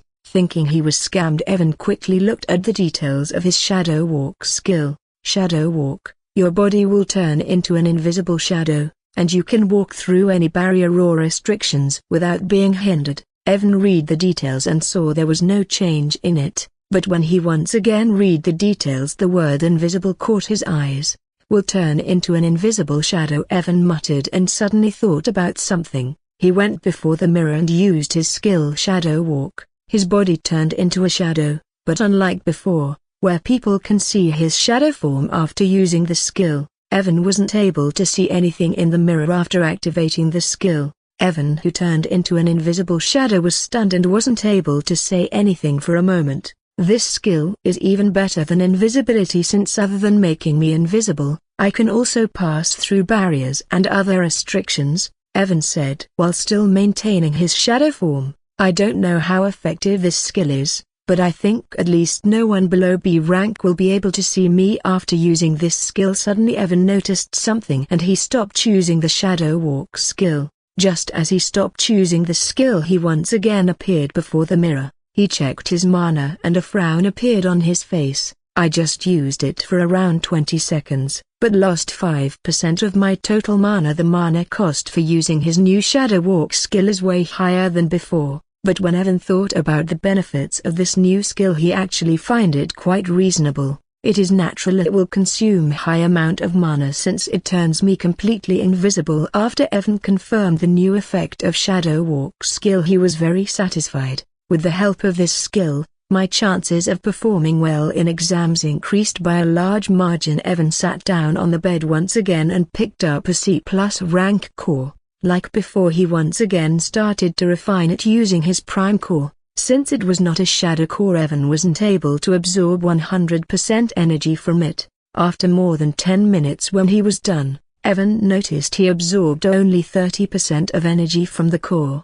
Seeing this, Evan can't help but shake his head. He picked up the last C+ rank core and refined it. Soon Evan refined the last C+ rank core, and continued to refine other C rank cores. When Evan refined his 10th C rank core, his prime core finally reached its limit. The surrounding mana rushed towards him, and a small mana whirlpool formed above his head. As usual, his prime core started to absorb large amount of mana from the whirlpool. Like a black hole, his prime core continues to absorb large amount of mana from the whirlpool. This mana whirlpool is still smaller than the whirlpool that formed when my monarch core advanced to D rank, Evan thought when he saw the size of the whirlpool. After 5 minutes his prime core stopped absorbing mana, and the whirlpool above his head disappeared. His prime core released a wave of energy that started to refine his body. His mana reserve increased greatly, and his physical strength increased once again. Soon his prime core stopped releasing energy and it successfully stabilized to D+ rank. Evan felt new power coursing through his body and nodded his head in satisfaction, but he soon noticed something and a frown appeared on his face. My prime core is giving me a weird feeling, Evan muttered to himself. He analyzed his prime core and noticed the energy inside his prime core was a little chaotic. What the hell is going on? Evan was confused because he didn't face a situation like this in the past. Each time he levels up his prime core, its energy always remains calm. After looking at his cow for some time, he finally realized what is happening. It became like this because my monarch core is still not at the C rank. People can't level up their cores in a short period of time. Each time after leveling up they will have to stabilize their core. But Evan never had to worry about this problem in the past because of his monarch core. As long as the rank of his monarch core is higher than his prime core, he can level it without the need to stabilize it. But now that it reached to D+ rank and caught up to his monarch core rank, it is not completely stabilized after leveling up. Well, it is like I am planning to level up my prime core again anytime soon. Evan shrugged his shoulders and stood up. Now that his prime core reached D+ rank, he has no intention of leveling it up before his monarch core, since he will get his class after reaching C rank. He first wants to level up his monarch core. He was worried that if he leveled up his prime core first, and get a job class through it, he won't be able to get class through his monarch core. Although he doesn't know much, he is sure that, The job class that he will get through his Monarch Core will be better than his Prime Core. Of course, he also knew that there is a high chance he will not get any class through his Monarch Core, and it will just increase his strength like each time after reaching C rank. He thought this because he get the Monarch Core because of his physique. He wasn't born with this core, so there might be a chance that he will not get any job class even if he improved its level to C rank. Even if I don't get a class through it, the power boost that Monarch Core gave me with its level up is more than enough, Evan said and stretched his body. He felt full of energy after leveling up and was thinking about what to do. Suddenly he thought about the body of the ice troll that he stole from the Frost World dungeon. I should go and sell it, Evan said and left his room once again. Although he wanted to go into the wilderness to test his new strength and skill, he can't go there because there are just 4 days left for the practical exams, so students of the academy are not allowed to leave the city. I will try my strength in VR after coming back, Evan thought after leaving the academy. He still has some mission points left that he can use. After leaving the academy he took a taxi and arrived at the city plaza. He went inside and saw just like usual the city plaza was busy. He saw many employees of the city plaza helping customers with their things. Some were here to sell things just like him, while some were here to buy something and were asking on which floor they can find it. Soon an employee noticed Evan and a surprised look appeared on his face. Isn't he the man who fell for me last time when he came here? Dylan thought and walked towards Evan with a smile. I am glad he did not commit suicide after getting rejected by me. When Evan noticed someone coming towards him, he looked there and his mouth can't help but twitch. Last time when he came here, he gave a pity-filled look to this guy because of his strange-looking face, but this lunatic thought that he is in love with him. Hello, how can I help you? Dylan asked after coming near him. I want to sell a body of ice troll, Evan said in a flat voice. This time he did not show any emotion on his face because he was afraid this lunatic will think something strange once again. It is good he didn't spout nonsense this time or I might have committed a murder here, Evan thought to himself. Body of ice troll. A surprised look appeared on Dylan's face because it is very rare for someone to bring a body of a troll. Please come with me, Dylan said to Evan and led him towards a room. In a world that was enveloped in white snow, stars shone brightly in the night sky. Amid the stars, one full moon that was blue in color and a half-purple moon illuminated the night sky in 2 different colors. Under the beautiful sky the city or ice glacial looks even more beautiful. All the buildings in the city were made from pure white ice, and many people can be seen walking in the city. Anyone could have mistaken them as human if not for their pale blue skin and purple color eyes. At the center of the city stood a huge ice mountain that reaches the clouds. At the top of this ice mountain, a large palace made of light blue ice stood. Several people who look similar to the people of the glacial city were standing guard all over the palace. These people were wearing heavy armor and were holding different kinds of weapons. At the entrance of the ice palace 2 guards who looks different than the other patrolling guards stood with spears in their hands. These 2 people were 2 meters tall and were releasing a terrifying aura that was covering the entire palace. Other patrolling guards were looking at them with respect and fear in their eyes. At this moment suddenly a portal that was releasing red miasma appeared before the entrance of the palace.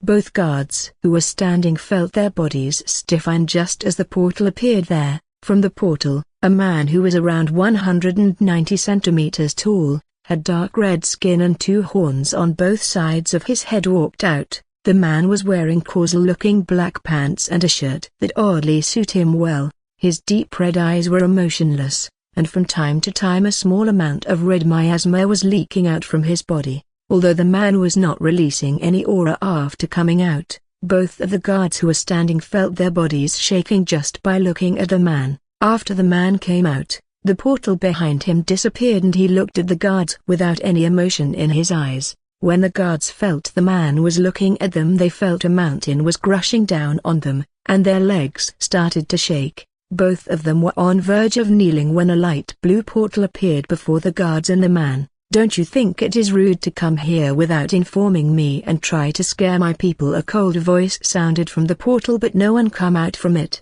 The lips of the man curled upward seeing the portal, and without caring about the two guards he stepped inside the portal. After the man entered the portal it disappeared. When the portal disappeared both guards looked at each other, fear still evident in their eyes, but they did not dare to say anything. After entering the portal Baphomet arrived in a throne room.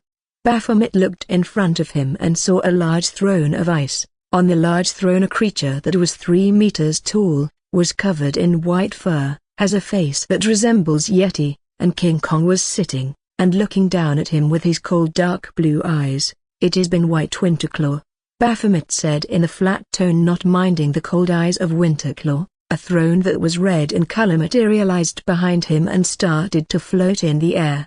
Baphomet jumped up and sat down on the throne that arrived at the eye level of the Winterclaw. The expressions of Winterclaw didn't change seeing this, and he still looked at Baphomet with cold eyes. After Baphomet sat down none of them spoke for a long time. Finally, Winterclaw opened his mouth and asked, "Why you are here, Baphomet?" "I am here to make a deal," Baphomet said, while resting his head on his hand. "Deal?"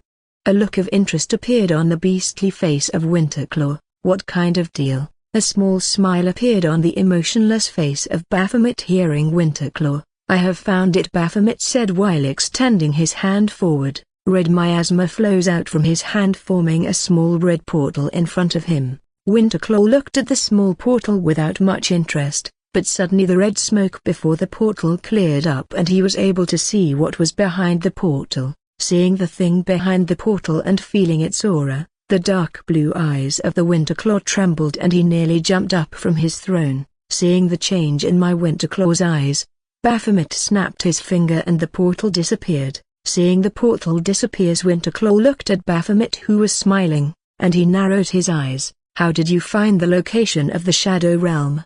Winterclaw asked while trying to stay calm. "It doesn't matter how I found it, but I know you are looking for it since the moment he disappeared," Baphomet said looking at the stomach of Winterclaw which was covered in white fur. Hearing Baphomet talking about that man killing intent flashed in Winterclaw's eyes, but he tried to surpass it. He once again looked at Baphomet and asked, "What kind of deal you want to make with me?" "I don't want anything. I will tell you the location of the Shadow Realm, and we can explore it together," Baphomet said surprising Winterclaw. "You want nothing," Winterclaw said with a sneer. "Do you take me for a fool? Even though you know the location of the Shadow Realm you can't enter in it because of the ruler's restriction, and even if you send your strongest people in the Shadow Realm you are not confident that they will be able to deal with that Bith Anastasia." The expressions of Baphomet didn't change even after hearing Winterclaw and he asked in an indifferent tone, "So you are not interested?" Winterclaw looked at Baphomet for a moment then said, "You should know just like you I also can't enter in Shadow Realm because of the ruler's restrictions." "I know that, and I also know you need something from the Shadow Realm to completely get rid of that thing. Anastasia is someone that can even give a tough fight to us, so you should know we can't do anything without getting rid of her. I will send some of my strongest people there, and I want you to do the same thing. I would have never told anyone about this if I had enough people who can deal with her. Get rid of her?" A mocking smile appeared on Winterclaw's face after hearing Baphomet, but he didn't try to correct him. "I am afraid it is impossible to get rid of her without one of us present," Winterclaw thought and looked at Baphomet with a pondering expression. "Did you send someone to explore the Shadow Realm after finding the portal?" Winterclaw asked. "No," Baphomet replied. "There is a seal on the portal and it will take some time for me to break it. That bastard even placed a seal on the portal of the Shadow Realm." Winterclaw can't help but marvel at the power of that man. Sealing the entire realm is not a laughing matter. Even though they are same as him they still can't seal an entire realm with their power. "How much time do you need to break the seal?" Winterclaw didn't ask for the location of the entrance since he knew Baphomet will not tell him that. "It won't take long. So are you interested now?" Winterclaw looked at the red eyes of the Baphomet and said after a moment, "Inform me after you get rid of that seal." "Sure," Baphomet said, and suddenly red miasma engulfed him. The next second Baphomet disappeared from the throne room along with the red miasma. After Baphomet disappeared, Winterclaw stayed seated on his throne for some time. After some time he looked down at his stomach, and the fur around the started to disappear. When the fur around his stomach disappeared, a golf ball-size wound can be seen there. The wound was very small, but a strange black energy was flowing into that wound and was trying to devour his flesh. A light blue energy was barely stopping the black energy. Seeing the black energy, the eyes of Wind Turtle turned even colder. After looking at his wound for some time, he closed his eyes and the throne room became silent once again.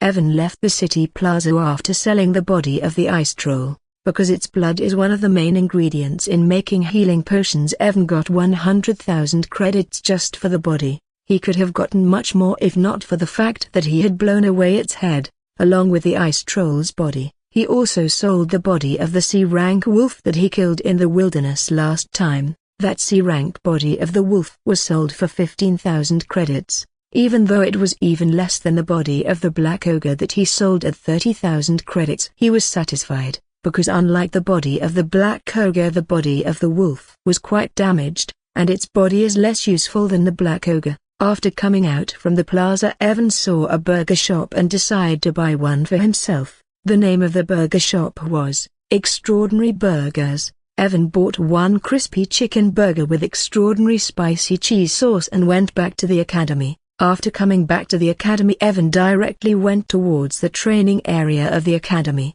He soon arrived before the VR room and used 5 mission points to rent it for 24 hours. Let's see my improvement after leveling up my Prime Core to D+ rank, Evan muttered as he entered the VR room, and its door was closed. I hope it will be enough, Valerie said while looking at the transparent glass bottle in her hand. She was sitting cross-legged on the ground while holding a small bottle of light blue liquid. She took a deep breath and removed the cork from the small bottle. Valerie sniffed the potion in her hand and felt a cooling sensation spreading all over her body. She didn't wait any longer. After sniffing and gulped down the entire potion in one fell swipe. After drinking the potion, she dropped the bottle of the potion and closed her eyes to focus. For the first 5 seconds, she just felt a slight cooling sensation all over her body, but soon extremely cold energy started to build up in her body. A layer of frost started to appear all over her body. Her body shook and her teeth chattered because of the extreme cold she was feeling. Soon her entire body was covered in frost. Inside her body, the cold energy of the potion made from ice heart flower ran wild, freezing her body from the inside. If anyone sees the state of her internal organs, they will be shocked to see that they were slowly freezing. Even her heart and prime core slowly started to freeze. Valerie's entire body was shaking because of the extreme cold, but she bit her lips and endured it.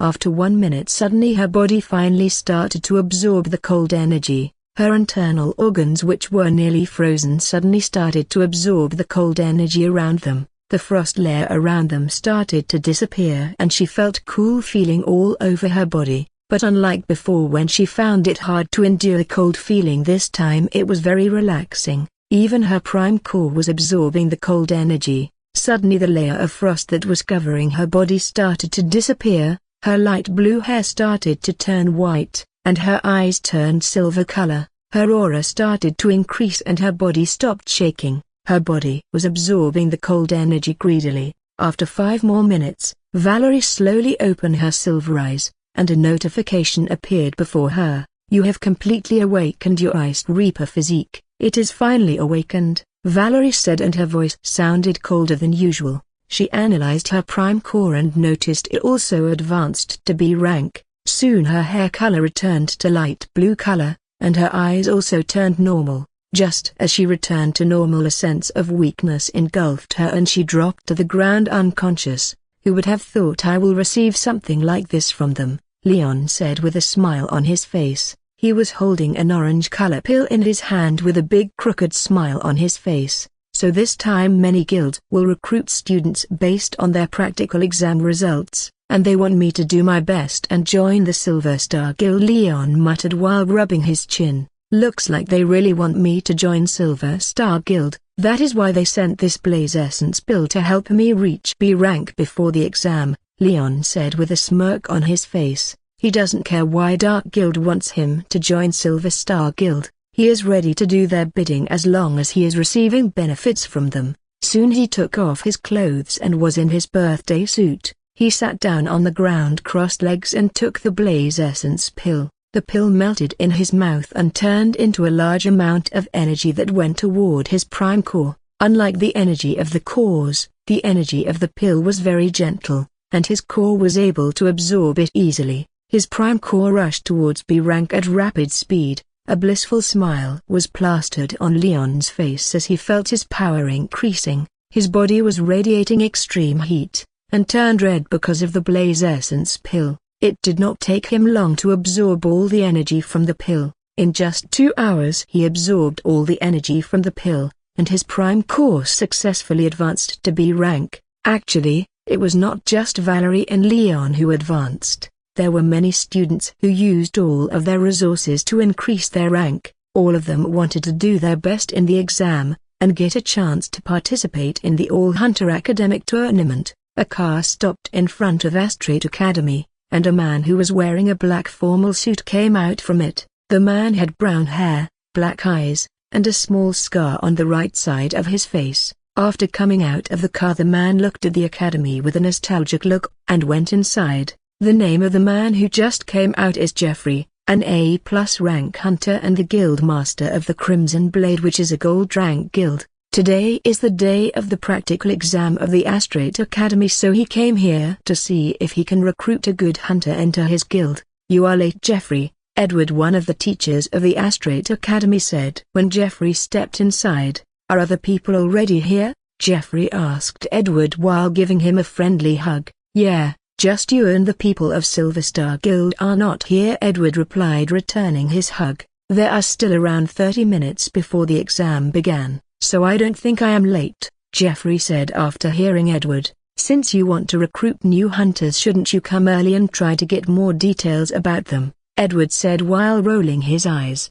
"I already have enough information. I don't think anything will change even if I come early." Suddenly both Jeffrey and Edward looked at the door of the academy and saw another car stopped there. From the car, a young man who looks in his mid-20s comes out. The man had black hair, sharp blue eyes, and a handsome face over his shoulders. "So Silver Star Guild sent Isaac," Edward said after seeing the man. "He is currently one of the rising young stars of the Silver Star Guild. It is normal they will send him when we are trying to recruit youngsters," Jeffrey said. "Hello, Guildmaster Jeffrey," Instructor Edward Isaac greeted them politely after coming there. "You are already a rank hunter just like me, Isaac. You don't need to act like this with me," Edward said to Isaac with a chuckle. "You were the one who taught me how to use a spear properly, so it is natural for me to call you Instructor." Edward shook his head hearing Isaac and didn't comment on it. "Let's go. The people of other guilds are all inside," Edward said and led both of them inside. "I heard there are some good seeding this year," Isaac said while following Edward. "Then try your best to recruit them," Edward said when he heard Isaac. "It won't be difficult for you to recruit them since I don't think any student will refuse an offer from the Silver Star Guild," Jeffrey also said in a slightly envious tone. Hearing them, Isaac just smiled because he also knew only an idiot will refuse him. In a large room, all the 88 students of the 4th year were present. The room was very big, and other than students there were 88 VR pods in the room. These VR pods were specially prepared for the practical exams of the academy. Some students can't help but look at so many VRs with astonished expressions. The cost of even a low-grade VR is around 3 million credits, and just from the looks, students know that these VRs are not low-level. Most of the students were standing in a group and were discussing with each other. It was clear that they were already forming teams even before the start of the exam. Some were in a group of 6 while some were in a group of 4. Very few people were standing in the team of 2 that was created using cheats, but surprisingly there was actually one person who was standing alone. This loner was none other than Evan. As for his teammate Mike, well, that guy was standing with 6 other people. These 6 were the 3 members of his gang and their teammates. From time to time students were looking at Evan with amused expressions. Some students even tried to ask him to work with them because all of them saw how he easily defeated Mike. When these students asked him to join their teams, he declined them politely. Even though he was standing alone, Evan wasn't looking nervous. He can see many people rose from D+ rank to C rank, and some from C rank to C+ rank, but even after seeing this, he was confident that he will be fine. Evan looked around him and noticed Valerie was standing with a male student. She wasn't teaming with any other student besides the one that she got from the chit. He also noticed Leon, who was also standing with a female student, but unlike the teammate of Valerie, the female teammate of Leon was a C-rank hunter. It will be difficult to deal with these two, Evan thought when he saw Valerie and Leon. At this moment the door of the large room opened, and Elena and another male teacher entered. After coming in, they first counted the students, and after seeing everyone was present they moved toward VR. The name of the male teacher who come with Elena was Cole, and he is a B+ rank healer. When both of them came they were not surprised to see many students standing in large teams, but even they were baffled seeing Evan standing alone there. Elena, who knew about the problem between him and Mike, can't help but sigh for him. He is joining the exam for the first time, and it turned into something like this. Did this guy try to seduce male students using his good look, and now became an outcast? Cole, on the other hand, was thinking completely different thing with his unique brain. Alright, now that everyone is here, let's begin. Cole didn't think too much about Evan and shouted after coming before VRs, I am not going to repeat the rules since you all already knew about them. As for the rewards from the academy, you will find out about them after the end of the exam. Try your best in the exam because believe me, the rewards this time is way better than past years, Cole said, and all the VR pods opened at the same time. Choose one VR pod and lay down. The practical exam for this year is going to start. Edward brought both Isaac and Jeffrey into a room where many people were sitting. There was a big screen in the room which was currently off. Most of the people were talking to each other while some were sitting silently waiting for the exam to start. When Edward brought Jeffrey and Isaac, other people looked at them. Jeffrey, here a man with short hair called out when he saw Jeffrey. It has been while. Julian. Jeffrey went toward him and sat beside him. Julian is also an A+ rank hunter just like Jeffrey. He is the guild master of the Silent Blade, which is a gold rank guild. Edward and Isaac sat down on other empty chairs. There were a total of 24 people in the room, and all them were A rank or A+ rank hunters. 19 of them were people who came from different guilds while the other 5 were the teachers of the academy. Among them 3 were from the gold level guild, 5 were from the silver level guild and 10 were from the bronze rank guild. Isaac was from the silver star guild, which is the platinum level guild. Suddenly the big screen lit up and all the people saw the image of a big island on it. The island was around 300 square kilometers big and was in the middle of the sea. So this is the special virtual map where the exam will be held, said a female hunter, who looks around 30 years old. She was wearing a knee-length black skirt and a white shirt. Her name was Oliver, the guild master of the Twilight Moon, which is also a gold rank guild. Other people also looked at the island with curious faces. There were small cliffs, some small lakes, forest, and many other things. Soon they saw the big screen split into 10 small screens, and the students started to appear on them. The exam started, Isaac said while looking at the different screens. The exam will end after 24 hours, so try your best, Cole said, and the VR pods closed. Evan and the other students find their consciousness drifting away, and soon their vision was engulfed by darkness. The next second when Evan opened his eyes he found himself standing on a sandy terrain. He looked behind him and saw an endless sea. It has been ages since I last saw the beach, Evan thought when he looked at the sand below his feet. He looked beside him and found Mike standing there. He wasn't surprised to see him since Cole already told them they will be teleported with their teammate. Mike also looked at Evan and he was a little nervous. He was afraid that Evan will kill him. Seeing the nervous look on Mike's face, Evan didn't bother himself with him and started walking away. Seeing Evan did not do anything, Mike sighed in relief and started to walk in a different direction than Evan. I should first try to find Lucas and others, Mike thought while walking away. It is a pity I can't kill him without a reason, Evan thought while glancing at Mike, who was walking away. Even though Evan wanted to kill Mike, since he knew there might be a chance he will cause trouble for him in the future, he can't do this just yet. He is already not working in a team with Mike, which will affect his assessment, and he wasn't sure what will happen if he kills his teammate for no reason. Well, if he tries to find trouble with me, I will have good reason to get rid of him, Evan thought, and walked towards the cliff that was around 10 kilometers away from him. These two split up without even speaking anything. Mason, a bald-headed man, said, "He is the guild master of Steel Shapers, which is a silver rank guild. Looks like they are not on good terms." Isaac also said, because only Evan and Mike were the ones who split up. Good term or not, if they want to get good results they should work in a team. Wyatt, a teacher of the academy, said in a displeased voice, "In all Hunter Academy tournament, they will have to work in a team if they want to win, and if they can't even work in a team here, then they are not qualified to represent our academy in the tournament. They will just bring shame to the name of our academy." Another teacher supported Wyatt and said, "Other people didn't care much since the screen was continually changing and showing different students.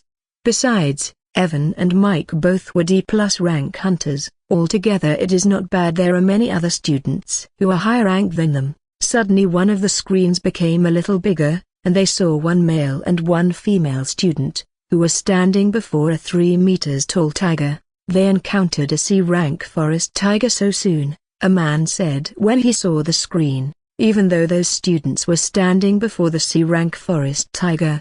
The expressions of both of the students didn't change. Raw, the forest tiger roared and pounced at them. Seeing this, the female student waved her hand and suddenly tens of vines shot out from the ground, binding the tiger in midair. Raw, the tiger roared and tens of wind blades materialized around it, cutting the vines. But before all the vines were cut apart by the wind blades, the male student snapped his finger. "Inferno," the male student said, and suddenly a fire tornado emerged from the ground just below the forest tiger. Roar, a roar filled with agony resounded, and the forest tiger was engulfed by the fire tornado. In just 3 seconds the roar of the tiger stopped, and the fire tornado also disappeared. When the tornado disappeared, there was no trace left of the tiger. Soon some text appeared on one of the screens that was showing the points of the students. Leon and Sally, 20 points.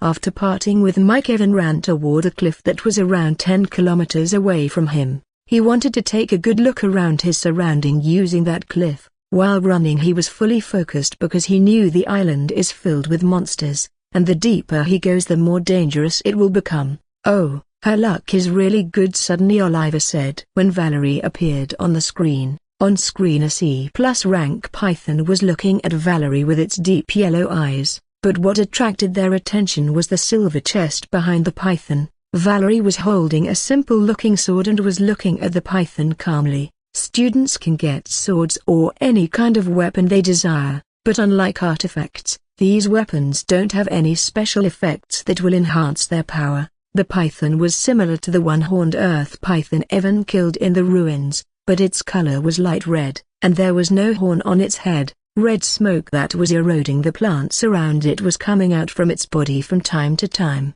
The poison pythons are not easy to deal with because of their deadly poison, Edward said when he saw the python. Even a B-rank hunter can't survive its poison. Others also nodded their head hearing him because they were also thinking the same.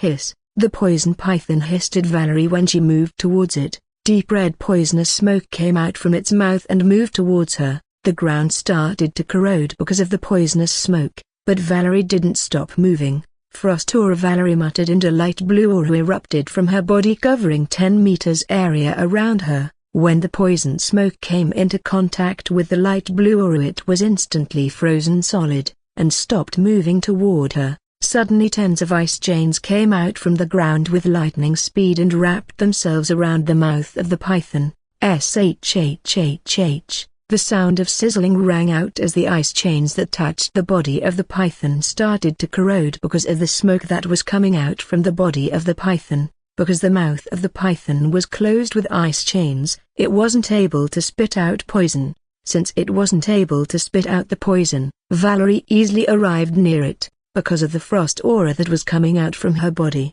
The body of the python stiffened. She jumped up on one of the ice chains, and using it as support she arrived at the top of the python in the blink of an eye. Before stepping on the head of the python, a layer of ice covered her feet. so that the poison smoke that was coming out from its body won't harm her. After advancing to B rank and awakening her physique, the power of her ice skills increased greatly. Even though the python tried to break the ice chains, it wasn't able to do so.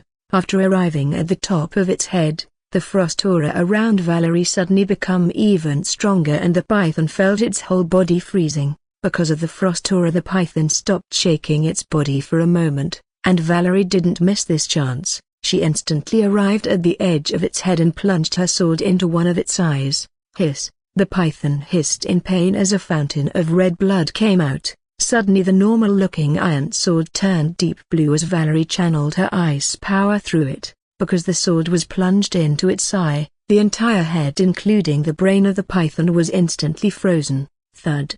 With a loud sound, the giant body of the python dropped to the ground. Valerie took out her sword from the head of the python and jumped down from it. She killed it so easily in just 10 seconds. Julian said, still looking at the screen, "Don't even think about recruiting her. She is the daughter of the guildmaster of the Silver Star Guild. There is no way she will join any other guild," Oliver said with a chuckle. Hearing Olivia, everyone smiled warily and looked at Isaac, who has a small smile on his face. After killing the python, Valerie went toward the silver chest. During all this time her teammate was standing in the same place. He was feeling quite awkward because even before he can help her, she killed that python. After coming before the chest, Valerie pushed it open. Just as she pushed it open, a rocket shot toward the sky. Boo-oo! A loud firework happened in the sky and some text appeared. /Valerie, 40 points. She received 40 points for opening the silver chest.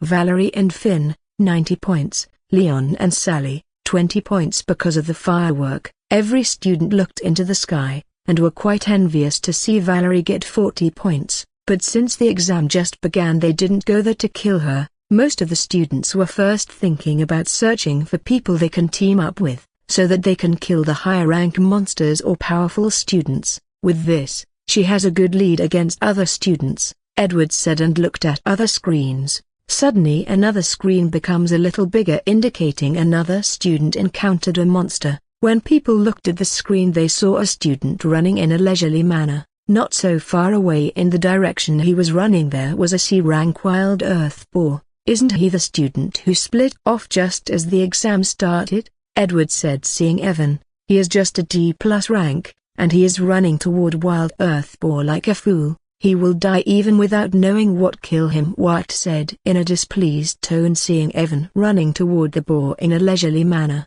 The wild earth boar was 2 meters tall and was covered in dark brown fur. Its eyes were deep red that gives it a demonic look. When Evan was 100 meters away from it, the boar finally noticed him. Moo!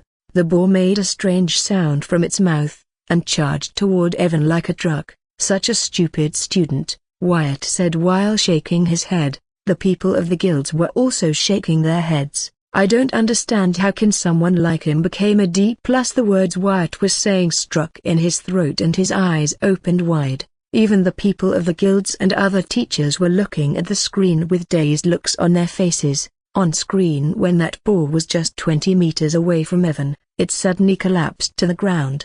Evan didn't even slow down and ran past the boar without glancing at it. At first, all of them thought the boar was tired and it decided to take a nap, but suddenly another name appeared on the points table. Valerie and Finn, 90 points. Leon and Sally, 20 points. Evan and Mike, 20 points. The room suddenly fell into complete silence while the mouth of the White was still half open. All the people were silent and were looking at the wild earth boar that suddenly dropped dead to the ground. Slowly a pool of blood started to form under the wild earth boar. "What the hell just happened?" Edward asked with a baffled expression on his face. "Play replay," Wyatt said, not believing that stupid-looking D+ rank student killed C-rank wild earth boar without doing anything. "Is he a hacker?"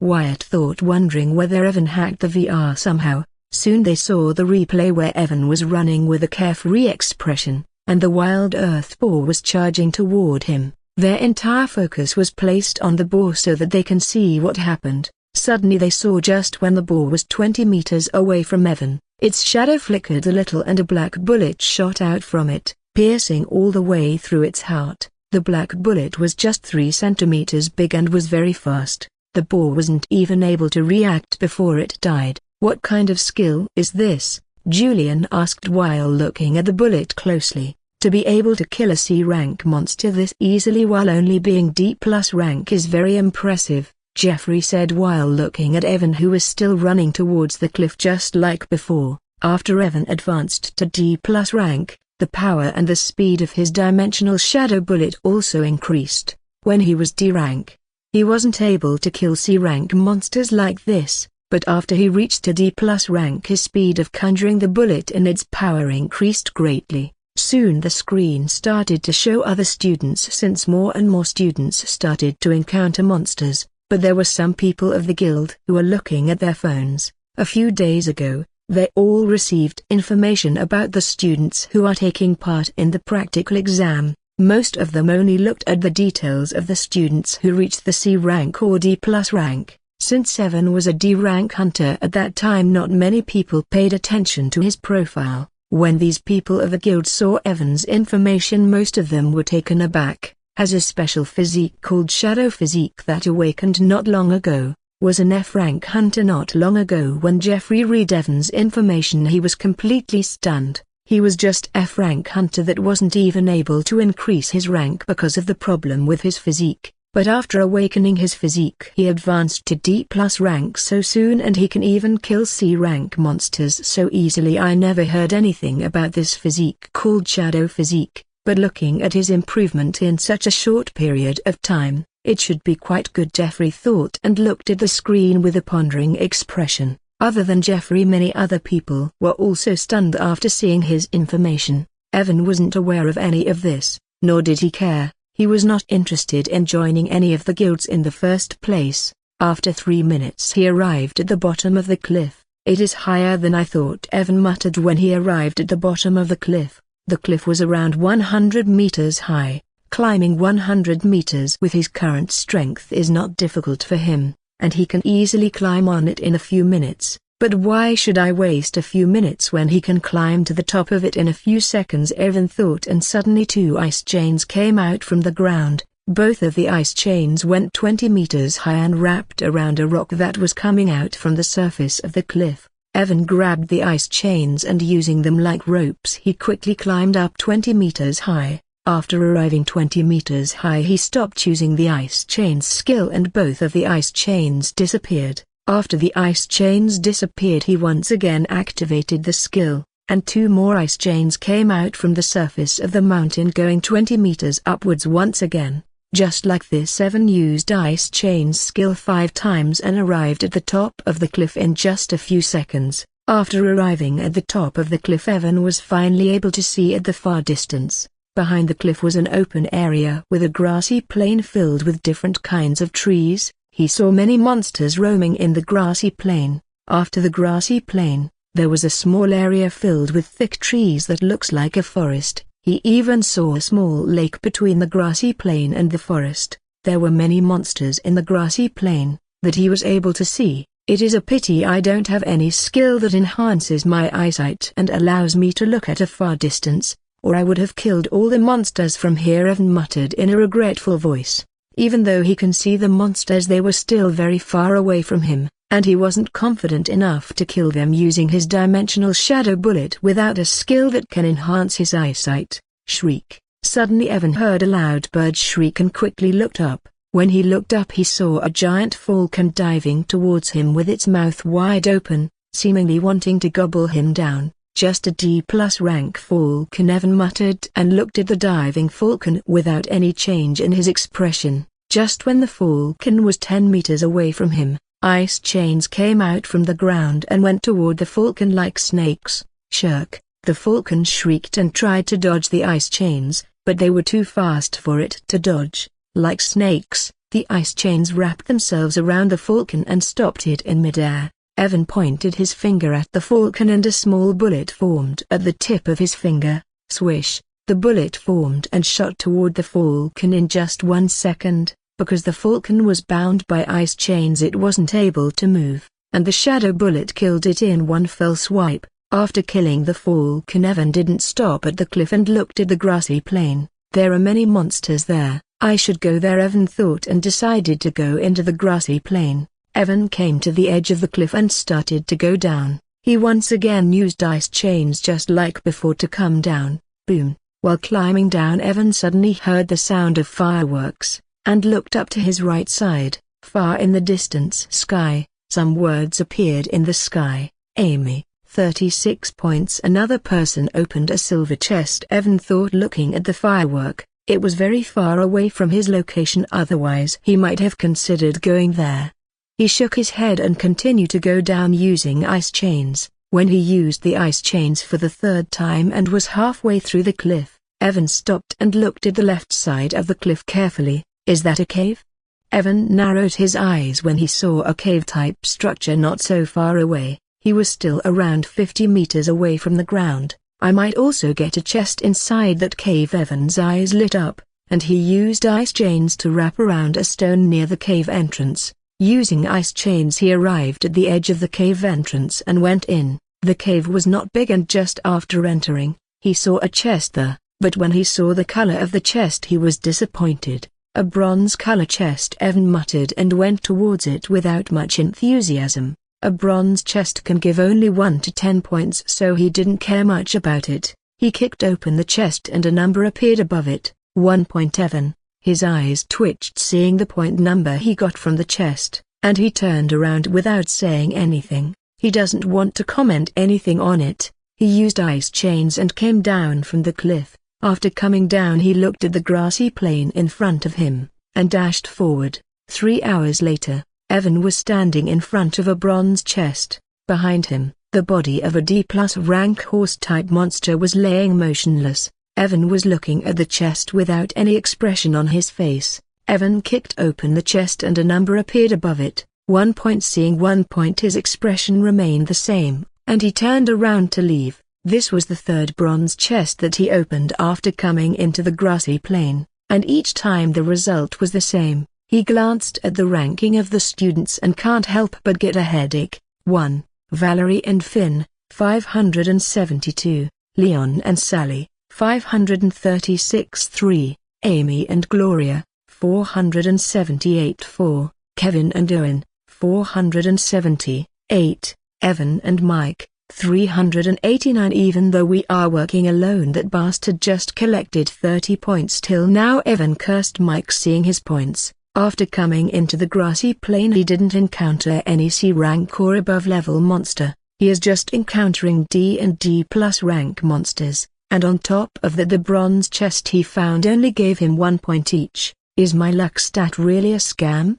Now Evan really started to doubt on his luck. He is not encountering any C or above level monsters, nor he found any silver chest till now. Remembering the last firework, his mouth can't help but twitched. The luck of that brain-dead woman is really good. Just a few minutes ago another firework exploded in the sky. The person who opened the silver chest this time was Valerie once again.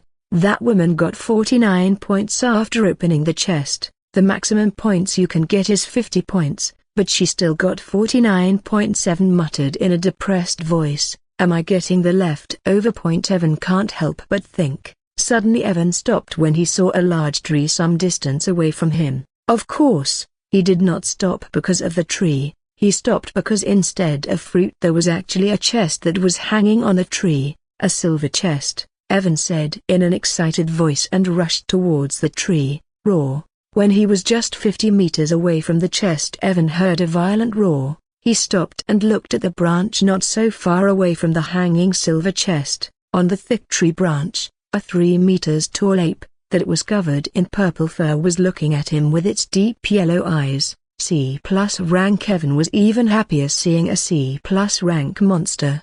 C+ rank monster can give him 50 points. Evan was about to move forward once again when he remembered something and stopped. He looked at the ape who was looking at him with furious deep yellow eyes. After hesitating for a moment, he looked around and picked up a stone. Let's see, Evan thought, and threw the stone toward the ape. The stone didn't hit the ape and just brushed past it. Will it now throw that silver chest at me? Evan looked at the ape with curious eyes. The eyes of the ape turned violent after Evan threw a stone at it. It looked around it, and its eyes soon landed on the silver chest. Roar! The ape roared and moved towards the silver chest. It worked. Evan was stunned when he saw the ape moving toward the chest. After coming before the chest, the ape placed its large hand on the chest and looked at Evan. Yes, throw that silver chest, you dumb ape, Evan shouted in his mind with his eyes shining brightly. I will finally get a silver chest. The ape pulled down the silver chest that was hanging and lifted it up to throw it at Evan. Evan was ready to catch the silver chest. Throw it, dumb guy, Evan said inside his mind. But after lifting up the chest, the ape didn't throw the chest. Its eyes, which were violent a moment ago, returned to normal, and its large lips curled upward. The ape put down the chest beside it and looked at Evan with a mocking look. Spat. The next second the ape spat in Evan's direction, who was still standing there completely ready to catch the chest. Evan opened his mouth to say something, but no words came out of his mouth. Seeing the mocking look on the ape's face, black lines appeared on Evan's forehead. Now, aside from my luck, even an ape is playing with me, Evan thought as he used mana reinforcement to full power without hesitation. A blue aura burst forth from his body, and he looked at the ape with eyes filled with killing intent. While Evan was looking at the ape with eyes filled with killing intent, 4 shadows appeared not far away from him. The room was in complete silence. PFFF ha ha ha. In the end, Wyatt can't help but burst into laughter. Other people in the room were also looking at the screen with weird gazes. They were already stunned when they saw Evan, a D+ rank hunter, move towards a C+ rank monster, but after seeing what he did after coming near the monster, they don't know how to react. Seeing Evan throwing stone toward the ape, only one thought came into their mind: is the brain of this student okay? When the ape made the motion of throwing the silver chest towards Evan, they were perplexed and thought Evan will get the silver treasure chest without even fighting. But when the ape spat out at Evan, it was truly hilarious. Since that ape is not attacking on him, he should just move away from there, Oliver said while shaking her head. Even though there were other students who were in the higher ranking than Evan, most of the people were looking at the screen that was showing him. Over the past 3 hours, he encountered many D and D+ rank monsters. Most of the people were impressed by seeing how easily Evan killed all those monsters without any problem.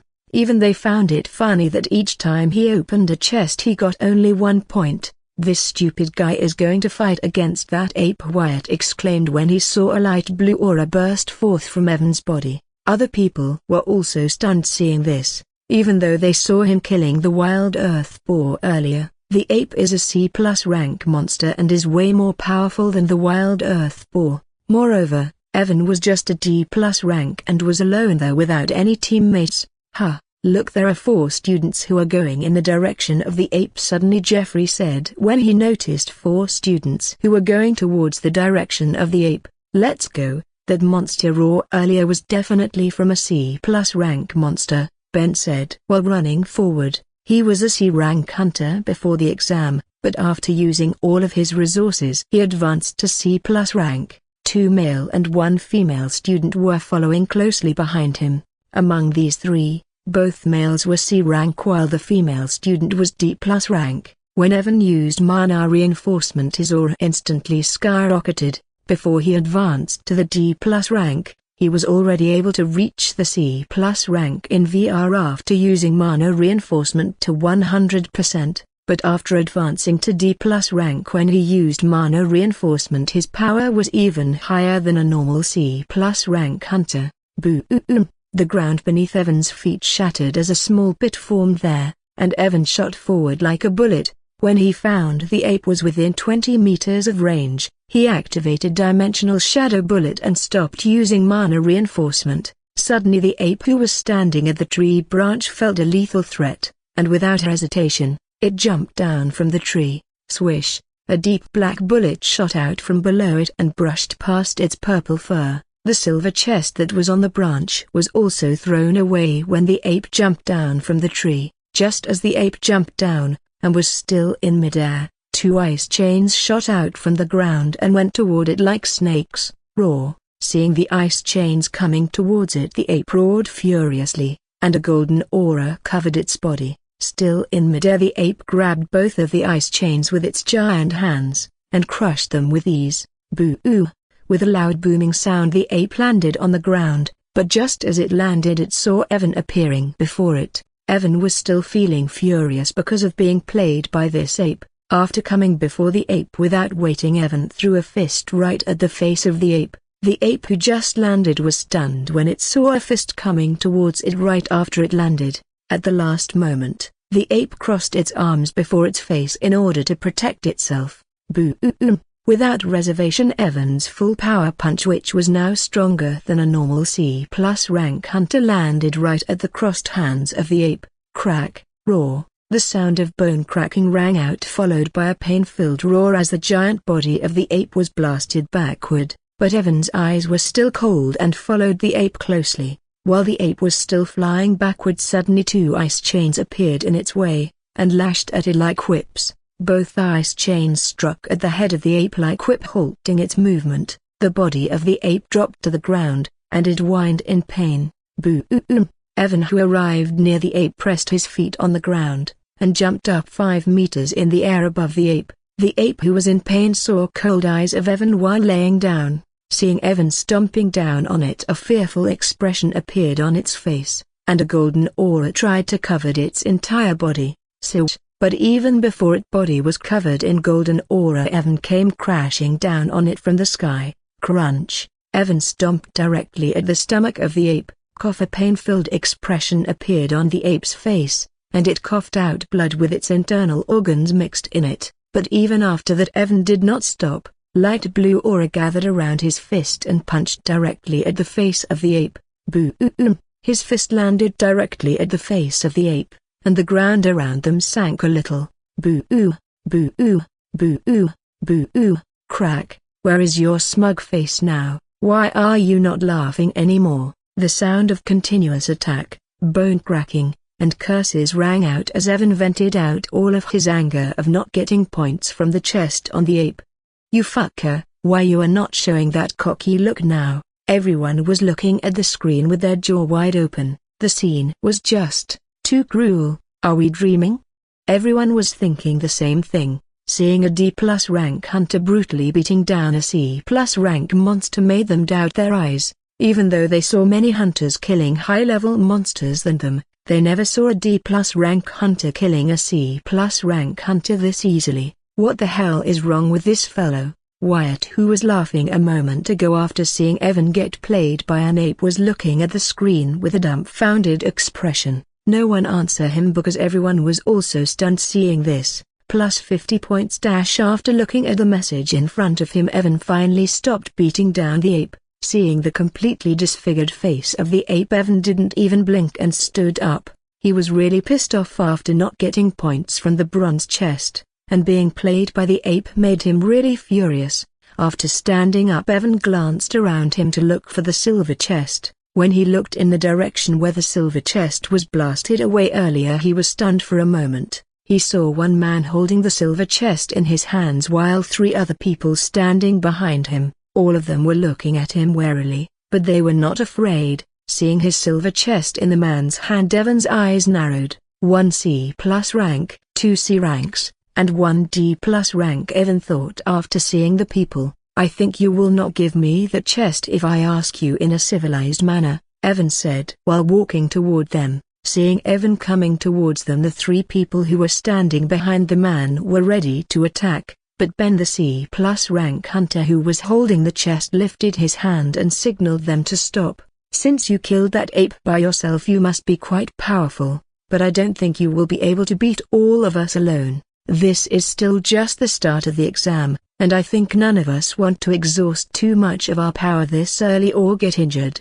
Considering you did all the work to get this chest, I have an offer for you. We can share 30% points with you after we open the chest. What do you think? Ben said to Evan after stopping his teammates. Although he arrived after Evan killed the ape, just by seeing the disfigured corpse of the ape he was sure that Evan is not weak. Since this is just the start of the exam, he didn't want to fight a powerful opponent and get injured. Even though he had confidence that they can take care of Evan if all 4 of them work together, he wasn't sure about the price they will have to pay to take care of Evan. so he decided to give him 30% points after opening the chest. In his opinion, it was quite a good offer. After all, they are 4 people while Evan is alone. Even if Evan is strong, he will not act trashly and will fight against the 4 of them. Ben, don't you think 30% is too much? He is just alone, we should just get rid of him, one of the guys who was standing behind Ben said after hearing him. Your offer is quite good. Before Ben can say anything, Evan, who stopped not far away from them, said in an indifferent voice, but there is just one problem with it. What problem? Ben asked with a raised eyebrow. You are not strong enough to take that 70% from me, Evan said with a smirk on his face. What do you mean? Arg.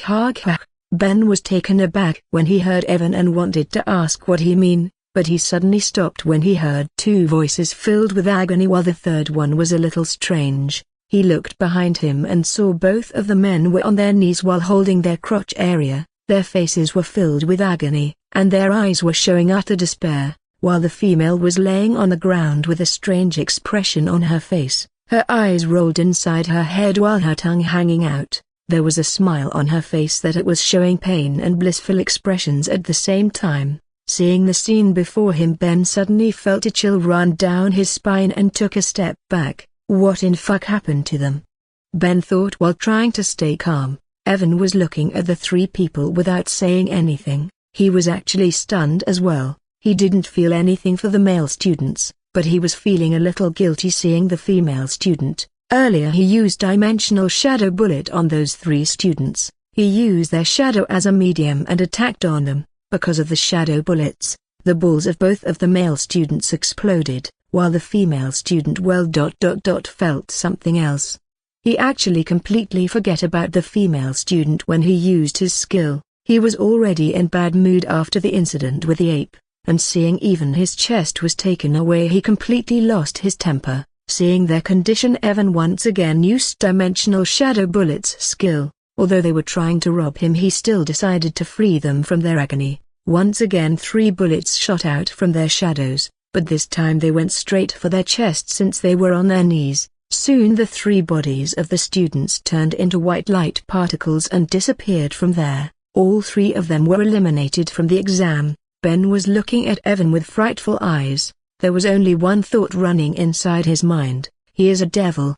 Ben's legs were trembling and he was looking at Evan with a fearful look on his face. He dropped the silver chest in his hands long ago. His legs were tightly clasped with each other's, and he was covering his crotch area with his hands. For a moment Evan was tempted to spread his arms wide, and laugh like a madman to scare the shit out of this fellow. You can take back your silver chest, I don't want it anymore, Ben said to Evan while taking a few steps back. If you take another step back, believe me, something will explode, Evan said while looking at a certain part of Ben's body. Ben stopped at the same place and turned into a statue. The image of the agony-filled faces of both of the male students was still fresh in his mind. After Ben stopped, Evan looked at the silver chest and pondered for a moment. Did you open any chest before coming here? Evan asked after looking at the silver chest for some time. Ben was confused after hearing Evan's question, but he still nodded his head. I found 2 bronze chests before coming here. How many points you got after opening them? I got 9 points from the first chest, and 10 points from the second chest, Ben replied, still looking at Evan with a confused face. He wasn't able to understand why Evan was asking him those questions. Evan opened his mouth to say something, but closed it once again. Now he doesn't want to talk anymore. Did I really offended the goddess of luck by trying to scam her? Evan thought with his eyes twitching. Open the chest? Evan said after a minute of silence. Huh? Ben, who was standing stiffly, was stunned when he heard Evan. He was thinking, Evan is going to kill him, but instead, he asked him to open the chest. What is he planning? Ben looked at Evan warily because in his eyes he was a devil, who is scheming sometime. There is no way a devil scum like him, who didn't even spare a girl, will not kill me, Ben thought, and can't figure out why Evan asked him to open the chest. Open the chest if you don't want to follow the suit of your teammates, Evan said coldly after seeing Ben was not moving. Evan was asking him to open the chest because of his terrible luck. For opening a silver chest you can get 20 points to 50 points. Evan was afraid that if he opened the chest he will definitely get just 20 points. He wanted Ben to open the chest to see how many points he will get after opening the chest. He will let him open the chest, and will take back his points from him after he opened the chest. He was thinking about getting rid of his bad luck using Ben. Hearing Evan, cold sweat appeared on Ben's forehead and he moved towards the silver chest while still covering his crotch area. With his luck, he should be able to get at least 40 points, right? Evan thought, looking at Ben. Ben came before the silver chest and looked at Evan. After seeing Evan's cold gaze, Ben gulped down his saliva and finally removed one of his hands that were covering his crotch area. Like his life depended on it, Ben quickly opened the chest at lightning speed and covered his crotch area once again. Boom! A light shot towards the sky from the silver chest, and exploded in the sky. Soon some words appeared in the sky. Ben, 21.7, looked at the texts with dead eyes. Meanwhile, Ben was also stunned seeing he just got 21 points after opening the silver chest. Evan wanted to shout 1101 curses after seeing the points that Ben got after opening the chest. There is no point keeping him alive, Evan thought after seeing the points. He was thinking about keeping Ben alive and taking him with him so that he can open chest for him and get more points. But after seeing the points that he got after opening the chest, Evan lost interest in him. At least I will get a good amount of points after killing him, Evan thought, and a greedy look appeared on his face. 30 seconds later, Ben's body was turning into white light fragments, and he was disappearing. Evan was standing a few meters away from him looking at his disappearing body with a nonchalant expression. After Ben's completely disappeared, Evan looked at the messages that he received earlier. Plus 50 points. Plus 46 points. Plus 169 points. He got 50 points for killing the C+ rank ape. Plus 46 points from killing the 3 students who were standing behind Ben, while 169 points from Ben. Evan looked at the ranking and raised an eyebrow seeing the current rankings. It changed this much in just a few minutes, Evan muttered after seeing the ranking. 1. Leon and Sally, 782, Evan and Mike, 654. 3. Valerie and Finn, 624, Kevin and Owen, 510. 5. Amy and Gloria, 478. Looks like that Leon also encountered some students and killed them, Evan said after seeing a sudden jump into Leon's points. He was quite glad to see he was in the second position, but he knew it is just the beginning of the test and it will not remain the same. Most of the students will try to move into the deeper area of the island, to kill high-level monsters. As students will move to the deeper area of the island, they will start to encounter each other. With the encounter of the students, he knew many teams will fight against each other, and the ranking will change continuously. I should also start to move if I don't want to lose my ranking, Evan said, and after confirming the direction of the center area of the island, dashed toward it. No one said anything, and everyone was looking at the screen in complete silence. Even though the things that happened were very short, they were just too strange for them to say anything. The foreheads of all the men were covered in the cold sweat, and they were sitting with their legs tightly clasped, while all the women in the room were looking at Evan with narrowed eyes. The status of Evan's skill in the eyes of men raised to the terror level, while in the eyes of women, it raised to the forbidden level. This guy is a scum. The silence was broken by Oliver, who said with her eyes twitching, she still can't believe how Evan killed that female student. Ahem. Edward cleared his throat after seeing the awkward atmosphere and looked at everyone. Even though the way he killed those students is little strange, you have to admit that even a team of 4 hunters wasn't able to do anything for him. Even though all the females were dissatisfied with the way Evan used his skill, they didn't deny what Edward said. I will teach him a good lesson after the exam will end, Olivia said after a moment. Other females also nodded their heads hearing Olivia because they were also dissatisfied with him. All the male did not say anything, but if anyone look closely they will see a desire in their eyes. If I also have a skill like this, I can easily take care of any male. All of them were thinking the same time. Swish, a ball of water flew like a cannonball and struck the head of a 2 meters tall C-rank bear. The bear fell backward because of the impact of the water ball. and its eyes became a little blurry because of the impact on its head. A muscular man who was around 230 centimeters tall gave a loud war cry and struck his fist at the head of the bear. Boom! A booming sound echoed out as the skull of the bear caved in a little. "Move!" a female shouted, and the muscular man moved away from the bear. Swish! Just as he moved away, a white beam of light came flying towards the bear like a laser beam, and penetrated its head, killing it in a single fell swipe. Mike sighed in relief after seeing the bear was dead and the water moving around his body disappeared. The height of Lucas also returned to 200 centimeters from 230 centimeters. Both Mike and Lucas looked not far away from them and saw a female student standing there, just like Mike and Lucas. She was also a D+ rank hunter. "Currently killing a C rank monster is our limit," Lucas said and sat down. "Our efficiency will increase after meeting with others," Mike said, and he also sat down beside Lucas. The name of the girl with them was Shirley. She was the teammate of Lucas. Mike met them not long after separating from Evan. "What the hell?" Suddenly they heard Shirley's voice, who was also taking rest after their fight against C-rank monster. "What is wrong?" Lucas asked, wondering why she was shouting. Shirley didn't answer and looked at Mike with a weird look. "What?" Mike asked with a raised eyebrow when he noticed she was looking at him weirdly. "Look at the rankings," Shirley said while shaking her head. Mike stopped looking at her and opened the rankings. 1. Leon and Sally, 782, Evan and Mike, 654. 3. Valerie and Finn, 624, Kevin and Owen, 510. 5. Amy and Gloria, 478. Mike's eyes opened wide when he saw the names in the second place. He was shocked because till now he just collected 30 points. All the monsters that they killed were killed by Shirley, and both Lucas and he just supported her. Because her attacks are rather powerful, she can kill them with a single attack.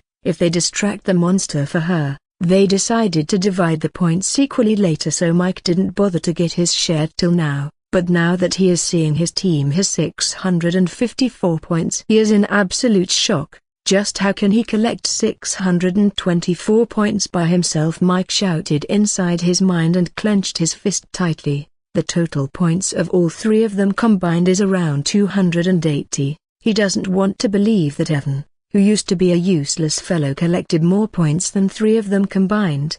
He must be working with some powerful hunters. There is no way he collected all of these points by himself. Mike tried to convince himself, but deep down he knew Evan wasn't working with anyone because, in the exam hall, he was standing alone, and rejected all the students who invited him to work with them. Lucas glanced at Mike, who was clenching his fist tightly, and didn't say anything. "It is just the beginning of the exam. Once we meet with the others, we will be able to kill C+ rank monsters, and I will eventually surpass him in points," Mike thought, and closed the points ranking. "Let's go, we should look for others while trying to kill C rank monsters." Mike stood up after closing the rankings and started to walk away. Lucas and Shirley looked at each other and followed after Mike. 5 hours later, Evan was running using his full agility. His eyes were fixed in front of him where he can see the end of the grassy plain. After running for 2 more minutes, he finally arrived at the end of the grassy plain, and was standing at the entrance of the forest. "I finally arrived here," Evan said after arriving at the entrance of the forest. He saw this forest when he climbed up that cliff earlier. Even though this grassy plain was good, the numbers of C and C+ rank monsters were very low here. "I hope I will find more high-ranking monsters in the forest," Evan muttered as he looked at the entrance of the forest. Evan took a deep breath and without wasting any time he entered the forest. Unlike the trees of the grassy plain, the trees in the forest were very big and thick. Because of the dense trees, very little sunlight was able to enter the forest. But Evan had no problem seeing even in the dark. The ground of the forest was muddy and was filled with water that resembles a swamp. The water level of the ground was around 20 centimeters. Splash! The sound of water splashing rang out as Evan moved forward. His senses were on full alert, and he was paying great attention to the water around him. There must be some monsters in this shallow muddy water, Evan thought while moving forward. 1. Leon and Sally, 1645-2, Valerie and Finn, 1623, John and Camilla, 1594, Kevin and Owen, 1510-5, Amy and Gloria, 1496, Evan and Mike, 1451. During the past 5 hours that he spent in the grassy plain, Evan killed many D&D plus rank monsters, and occasionally few C rank monsters. He didn't get any silver chest in these 5 hours, nor he encountered any other student. He got 3 more bronze chests in these 5 hours, but he did not open them and put them away in his shadow storage. He was thinking about catching another student to open them for him. Even though he tried his best, he wasn't able to stay in the top 5, but he wasn't upset about it. Now that he arrived in the forest area, which is near the center area of the island, he was sure that he will be able to catch up with others soon. Because of the muddy water on the ground, Evan wasn't able to move very fast. Suddenly Evan felt something and he immediately jumped up and grabbed a tree branch. Swish! Just as he jumped up, he saw a small shadow flashing past from the position he standing just a moment ago. Evan, who was hanging using a tree branch, pulled himself up on the tree, and looked at the muddy water with narrowed eyes. Even though sunlight was not able to pass through the dense tree, he was still able to see the muddy water clearly. Evan continued to look into the water for 1 more minute, but he didn't see any movement in it. After seeing there was no movement in the water, Evan once again jumped down from the tree, and continued to move forward. After a minute, Evan once again felt something, but this time instead of dodging, he activated his dimensional shadow bullet skill, and tried to use the nearest shadows around him as a medium. Since he can shoot 5 bullets at the same time, he was connected with 5 shadows that were nearest to him instantly. Just as he felt connection with the 5 shadows, Evan's lips curled upward. Among the 5 shadows that he was connected, only one was moving, and was just a few centimeters away from him. The shadow was moving very slowly and was not making any ripple into the water. After feeling the shadow was moving, Evan instantly shot a bullet using it. Gua! Suddenly some bubbles came out from the muddy water along with red blood. The water around Evan suddenly turned red, and a fish that was 20 centimeters big, and had sharp teeth like piranha fish flooded up with a small hole at the center of its body. A swamp piranha, Evan muttered after seeing the fish. The swamp piranha is a C-rank fish. It is a very dangerous fish because of its ability to hide. In water, it can easily hide, and with its sharp teeth, it can even destroy a C+ rank armor very easily. Plus 20.7 looked at the message and nodded his head in satisfaction. There are indeed high-rank monsters in the forest, Evan thought, and moved forward. In the grassy plain, he rarely encounters a C-rank monster, but just after entering the forest, he encountered a C-rank monster. Just after moving for 200 meters, Evan suddenly stopped and looked at the tree not so far away from him. On the tree, a C-rank snake was crawling around, and was looking at him with its deep green eyes. Seeing the snake, the expression of Evan changed, and he quickly stopped breathing. Swamp python, Evan thought, seeing the monster. The poison of the swamp python is very deadly, and can even kill a B-rank hunter. But the reason Evan's expressions were serious was because of the nature of its poison. Using its poison, the swamp python can even make the air in the surroundings poisonous. The bandits who attacked on us during our first mission also had swamp python's poison, Evan thought when he remembered about the bandits who attacked on them during his first mission. Even though Evan didn't see the swamp python spitting out poison, he still decided not to breathe near it, and kill it as soon as possible. Evan used mana reinforcement, and shot toward the python. When he was 20 meters away from the python, Evan stopped choosing mana reinforcement, and activated the dimensional shadow bullet skill. But he was surprised when he saw just as he used his skill, the python moved away and the bullet missed it. Evan was surprised when he saw the python dodge the bullet, because it was just a C-rank monster. After dodging the bullet, the python opened its mouth and green smoke started to gather in its mouth. When Evan saw the python was about to use its poison, he quickly used his ice chain skill. 2 ice chains came out from the ground, binding the mouth of the python and stopping it from using poison. Evan also moved forward and arrived near the python. After coming near the python, Evan used mana reinforcement again. Just as he used mana reinforcement, the ice chain skill was deactivated, and the python was freed. But even before the python can do anything after being freed, Evan's full power punch landed right at its body, sending it flying backward. Splash! The python crashed against a tree and fell into the water. Evan quickly moved and arrived near. Even before python can stand up, Evan once again punched it right at the center of its head. Crack! The sound of bone cracking rang out, and blood gushed out as the head of the C-rank python was split open. Evan's strength was already higher than a normal C+ rank hunter after using mana reinforcement, and the python was just a C-rank monster. Evan punched the python 2 more times and the life force of the python disappeared. After killing the python, Evan did not stop there and quickly dashed away from there. He stooped after coming 200 meters away and finally took a deep breath. Because of its poison, Evan was not breathing during all this time. But even before he could catch his breath properly, Evan heard the sound of footsteps. Evan heard the sound of footsteps and water splashing and looked in the direction of the sound. The sound of the footsteps was getting louder, indicating the person was coming towards him. Because of the dense trees, he wasn't able to see who was coming. Evan was ready to attack the moment he heard the sound of footsteps. After 10 more seconds, he finally saw a male and a female coming towards him. Those 2 people also noticed Evan and stopped around 30 meters away from him. When Evan saw the face of the female student, he was surprised and raised his guard to the fullest. "I did not expect to meet you so early," Evan said after Valerie stopped. Among all the students who took part in the exam, he knew he can't defeat Valerie and Leon. Even though he advanced to D+ rank, he still can't beat a B rank hunter in the VR.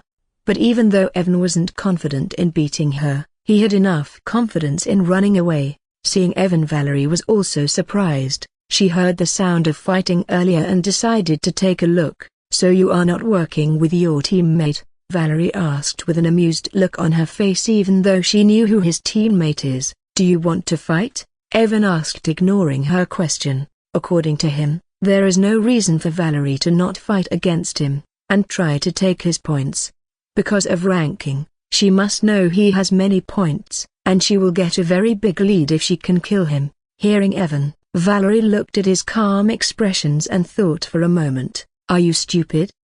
Before Valerie could answer, her teammate Finn said in a sarcastic tone. Evan looked at Finn, who was standing with a sneer on his face, and raised an eyebrow. "Fight? Can't you see Miss Valerie is a B-rank hunter? Do you think you can fight against her?" Finn said and laughed out loud. He can see that Evan is just a D+ rank hunter just like him. He saw Valerie killing many C+ rank monsters very easily. And now a D+ rank hunter is asking if she wants to fight against him. Instead of fighting, you should obediently give all your points to Miss Valerie just like other people, and she will not kill you, Finn said like an assistant of Valerie, and gave Evan a disdainful glance. Evan was surprised when he heard Finn, so she didn't kill other students and just took their points. Haven't thought, but he didn't care too much about it. He also ignored what Finn said and looked at Valerie calmly. Valerie just rolled her eyes hearing Finn and didn't bother with him. "I do want to fight you, but not now. There are still more than 15 hours before the exam ends, so maybe later," Valerie said after thinking for a moment. She doesn't know, but her gut feeling was telling her that she won't be able to kill Evan even if they start fighting. Finn, who was looking at Evan with a mocking look, was stunned when he heard Valerie, and looked at her with his mouth wide open. Evan also secretly sighed in relief after hearing her and nodded his head. He turned around and started walking away.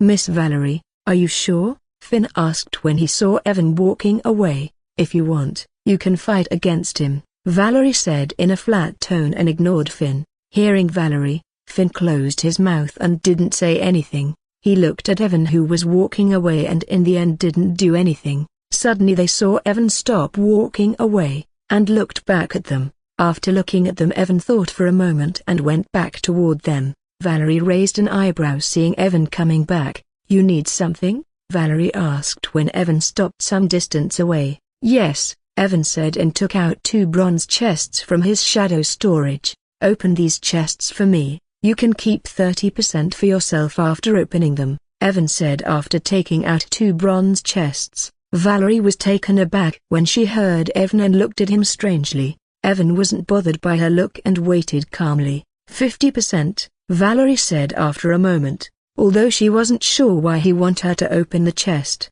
she still decided to try and ask for 50%. Evan's eyes twitched hearing Valerie, but he still nodded his head and threw both of the chests towards her. He knew the luck of this brain-dead woman is quite good and he wanted to see what will happen if she opened the chest. Valerie caught the chests and looked at Evan, who has a serious look on his face. Why does he have such a serious look on his face?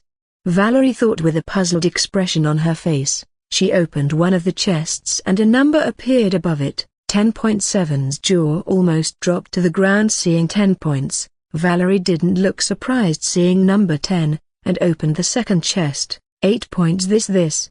Evan wanted to shout some curses seeing she was getting so many points but wasn't able to say anything. Valerie looked at Evan, who was looking at her with a stunned face. "What?" Valerie asked after seeing his stunned look. "Nothing." Evan shook his head and sighed. Soon Valerie transferred 9 points to him and Evan started to walk away without saying anything. What the hell is wrong with him?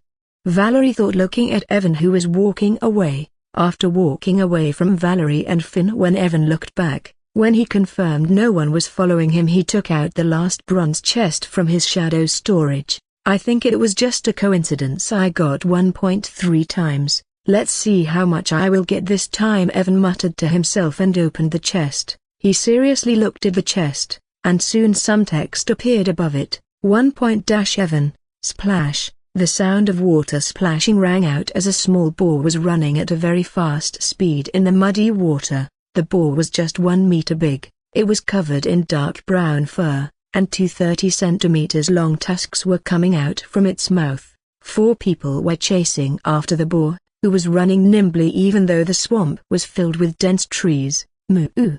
The boar made a strange sound and jumped up when it saw a large tree log was in its way. Whoosh! The boar easily jumped up the tree log, and was about to land into the shallow muddy water when the water in front of it suddenly rose, creating a water wall. The boar was startled when it saw the water wall in front of it, but it quickly took action, and both of its tusks shone with silver light.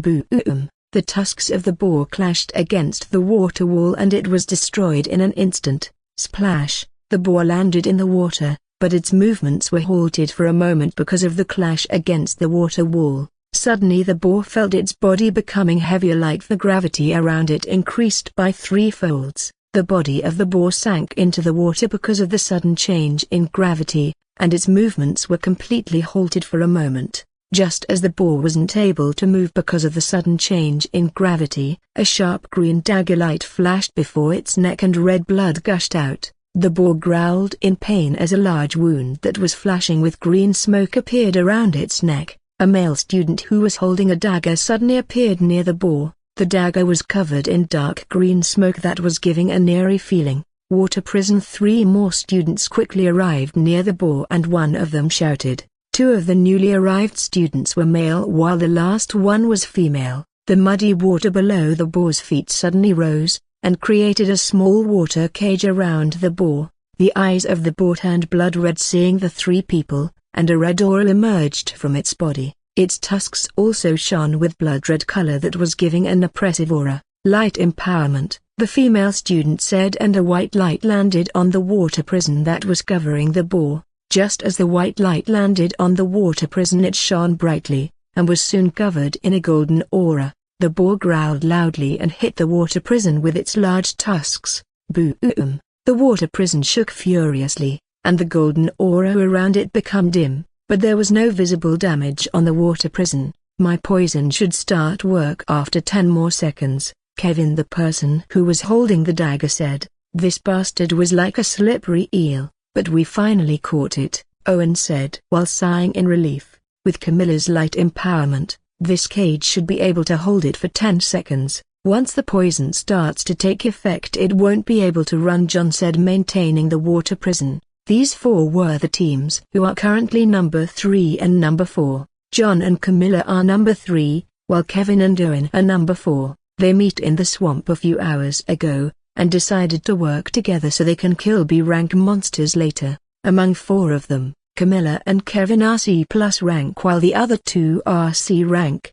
After 10 seconds the boar started to lose its balance and dropped to the ground. The wound around its neck was corroding, and the green smoke was coming out from it. Slowly the light in the boar's eyes started to dim, and its life force faded away. Plus 50 points. Kevin received the message of plus 50 points since boar died from his poison.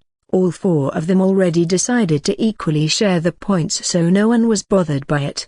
After the boar died, all 4 of them started to walk away from there, but suddenly Kevin noticed something and stooped. There were many dense trees around them, but Kevin noticed a golden light coming out from behind the trees. "What is wrong, Kevin?" John asked. When he noticed Kevin stopped, Camilla and Owen also stopped and looked at him. "Can you see the golden light there?" Kevin pointed toward the dense trees and asked. John and others looked in the direction of the trees and also noticed golden light. "What is that light?" Camilla asked with furrowed eyebrows. "Could it be a golden chest?" Suddenly John said out loud, looking at the golden light. Hearing John, the expressions of everyone changed. In the details of the exam, it was mentioned that the golden chest will only appear near a B-rank monster, and if what John said is true, there is a high chance that there will be a B-rank monster here. "Should we take a look?" Owen asked while looking at the golden light. "We are working together so that we can kill B-rank monsters, so, of course, we are going there," Kevin said in a matter-of-fact voice. Other people also nodded and moved toward the golden light. Their senses were on high alert and they were looking around cautiously. If what John said is true and there really is a golden chest, they will definitely encounter a B-rank monster. The golden light was not far away from them and it did not take them long to reach there. In just 20 seconds they passed by many dense trees, and arrived at an open area. But arriving in the open area they were stunned because they did not see any golden chest, or B-rank monster there. Instead of a chest or monster, they saw a cave entrance, but this cave entrance was covered in a golden barrier, and the golden light they saw earlier was coming out from it. Boo-oo, boo-oo, boo-oo. Attacks landed one after another on the golden barrier, creating loud booming sounds, but even after 5 minutes of continuous attacking the barrier remained the same. Water bullets, punches, holy lights, dark slash. Kevin and others tried all of their attacks but were not able to break the barrier. "Just what the hell is this barrier?" Owen muttered after shooting some water bullets. The other 3 were also looking at the barrier with stunned faces and were not able to understand what was this barrier. "What is this barrier, Edward? I didn't read anything about it in the details of the exam," Jeffrey asked Edward. Other people of the guilds also looked at him with curious faces. "There is actually a B-rank monster behind the barrier," Edward said. "Why it is behind the barrier?" Julian asked with a raised eyebrow. "You already know most of the students in the exam are D+ or C rank. If these students encounter a B-rank monster early without getting a chance to form a team, they will die without being able to do anything. So in order to give them a chance to form proper teams, the B-rank monsters will be released only after 12 hours pass by. That barrier is a rank barrier, so there is no student who will be able to break it," Edward said while looking at the golden barrier. Oh, hearing Edward, everyone nodded their head. "But don't you think B-rank monsters are not enough for this exam?" Olivia said while looking at the 2 screens that were showing Leon and Valerie. "There are 2 students who advanced to B rank, and even if they work alone they will still have a very high chance of killing it. What can we do?" No one expected that they will advance to B rank before the exam. "It was already too late for us to adjust the difficulty of the exam," Edward said while shaking his head. Others also nodded their head because they also didn't expect 2 students to advance to B rank before the exam. "What should we do?" John asked after punching the barrier with his full power, which just made some ripples on it. Kamala and the others looked at each other and they had hesitant expressions on their face. Even though they were not sure what was behind the barrier, they can guess that there must be something good. If they decide to leave it and someone else got the things inside the barrier, it will be a huge loss for them. "Let's continue our attack for 30 more minutes, Kevin said after thinking about it for a moment. There were still around 15 hours left before the end of the exam, so he decided to attack for 30 more minutes. Alright, others also nodded since they also wanted to see what is behind the barrier. Boo! Once again one attack after another started to land on the barrier, creating some ripples on it. Evan was jumping from one tree to another, moving forward. Walking in muddy water was very tough, so he decided to take advantage of the trees. Boom! Suddenly he heard a booming sound and stopped moving. Boom! He once again heard the sound and looked in the direction of the sound. Is someone fighting? Evan muttered and his eyes lit up. Maybe the season of farming points finally arrived, Evan said with an evil smile on his face and dashed in the direction of the sound. He was thinking about taking advantage of the fight between the two parties and reaping all the points for himself. After 30 seconds the sound started to get louder, and Evan noticed a golden light coming from behind the dense trees. He raised an eyebrow seeing the golden light and moved cautiously. When Evan passed through the dense trees and saw what was happening in front of him, he was baffled. What the hell is going on here? Evan thought when he saw 4 people attacking a golden barrier. He looked at the golden barrier and was even more shocked seeing, even though all 4 of them attacking the barrier continuously, the barrier was completely fine. 2C+ and 2C rank hunters can only make some ripples on this barrier, Evan thought, and a frown appeared on his face. Is there something special behind this barrier? He thought, and a pondering expression appeared on his face. He also thought that maybe there will be a golden chest behind the barrier. Even if I want to see what is behind the barrier, I will have to take care of these guys first. Evan's gaze became sharp and he looked at the 4 people carefully, but even after looking at them carefully, he did not recognize them. But seeing there were 2C+ and 2C rank hunters, he wasn't sure about killing them with normal means. Just after seeing their attacks on the barrier, he knew they are quite powerful. Even with the dimensional shadow bullet, he wasn't sure about taking care of them. There was a very high chance they will be able to evade the attack on time, just like how Swamp Python was able to react on time when he used his skill on it. Should I use it here?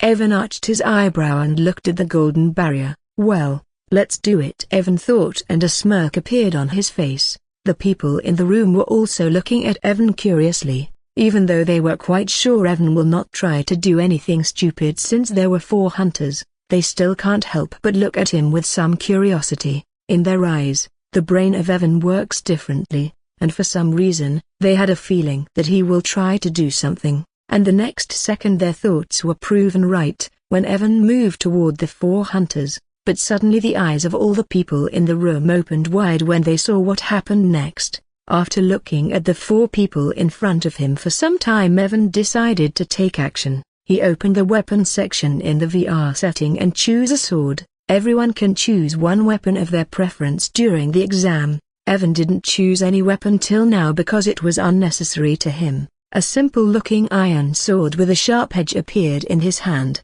The next second Evan took a step forward and completely disappeared from his place. When the people in the room saw what was happening on the screen, shocked expressions appeared on their faces. On the screen, a shadow that was covered in a silver halo was walking toward Kevin and others. The shadow was walking at normal speed, and was closing the distance between them. All of them were shocked because of the silver halo around the shadow. That silver halo indicates the effect of invisibility in VR. They never thought that Evan will have a skill that can even make him invisible. They were already stunned when they saw him using dimensional shadow bullets, shadow storage, and ice chains. He is still a D+ rank hunter, and didn't receive his class, so having 3 skills is already a very shocking thing, but now he is using another skill. All the people already read Evan's details and knew he have a unique physique that he recently awakened. Since he has a unique physique, it is not impossible for him to have more than 1 skill. Moreover, his physique is called Shadow Physique, and they can see both of his dimensional shadow bullets, and shadow storage skill is related to shadows. They thought he must have 2 skills because of his physique. As for the ice chains, they thought he might have gotten a skill book after clearing a dungeon. Although the chances of getting a skill book are very low, it is not impossible after all. Just how many skills does he have?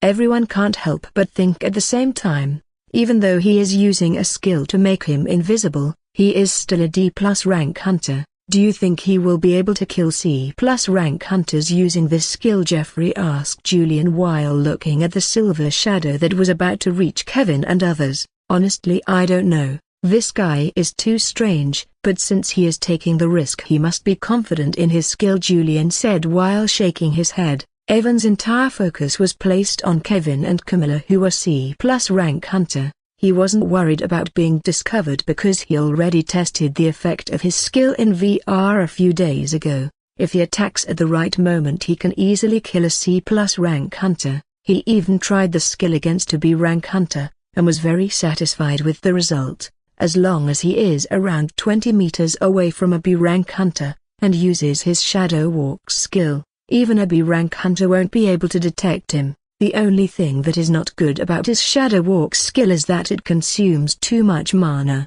but considering its effects Evan finds it reasonable that the skill consumes too much mana. Evan moved slowly when he was just 10 meters away from Camilla and Kevin. Kevin was sending sharp daggers light at the barrier one after another, while Camilla was sending some white beams that looks like a laser. Even when Evan was just 5 meters away from them they were not able to detect him. The people in the room were all looking at the screen with great focus. He is so close to them, but they still can't detect him, Wyatt said with his mouth slightly open. At the beginning of the exam, when Evan didn't work with Mike, and was walking leisurely, he thought he is just another fool, but looking at what Evan did till now he can't help but admit that he was wrong about him. 4 meters, 3 meters, 2 meters. Soon Evan arrived just behind Kevin. After arriving behind Kevin he didn't attack immediately. After a moment Kevin once again lifted his dagger to attack the barrier. Just as Kevin lifted his dagger,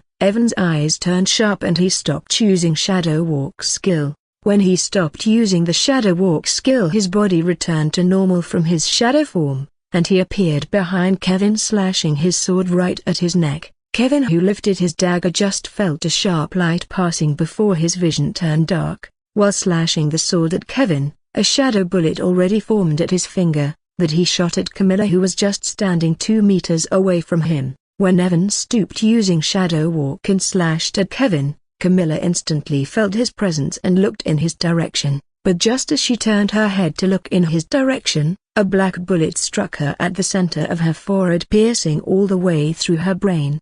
Before her vision turned black she saw Kevin's headless body that was still dropping towards the ground, and a person holding a sword looking at her with a small smile on his face. John and Owen, who were standing not far away from Evan, quickly reacted and jumped away from him. Their eyes were wide open as they looked at the bodies of Kevin and Camilla, which were already disappearing.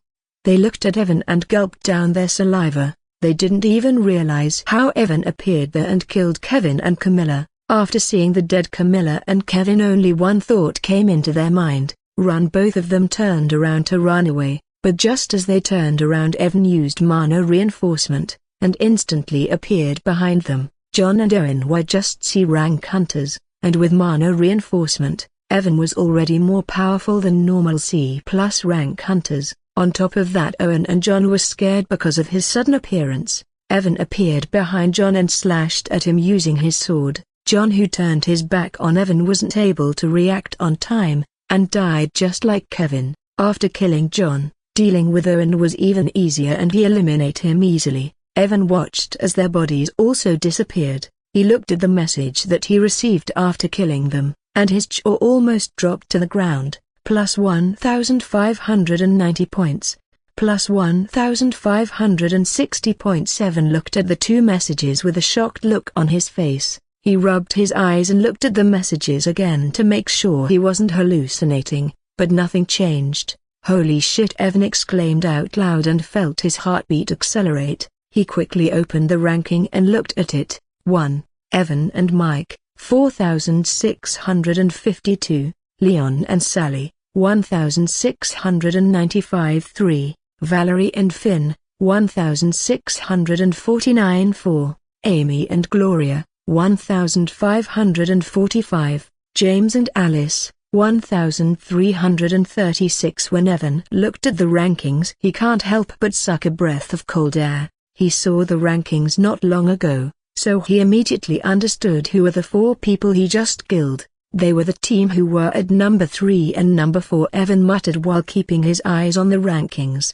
seeing the difference in the points. Evan's lips curled upwards. He didn't expect to get so many points from them. Now that I have so many points, I am sure all the students will try to find me, Evan thought while rubbing his chin. Since he has so many points, he was sure that students will try to kill him, to take his points. When Evan thought about tens of students coming for him, instead of feeling nervous he felt excited about taking away their points from them. With the invisibility effect of his shadow walk, he wasn't even afraid of Valerie and Mike, much less others students. Even if he can't win, he had enough confidence in running away. Now I just need to provide my location to other students, and I can start my farming session, Evan thought, and regretted that he doesn't have a silver chest to announce his location. But soon his attention was attracted by the golden barrier and looked at it. I might find it behind this barrier, Evan thought, and walked towards the barrier. While Evan was thinking about his points farming sessions,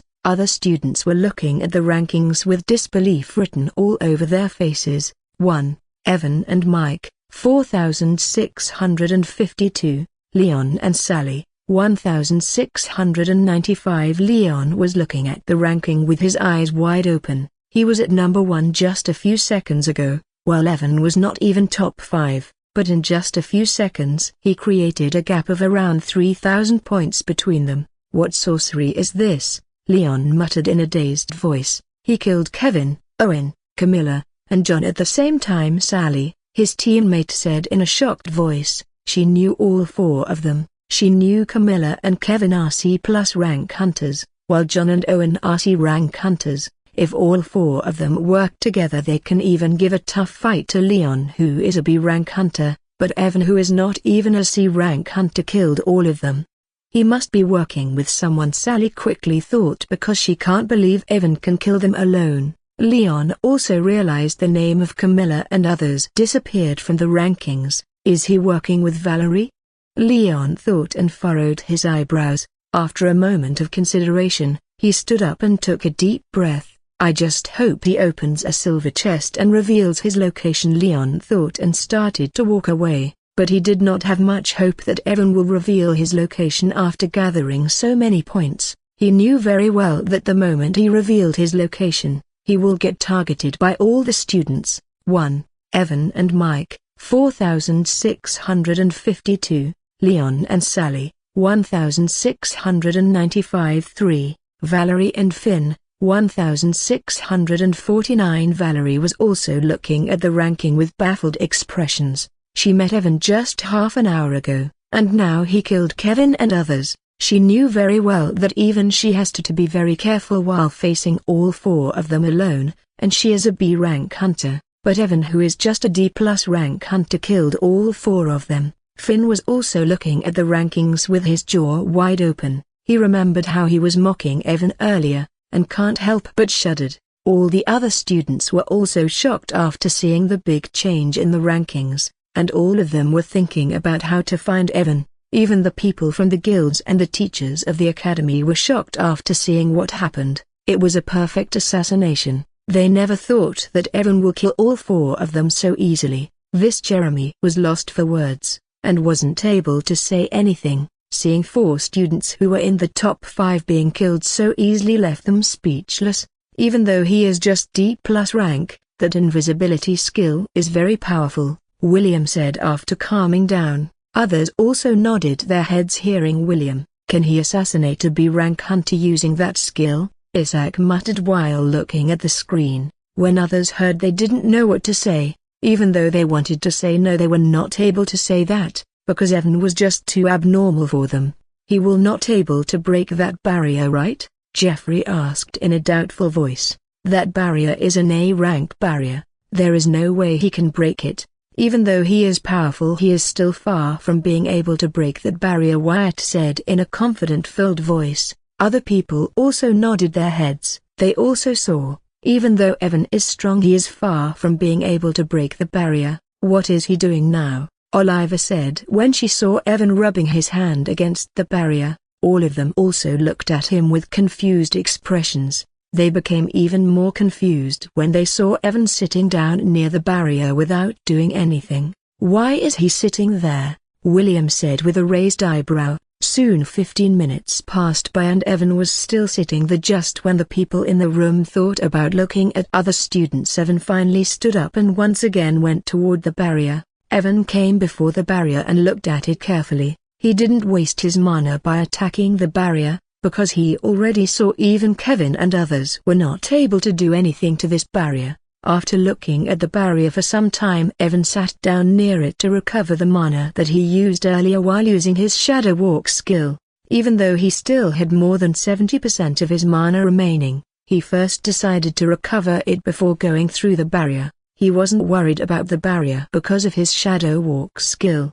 He can pass through it by using his skill. When he was trapped by the bandits in a barrier during the mission, he used Shadow Walk's skill to escape from that barrier. At that time he noticed that passing through the barrier increased the mana cost by quite a bit. He wasn't sure about the level of the barrier in front of him, so he first decided to recover all of his mana before passing through it. After 15 minutes his mana was fully recovered. In VR, Evan noticed that his mana recovery speed is way slower than the real life. After recovering his mana, he stood up and once again went in front of the barrier. "Let's see what is behind this barrier," Evan muttered inwardly and activated his Shadow Walk skill. He once again turned into a shadow and disappeared from his place. Evan walked forward, and when he touched the barrier, his shadow passed through it very easily. Just as he touched the barrier, Evan felt his mana being drained rapidly. Feeling his mana being drained, Evan quickly went past through the barrier. After passing through the barrier, Evan immediately stopped choosing Shadow Walk's skill, and tried to hide his aura since he doesn't know what was waiting for him inside. He checked his remaining mana and was stunned when he saw he just had 40% of his mana remaining. Just what is the level of this barrier?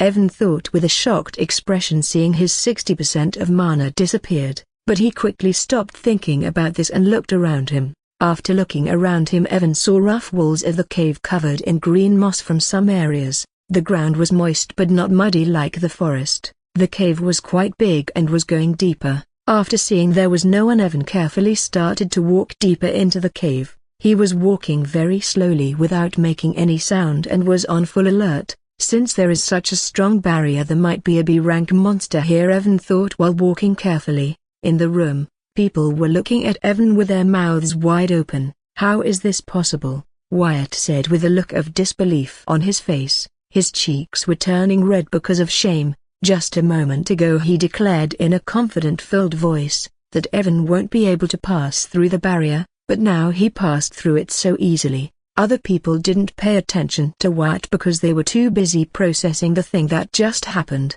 In their eyes, Evan just used the skill to turn himself invisible for 1 second, and passed through the barrier easily. What sorcery is this? Everyone thought at the same time. Could it be that because he turned invisible, the barrier wasn't able to see him and he passed through it easily? A man said while rubbing his chin. Other people in the room looked at him with weird gazes, thinking if he had gone senile or something. After 1 minute of walking, Evan saw there was an open area in front of him. He walked carefully without making any sound and went towards it. Soon Evan was clearly able to see the open area. The area was not big, it was around 20 square meters, but when Evan saw what was in the area, he was shocked, and almost lost control of his emotions for a moment. In the open area, a giant ox was sleeping soundly. Its body was deep red in color, and there were 2 large horns on its head. A 3-meter-long tail covered in spikes was coming out from its back. Seeing the ox, Evan gulped down his saliva. Even though the ox was sleeping, he can still feel this ox is a B-rank monster. He felt lucky that the ox was sleeping, or he would have been done for. The entrance of the cave is currently blocked by the barrier, and he doesn't have enough mana to pass through it. He knew with his current strength he doesn't have any chance of killing a B-rank monster. This ox is currently sleeping. Do I have any chance of killing it? Evan pondered while rubbing his chin. After a minute of consideration, Evan chose not to do anything rash. He was currently very close to the ox, and the only way he can use to kill B-rank monster easily is to use his shadow bullet, just like how he used it on the ice troll. but since he was very close to the ox he was sure that this ox will wake up the moment he tried to use his skill. Currently, he is already ahead of other students, and there is no need for him to take an unnecessary risk by attacking on this ox. After he decided not to attack on the monster, Evan was about to turn around to leave when he noticed something. Behind the ox, he saw a golden light that was similar to the golden light of the barrier. When he looked carefully he saw a golden chest behind the ox. Seeing the golden chest, Evan's eyes lit up. He looked at the sleeping ox, and at the golden chest without blinking. Since I am here it will be a waste to leave without taking away this golden chest here, Evan thought, and a greedy smile appeared on his face.